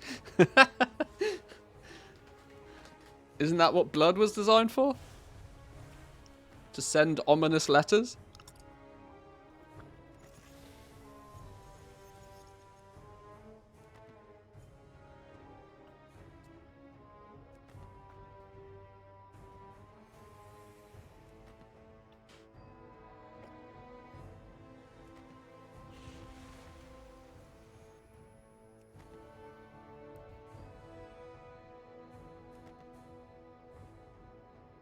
Right, we can open a bunch of these in a minute.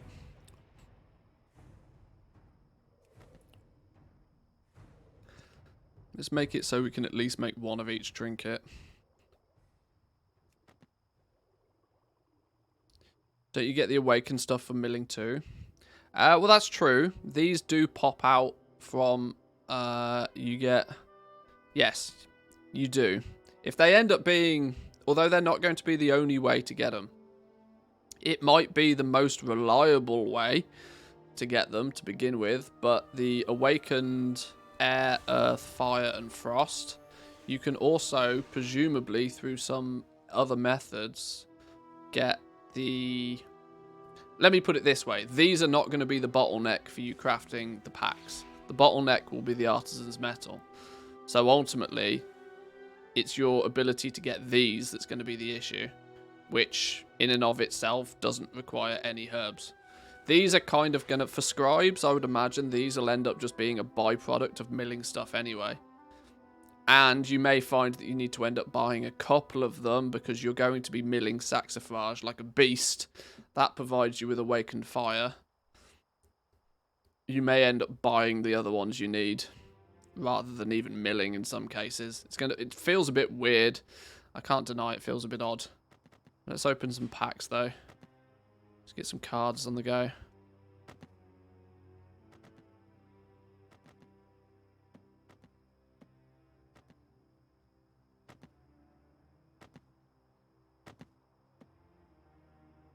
Five, six.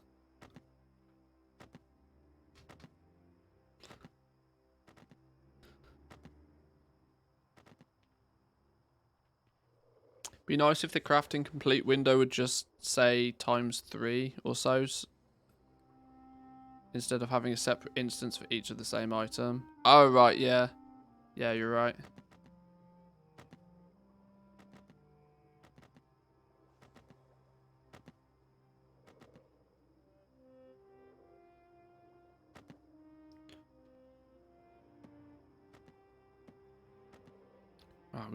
We've made a bunch of decks and we still don't have enough to make all of the trinkets even. Give me more booster packs then. What do I need? What am I missing? Earth. Just buy a bunch more of 100 of those. Where's the air, earth, fire, frost.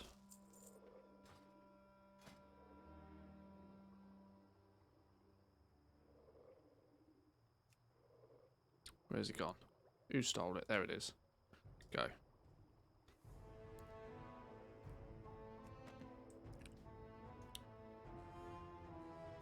Anybody been raking it in with Lego since the patch? What's Pog Essence doing? I'm going to be honest, I've not paid any attention realistically to retail. On the basis that I don't tend to engage too much with the endgame raiding, organised group content sort of stuff. There's nothing for me in Season 4. I would imagine, though, that somebody will hoover up a bunch of Pog Essence to boost the price. Even if it's just, you know... Even just wishfully thinking. Would make sense to me. Goblins will do goblin things after all.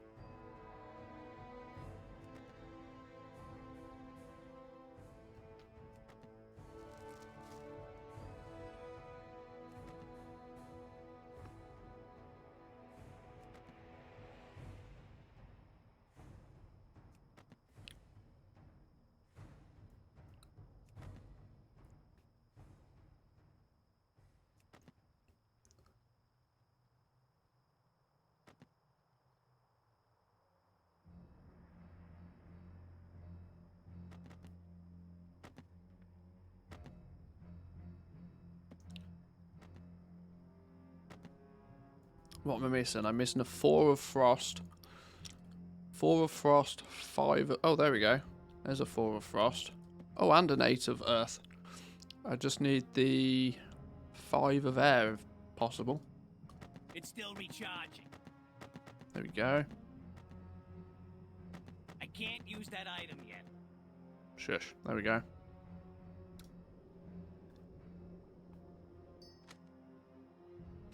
There's a watcher trinket.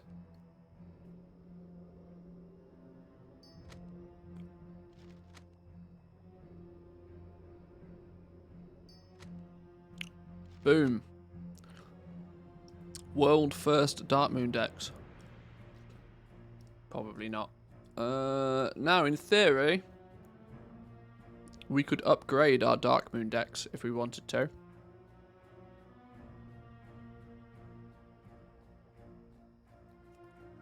We need some of this stuff. Oh, we're out of Flourishing Ink. Make me some Flourishing Ink.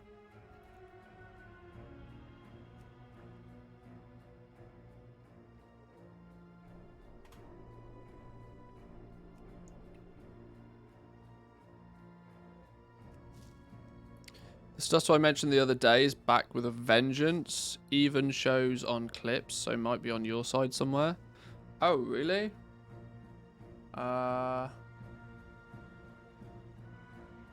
me have a look.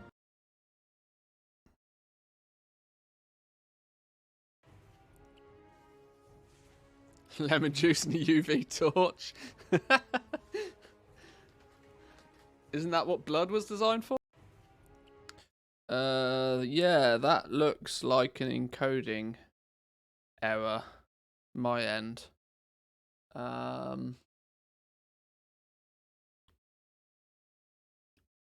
might need to have consider turn down. I might need to tweak with my OBS settings a touch to try and fix that.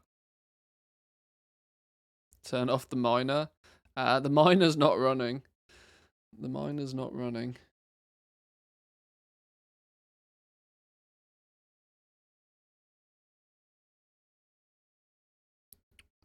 My CPU usage does keep peaking at 100% though, and I'm not sure exactly what's causing it.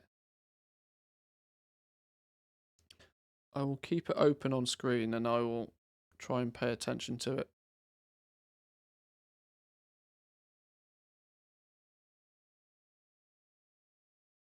See if I can spot anything using more than it should do.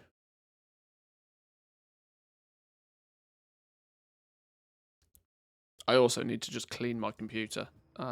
Just straight up cleaning my computer because it's dusty as all hell in there. That probably doesn't help. Okay, there's some Dark Moon decks. What was I trying to do with this? I can't remember what I was trying to do with this now. Flourishing Ink.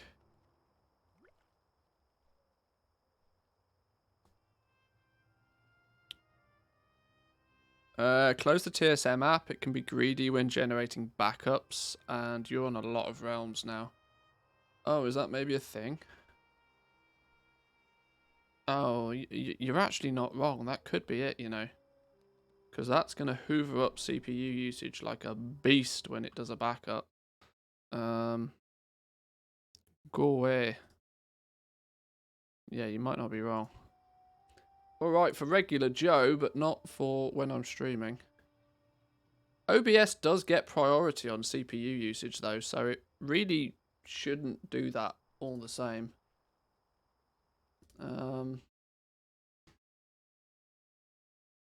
Output. Constant bitrate. Preset is set to quality.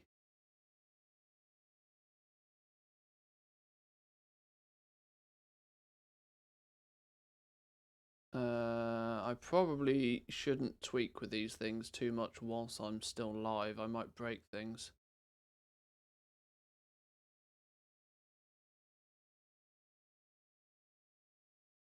What happens if I do that? Let's see if that makes a difference.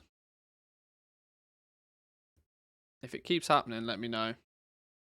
New app is coming soon, TM. Hey, we love to hear it. Love ourselves a new app.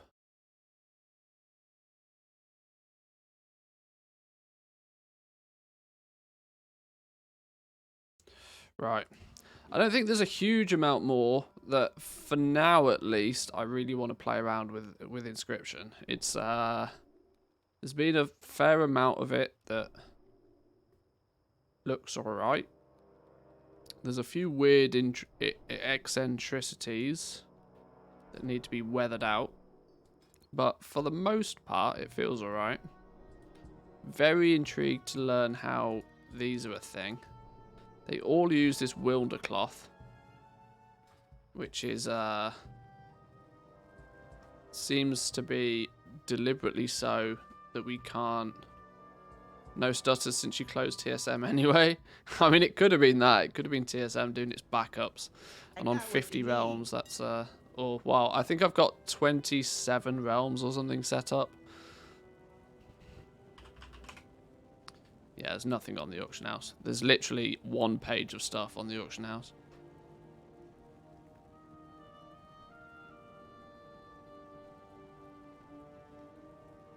PvP starter stuff. That blacksmithing, I suppose.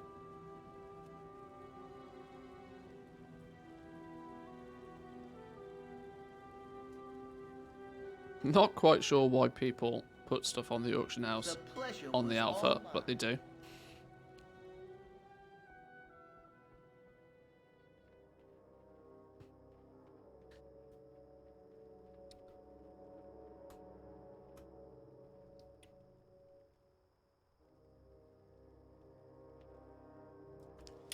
Right, should we maybe take a poke about?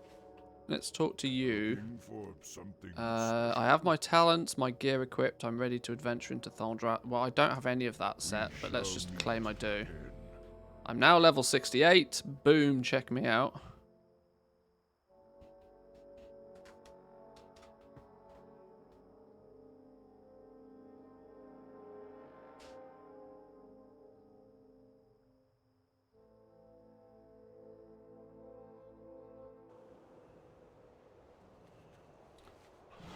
Right. Where are we then? Thaldrassus. One of these is going to be the main city, right? I'd imagine. There's the flight path to the raid. You come from...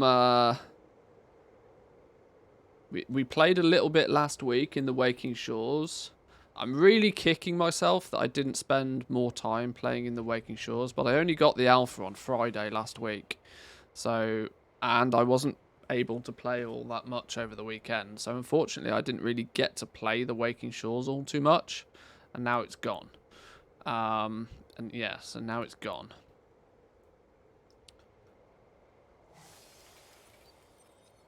Meaning, I'm still really confused to the lay of the land. But I believe, considering we've been boosted to 68, and the max level this week is 70, Thaldrassus is the end zone, I would guess. Need to deliver a message. What I do need to do... Oh no! All my UI and everything's going to be reset. All my keybinds all reset. Oh, my keybinds are the same, but my UI's all reset. Ow, for the love of... Okay. Oh, now I've got to piss about with talents again. Alright, one of those, one of those, one of those. One of those, because you have to take counter shot. One of those, one of those, one of those. Nobody cares for trank shot, at least I don't anyway. One of those. I need to spend one more point over here somewhere. Well, we'll do that so I don't die. Forged crystal, sure. Makes it so my pet doesn't die. I don't want either of those, they're dumb. I guess we go down this way, go mend pet, go... Those are also tragically boring. What's my limitation here? Do I have to go somewhere I don't want to go? I want intimidation. How do I get intimidation? I have to go through Tar Trap. I have to go through Regit. I don't like the Hunter talent tree, you know. Sure. Sure. Targets rooted by blinding shot or stunned by intimidation do less damage. Sure. I need one more point in something.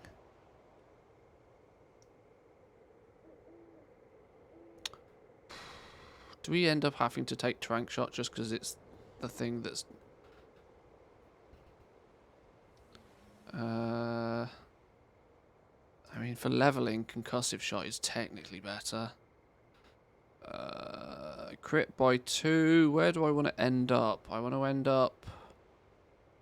Probably this direction. Pet does more things. Pet does more things. We'll go Killer Instinct. The Hunter Talent Tree does not fill me with love. Crit by 2. Then I guess we can probably go. We could go Explosive Shot. We have room for another button. We have room for another button. Stampede's also quite fun. Barrage is just deadly.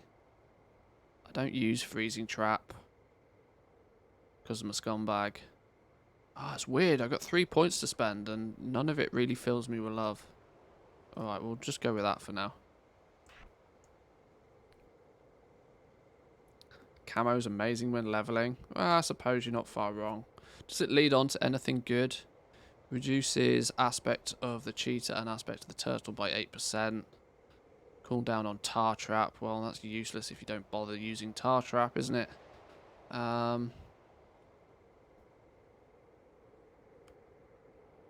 Move places faster, I suppose. Yeah, it's really uninspiring. Right, barb shot. We're going to go multi-shot. You probably got to take cobra shot. You probably want to go beast cleave for a couple. Focus on your pet. Feel pet just doing more damage. Yes, please. Kill command consume no focus. Yes, more focus, more damage. Bestial wrath, aspect of the wild. Stomp for 2. We need 8 more points from somewhere. Beast cleave, kill command spreads. Barb shot increases critical strike chance. Stacking, yes, sure. 4 more points somewhere. Let's go that one again. Cobra shot reduces the cooldown of kill command. Yeah, why not? We'll go that way. 2 more points. Auto reset the cooldown on barb shot. You run out of barb shots really quickly. Although it's really hard to not put a point over there. Put a point there. Bestial Wrath. I'm thinking out loud very aggressively here. More pets. Activating Bestial Wrath gives you a barb shot. You usually need that to keep 3 stacks up easily. And Rice Stalkers at the end. 4 more points to spend. Sure. Maximum focus and pet focus. Doesn't make a huge... Kill command doing more damage though. One of those, one of those, one of those. That'll do. It's probably a terrible build, but I don't care. Right, right, bars. Bars, edit mode. Oh, we can move the pet bar at long last. Thank God for that. Having my pet bar be all the way down the bottom was weird. Bar 1. About there somewhere. Is that in the middle? Can we... I wish there was an option to just center stuff. I guess 1, 2, 3, 4, 5, 6, 7, 8, 9, 10, 11, 12. So 1, 2, 3, 4, 5, 6 buttons in. That's the middle. That's the middle, roughly. We'll go with that. Where's me third bar? Who stole me third bar? Hang on, can we get rid of the art on that one? Go away. Player frame up here somewhere. Can we target frame? Somewhere about there-ish. Buffs on top.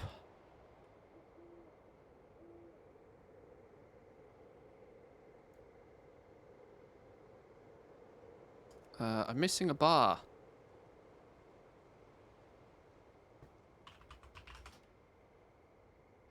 How do I get the extra bar to show?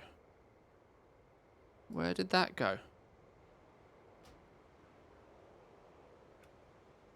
Interface. No.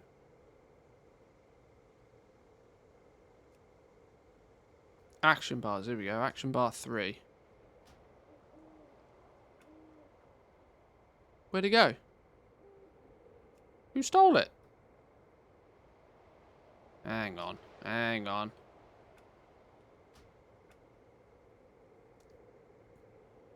Action bar 3. Centered and attached to action bar 2 by default. Is it hidden behind one of the other ones? Haha, okay. Alright, put you down there. Because I have them inverted. Which confuses the game, apparently.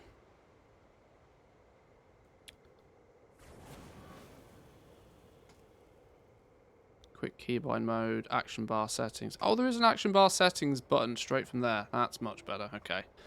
Right, you go over there, I think. You go somewhere where I can't remember. You piss off. Cobra Shot. Where's Cobra Shot gone?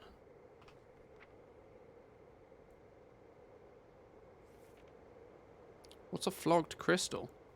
Target of your misdirection takes 90% reduced damage whilst your misdirection is active. Oh, passive. Should say passive. Kill shot is mouse wheel down. That one's that one. That one's that one. That I don't know what it is, where it goes.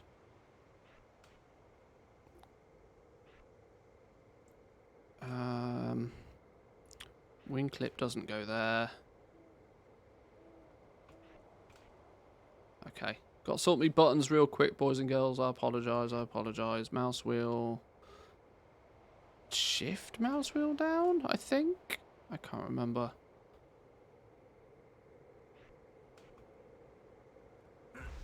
Yeah, shift mouse wheel down.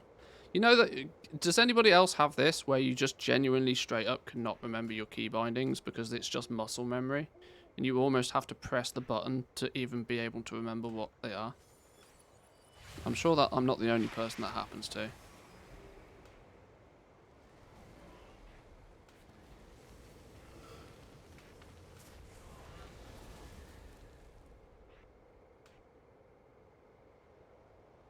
Aspect of the cheetah is shift mouse wheel up.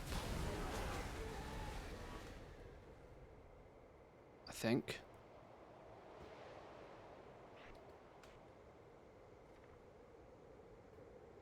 Intimidation is shift 2.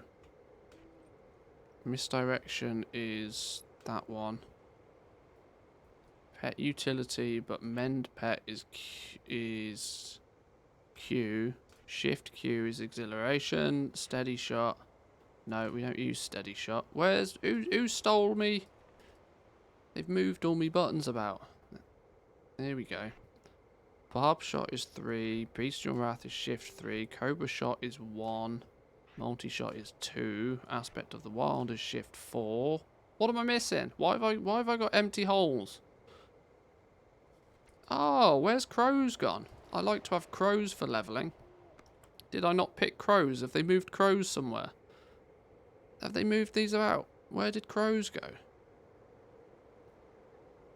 Ow, phooey. Crows is all the way over here now. Oh, was that a thing previously? That's gross. Oh, well, I guess I'm not using crows today then. Factorio's messing with my muscle memory. E does not open my bags. Yeah, I tend to do that as well.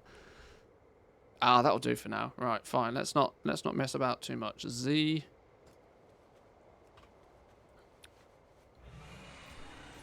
Right.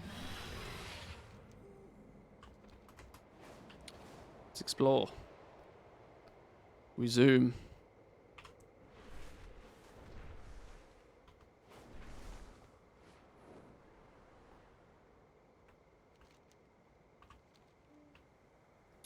There's a flight point round here somewhere.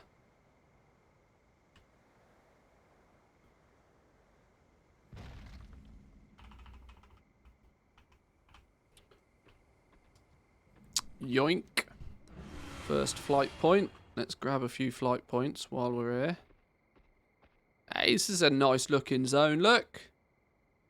Dragon riding for days in here, boys and girls. Cheeky flight path up to the top. Dash art all the way down here. It's a nice looking zone, can't complain. Valdraken Thaldrassus. Is that going to be... Doesn't look very big, this zone, though. I suppose we're only looking at this bit here, I suppose. It goes all the way back over here.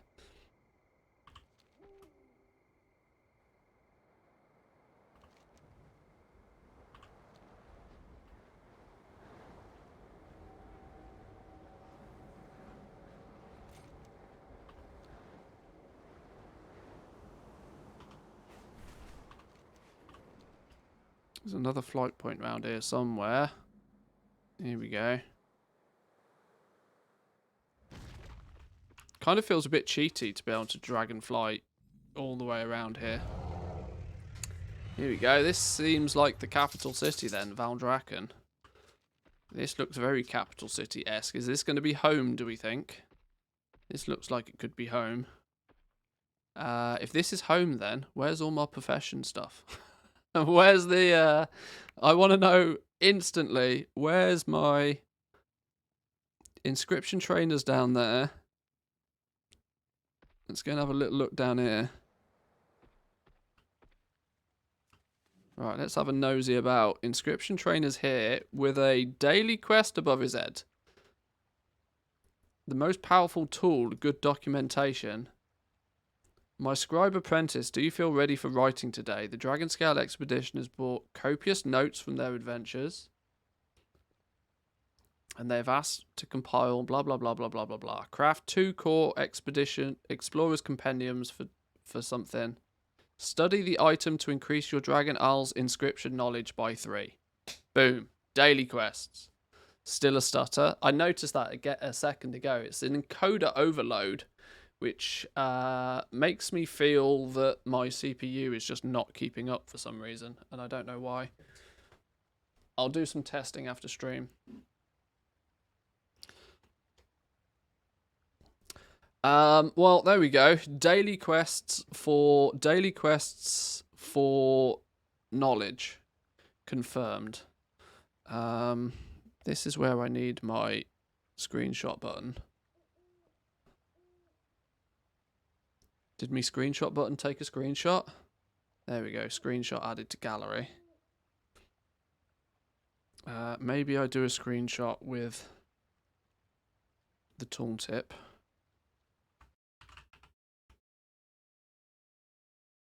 That's worth a tweet, methinks. Methinks that's worth a tweet.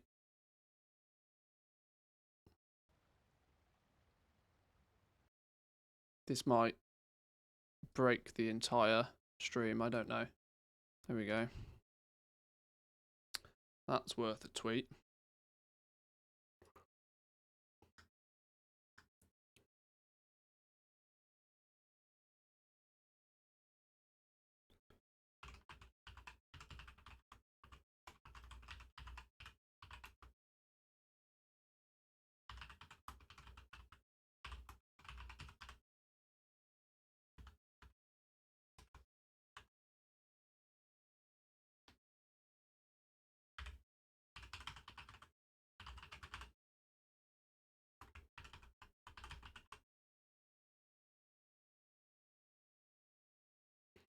So 3 a day, you're going to need 50 before Dex, 2 weeks worth of time gating. Yep. 3 a day was what I'd initially summarized to be about what felt right, though. Looking at some of the others, it felt like about 20 points a week felt about reasonable pacing. 20. It sounds like really nothing when you look at the scope of the entire tree. But 3 a day, 20 a week, 21 a week is basically like being able to unlock your first piece of endgame gear after a couple of weeks. But then every week from that, if you continue on with your daily quests, you should unlock another endgame pattern once a week. So let's say, for example, you're a leather worker and you choose to make chests to begin with. It'll be a couple of weeks before you unlock your endgame chest piece and you can start fulfilling work orders for that. But every week from that point, you'll unlock another slot. So you'll get your chest piece after a couple of weeks, legs after another week. Every week you'll get one more until after like 8 to 10 weeks in total, you'll have the ability to craft all of them. But of course, by that point, everybody else will also have this ability to pick all of them. But that's just for that one section of the tree, right? So if you specialize in that one section of the tree, you can max it out in about 6 to 8 weeks. Maybe a little bit more. Didn't blacksmithing have like 900 points, so some 300 days? I think there's some work to do on the balance of points needed for the different professions. Very true. But I also think that there could be a way for them to, if there's quest lines for your professions as well, they could front load you with like 50 points or something to get you going nice and quickly, and then, you know, 3 or 5 points a day from there on out. Feels about right.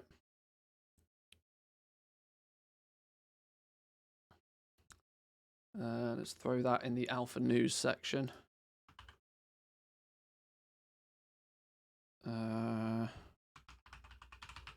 Profession knowledge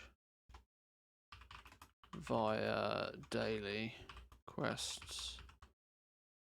Interestingly, this is a quest that is only given in the end game zone, so like 68 plus. I wonder what the actual level requirement is on this quest. It's not easy to see from here, but at 68 we can pick it up all the same. Core Explorers Compendiums. How do we do that then? What's involved in doing such? Does that give us...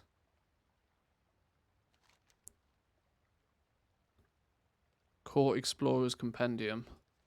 Does that just give us a new... Is it like the old days where it just gives you a new... Why is all of this doubled up again? Get out of my bars.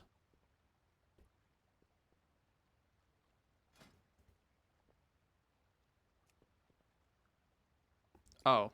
No, it's just here. Just make 2 weapons.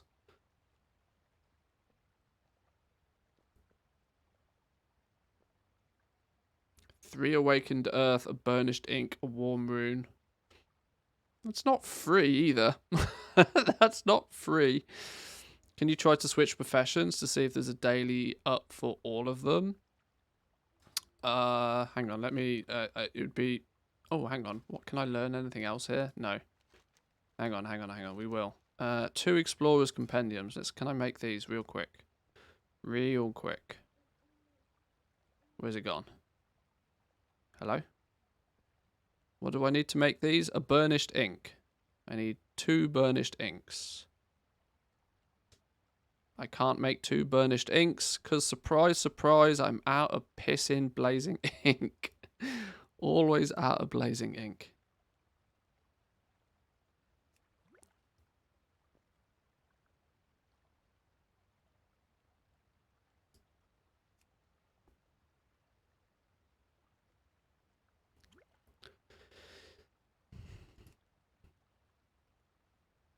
I mean, the other scenario is you just, because these are bind on equip, you just buy 2 off the auction house, you know. Pop along, boy. Buy 2 of them. Job done. I know what you guys are thinking.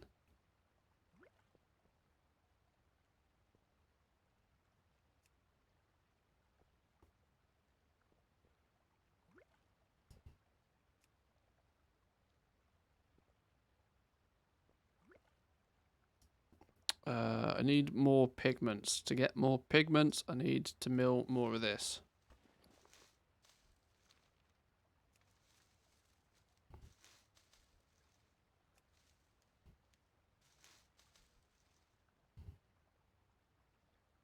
This doesn't seem right. What's going on here? Eh? I don't know.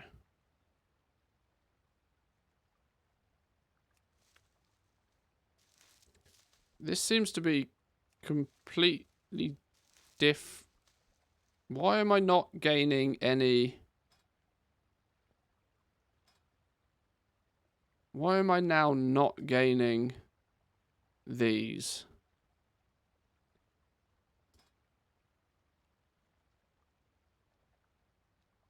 Eh? Why am I now not gaining anything from here? Oh, we can learn our third one at 60 as well. That's different. Why is this bonus not applying here now? Is it because, well, I am at a designated crafting area. This is odd. Alright, whatever. Just make me my blazing ink, please.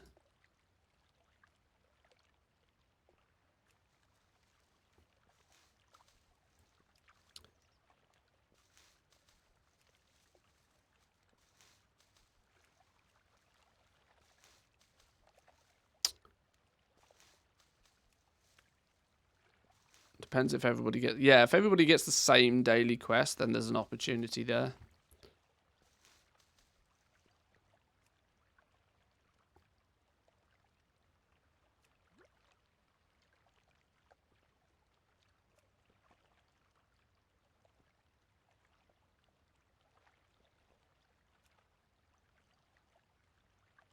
Sometimes the craft just straight up fails as well. It's really weird.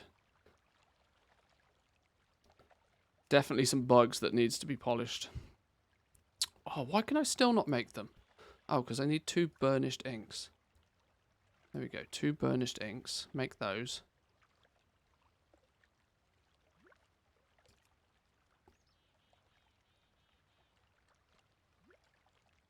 Now, Core Explorers Compendiums.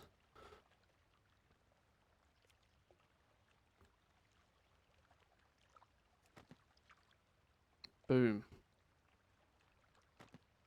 This also, let's not forget that this also provides a nice little way to hoover up the low quality shit, right? You may, as a crafter, be able to make them at high quality, but everybody that's just starting out, that's crafting them and throwing them up on the auction house to try and sell them, this is a scenario where quality doesn't matter.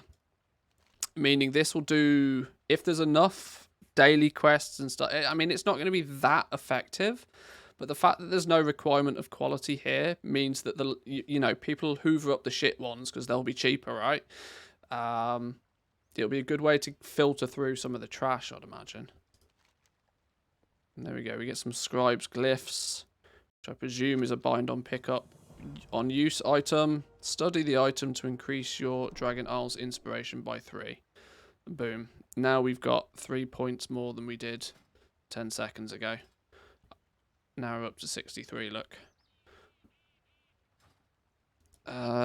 Is there another trainer for another profession over here? Alchemy trainer.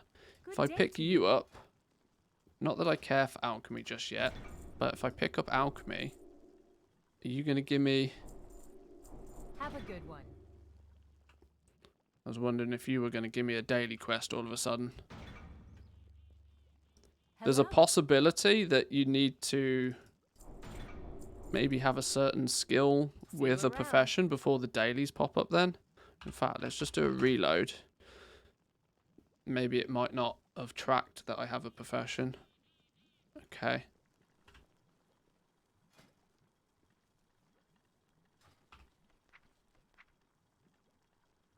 Yeah, maybe there's some sort of requirement on those, but probably needs to unlock the specs. Yeah, you might be right actually. If you haven't unlocked the specs, you might not get them.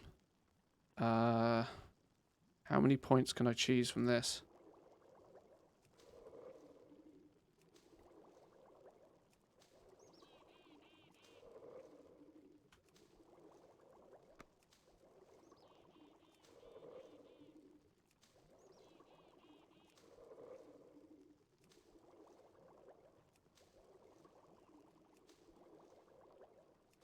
Why is my alchemy up to 110?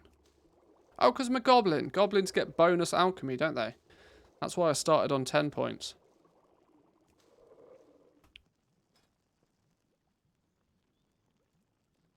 Eh? Why can't I learn these even though I'm now above... I'm 30. What? What?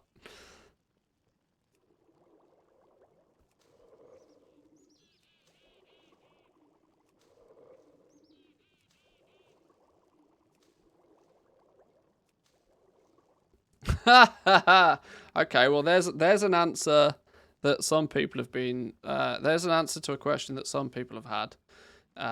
Your racial is not going to make a blind bit of difference. If you need 25 points to unlock a specialization normally.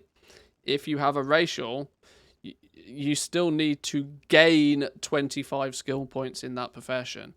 Now, what you can see, though, is that your crafting skill is then arguably going to be 10 points better. So it matters a little bit, but not for the purpose of unlocking things. It's not like you unlock specializations, you know, like a few points earlier. You still need to gain 25 skill points in a profession to unlock the specs.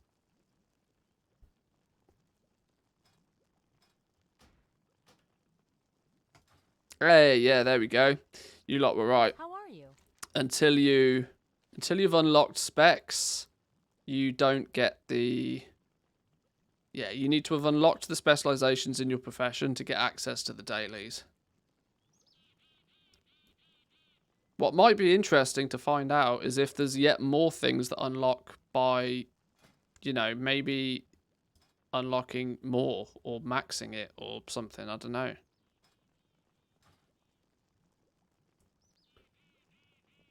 Safe travels. But yeah, there we go. So alchemy daily is now unlocked because we've unlocked the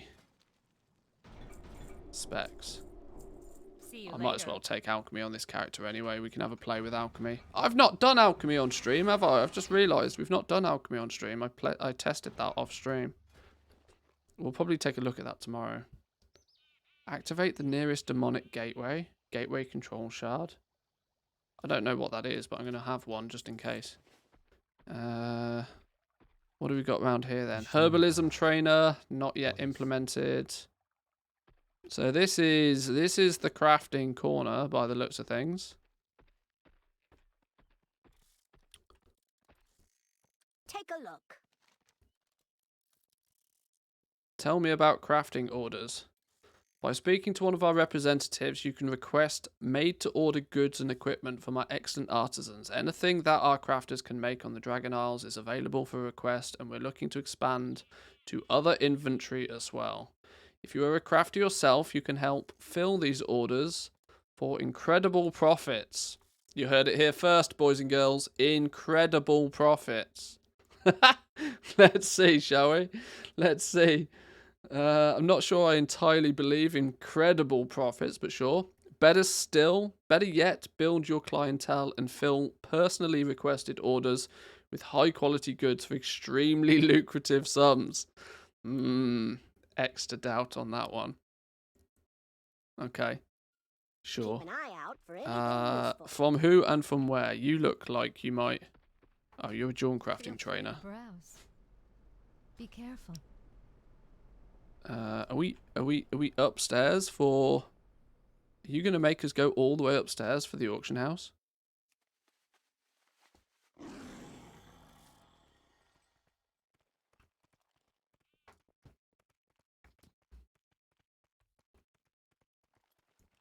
You're going to make me run my ass all the way up here after crafting to use the auction house?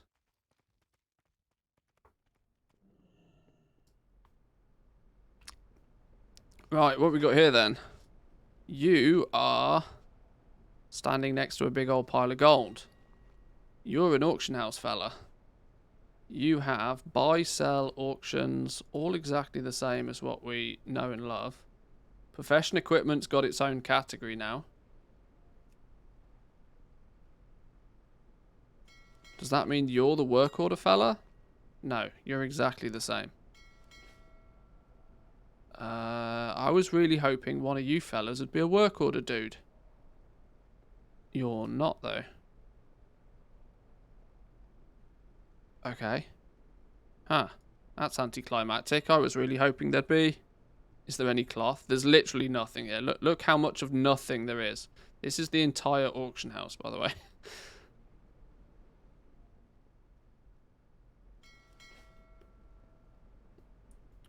Work order guys are near the TS, folks. What the hell's TS?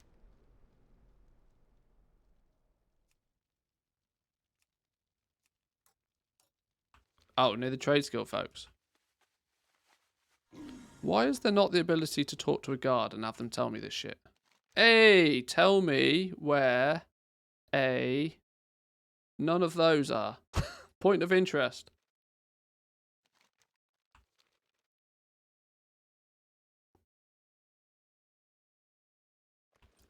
Okay, you were fucking useless, weren't you?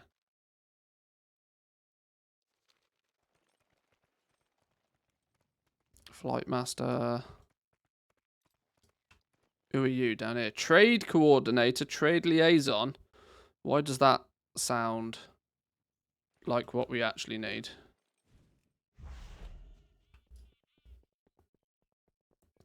You sound remarkably like what we need to, who we need to talk to. A trade liaison. Oh, alchemy notes again. Ah, oh, okay. This is kind of what I was hoping then. This looks as if they're going to front load you with a bunch of knowledge through quest chains.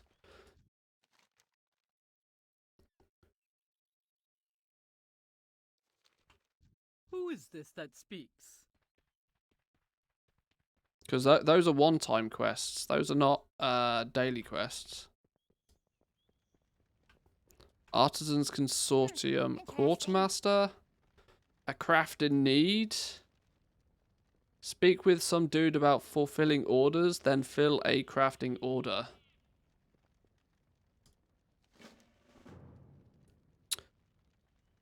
Tell me the rules of crafting for the Artisans Consortium.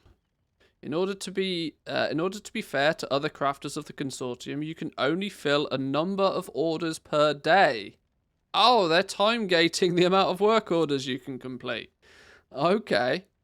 But we want to be on top of the customer's needs. So if an order that is about to expire, we won't count that as against your limit. I understand I can fill some orders each day and any orders that are about to expire. Well, there we go. Well, there we go. That certainly answers some questions, doesn't it? How many is some? Tell me how many is some. Go craft. Head to your crafting station and check for crafting orders. How does my crafting station have an updated list of everybody's crafting orders? Let us worry about that, okay? Okay, sure. Customer satisfaction. Some of our favourite customers placed recrafting orders through the Artisans Consortium, but we haven't heard back from them. If you run into them, can you check to make sure that they're satisfied with their purchase? Got to keep those customers happy. Ask at the Artisans Consortium customers if they're happy with their recrafting orders, then you'll be able to pick up one of these bits of stuff. And a Titan training matrix. Okay. This is basically, I think, oh my lord, are they going to drip feed you crafter's marks?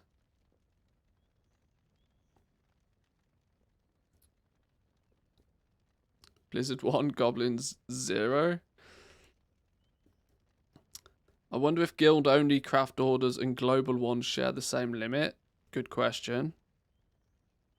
This is good. It means some people will put up a commission. Also true. But on the basis of my everlasting mentality of turnover is king. Not to mention the progression. Well, I can't argue though. It makes sense because the progression of you're going to need to fulfill 20 or 30, 40, 50 orders to max out this bar, because at this point onwards you are pretty much fulfilling work orders. That's how you gain skill points past sort of 50, 60 in a profession. After that point, you know, it's filling work orders. You get a point from crafting one of these via a work order, I would assume. If you ever need anything, Always got stuff Just going. quickly, what's the quartermaster got then? Should we have a sneaky at the quartermaster? Bag of discount goods. requires preferred reputation. Preferred reputation? Oh, God. Can't we have proper reps again, please, Blizzard? Oh, no. We've got stupid reps again. Ah, sure. Okay. Recipe altered aerated vial of the quick hands for alchemists. Requires respected reputation. Dragon Isle's inscription knowledge. Requires respected reputation with the artisan knowledge. You can buy knowledge, boys and girls. Limited in quantity. But you can buy knowledge points. After reaching certain reputation levels. So rep grind. Then buy knowledge. On a limited quantity. Dragon Isle's knowledge. Inscription. Alchemy. Dragon Shard of Knowledge. With the help of a master artisan, you can unlock specialized draconic knowledge about your profession. 280 gold limited. Limited to 3. Technique Scroll of Sales. I wanted to make one of these Scroll of Sales to work out what the hell it actually does, you know. Inscription, more inscription knowledge.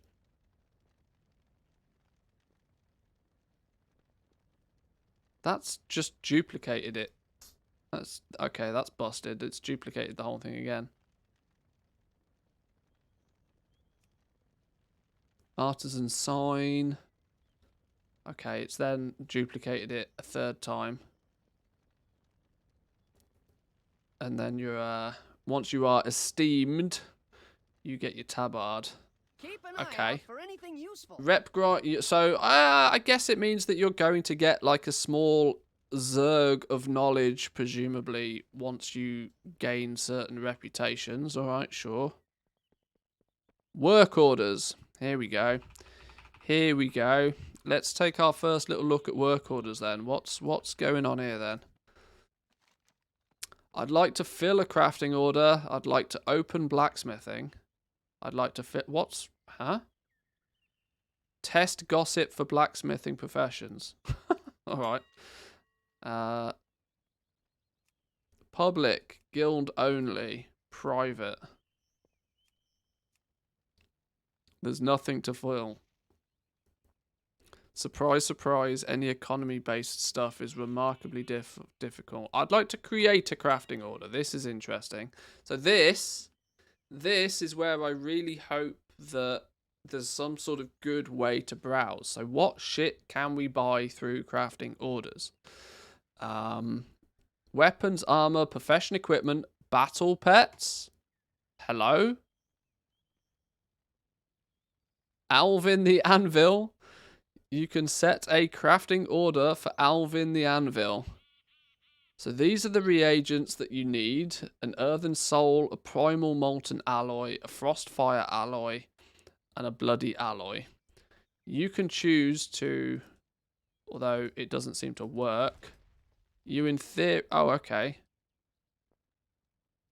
That one doesn't work. I can choose to attach... The problem is I don't have these. But you can attach them here. Assign a tip. Recommended tip. Recommended tip. 2 gold, 49 silver. Fucking genius that is. Love that. Can I find a blacksmith who wants 2 gold, please? Calm down, Blizzard. I mean, people are going to get rich. You can then leave a kind message. Oi. Gimme my thing. We'll tip 1 copper because we're generous. 12, 24, or 48 hours. Throw it publicly. Throw it guild only. Ah! If you put it public, you don't appear... Oh, Lord have... Okay. If you throw your work order to the public, then you're basically saying, I just want one. If you put it to a guild member, you can set the quality that you want the thing to be at. So if you've got a crafter in your guild, you can say, right, I actually want the best one. Make me the best one, please. You got to make me the best one. If you put it private, it's the same. If you ask for it to be fulfilled on the public marketplace, anybody can fulfill it with any quality, meaning that you just get one. By just getting one, you'll then presumably want to I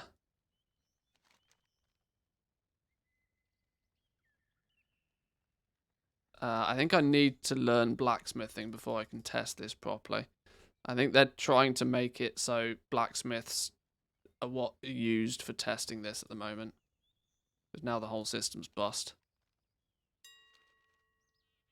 Okay. My orders shows orders, accepted orders, open orders, expired orders.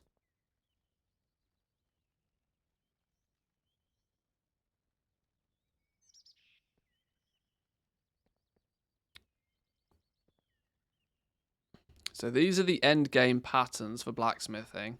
Annoyingly, it's using a profession that I've not actually play tested through yet properly. But I presume Black Dragon Slicer, if I wanted myself a one-handed one of these, I can...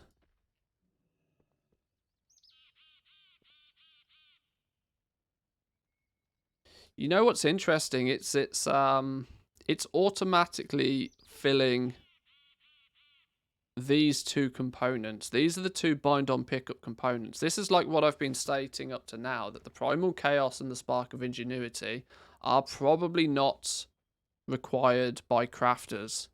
The ownership is going to be on the person that puts in the crafting order to supply these.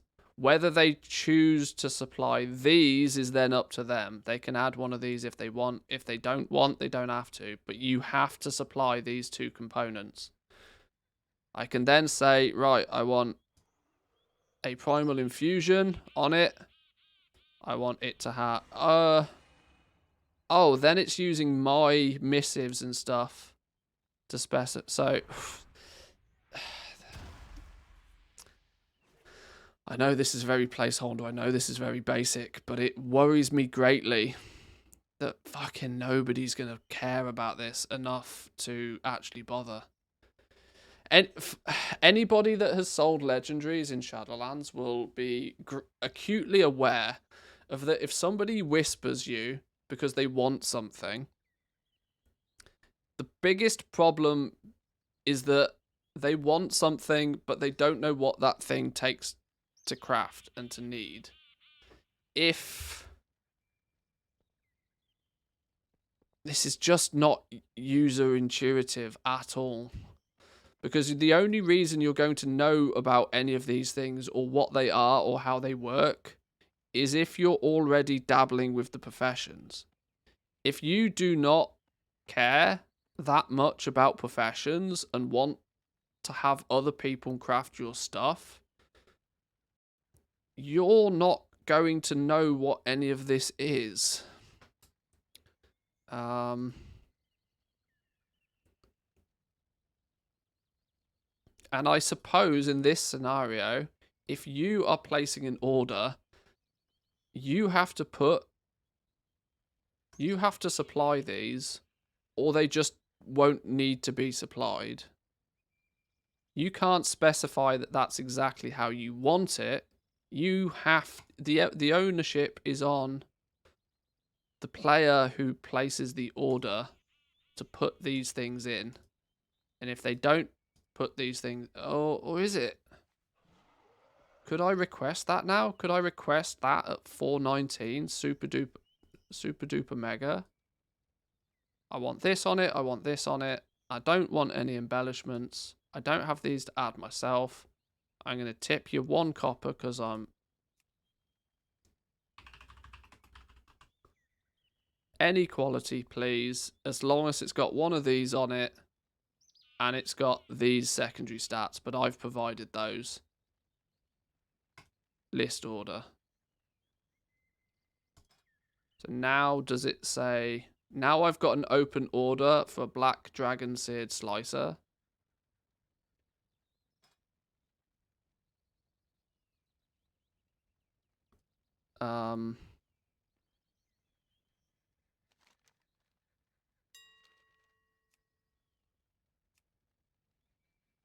There's the... So this is the other side. If you're fulfilling an order, you can see what's being supplied.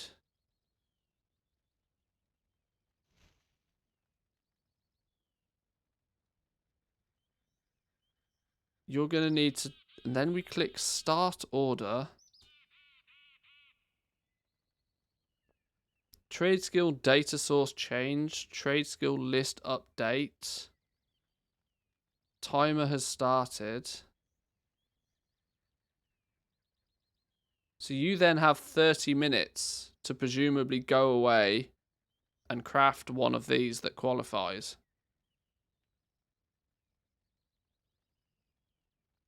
And if... What happens if you don't? Okay, we're going to have to pick up blacksmithing to properly test this. This is going to take me a little bit more time and effort to dive into. Put in the comments, give it me with crit and this stat. Then the goblin doesn't do it because it costs extra, so the buyer doesn't use the system again. Yeah. Public orders can't specify quality. Wouldn't that be a disaster? Not necessarily, because if you just want the item, you get the item, right? The problem is this is the fine line. The fine line with this is that the quality needs to matter, but it needs to not matter too much. It needs to matter, otherwise people don't care about it. But if it matters too much, then ain't nobody going to use this system publicly. Which then, you know, there's a really fine line of balance on this that worries me horrendously. Right, I now can't fulfill this, so I cancel the order, and presumably it then goes back up onto the public market. Actually, what happens if I start this order? Is that order now gone? Okay, I cannot then see any other order until I finish this. But my question is can anybody else come along and also see this?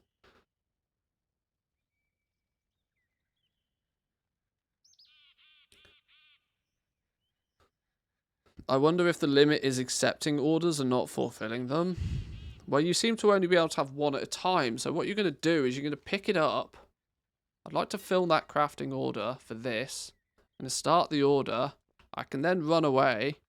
What I can also do is I can then actually say, fulfilling this order, track the recipe, please. This is what I need to go away and make. A black dragon seared slicer. I can then... Now, the problem is I don't have blacksmithing, so I'm completely fucked.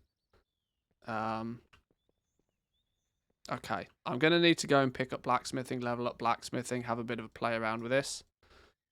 But fundamentally, to begin with, we can start to see how it's going to plan out. Creating work orders. What's in miscellaneous? Prototype stuff. Okay, so this is just everything. Yeah, you can see they've only populated it with blacksmithing stuff right now. So I'm going to need to go away and have a little play with blacksmithing so that we can test this in a little bit more detail. If I want a draconium sword, publicly, for somebody to publicly fill it, I just want any quality one. I'm going to provide nothing. I'm going to provide no materials. I just want a draconium sword. I'm going to tip 1 copper because I'm a scumbag. And I'm going to list the order. And then I'm going to hope that somebody makes me a draconium sword practically for free.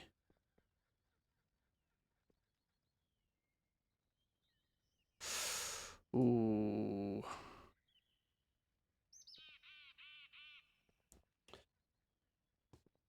Oh, Lord.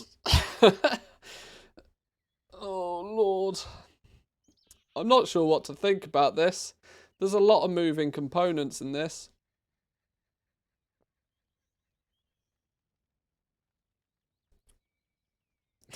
Don't like that.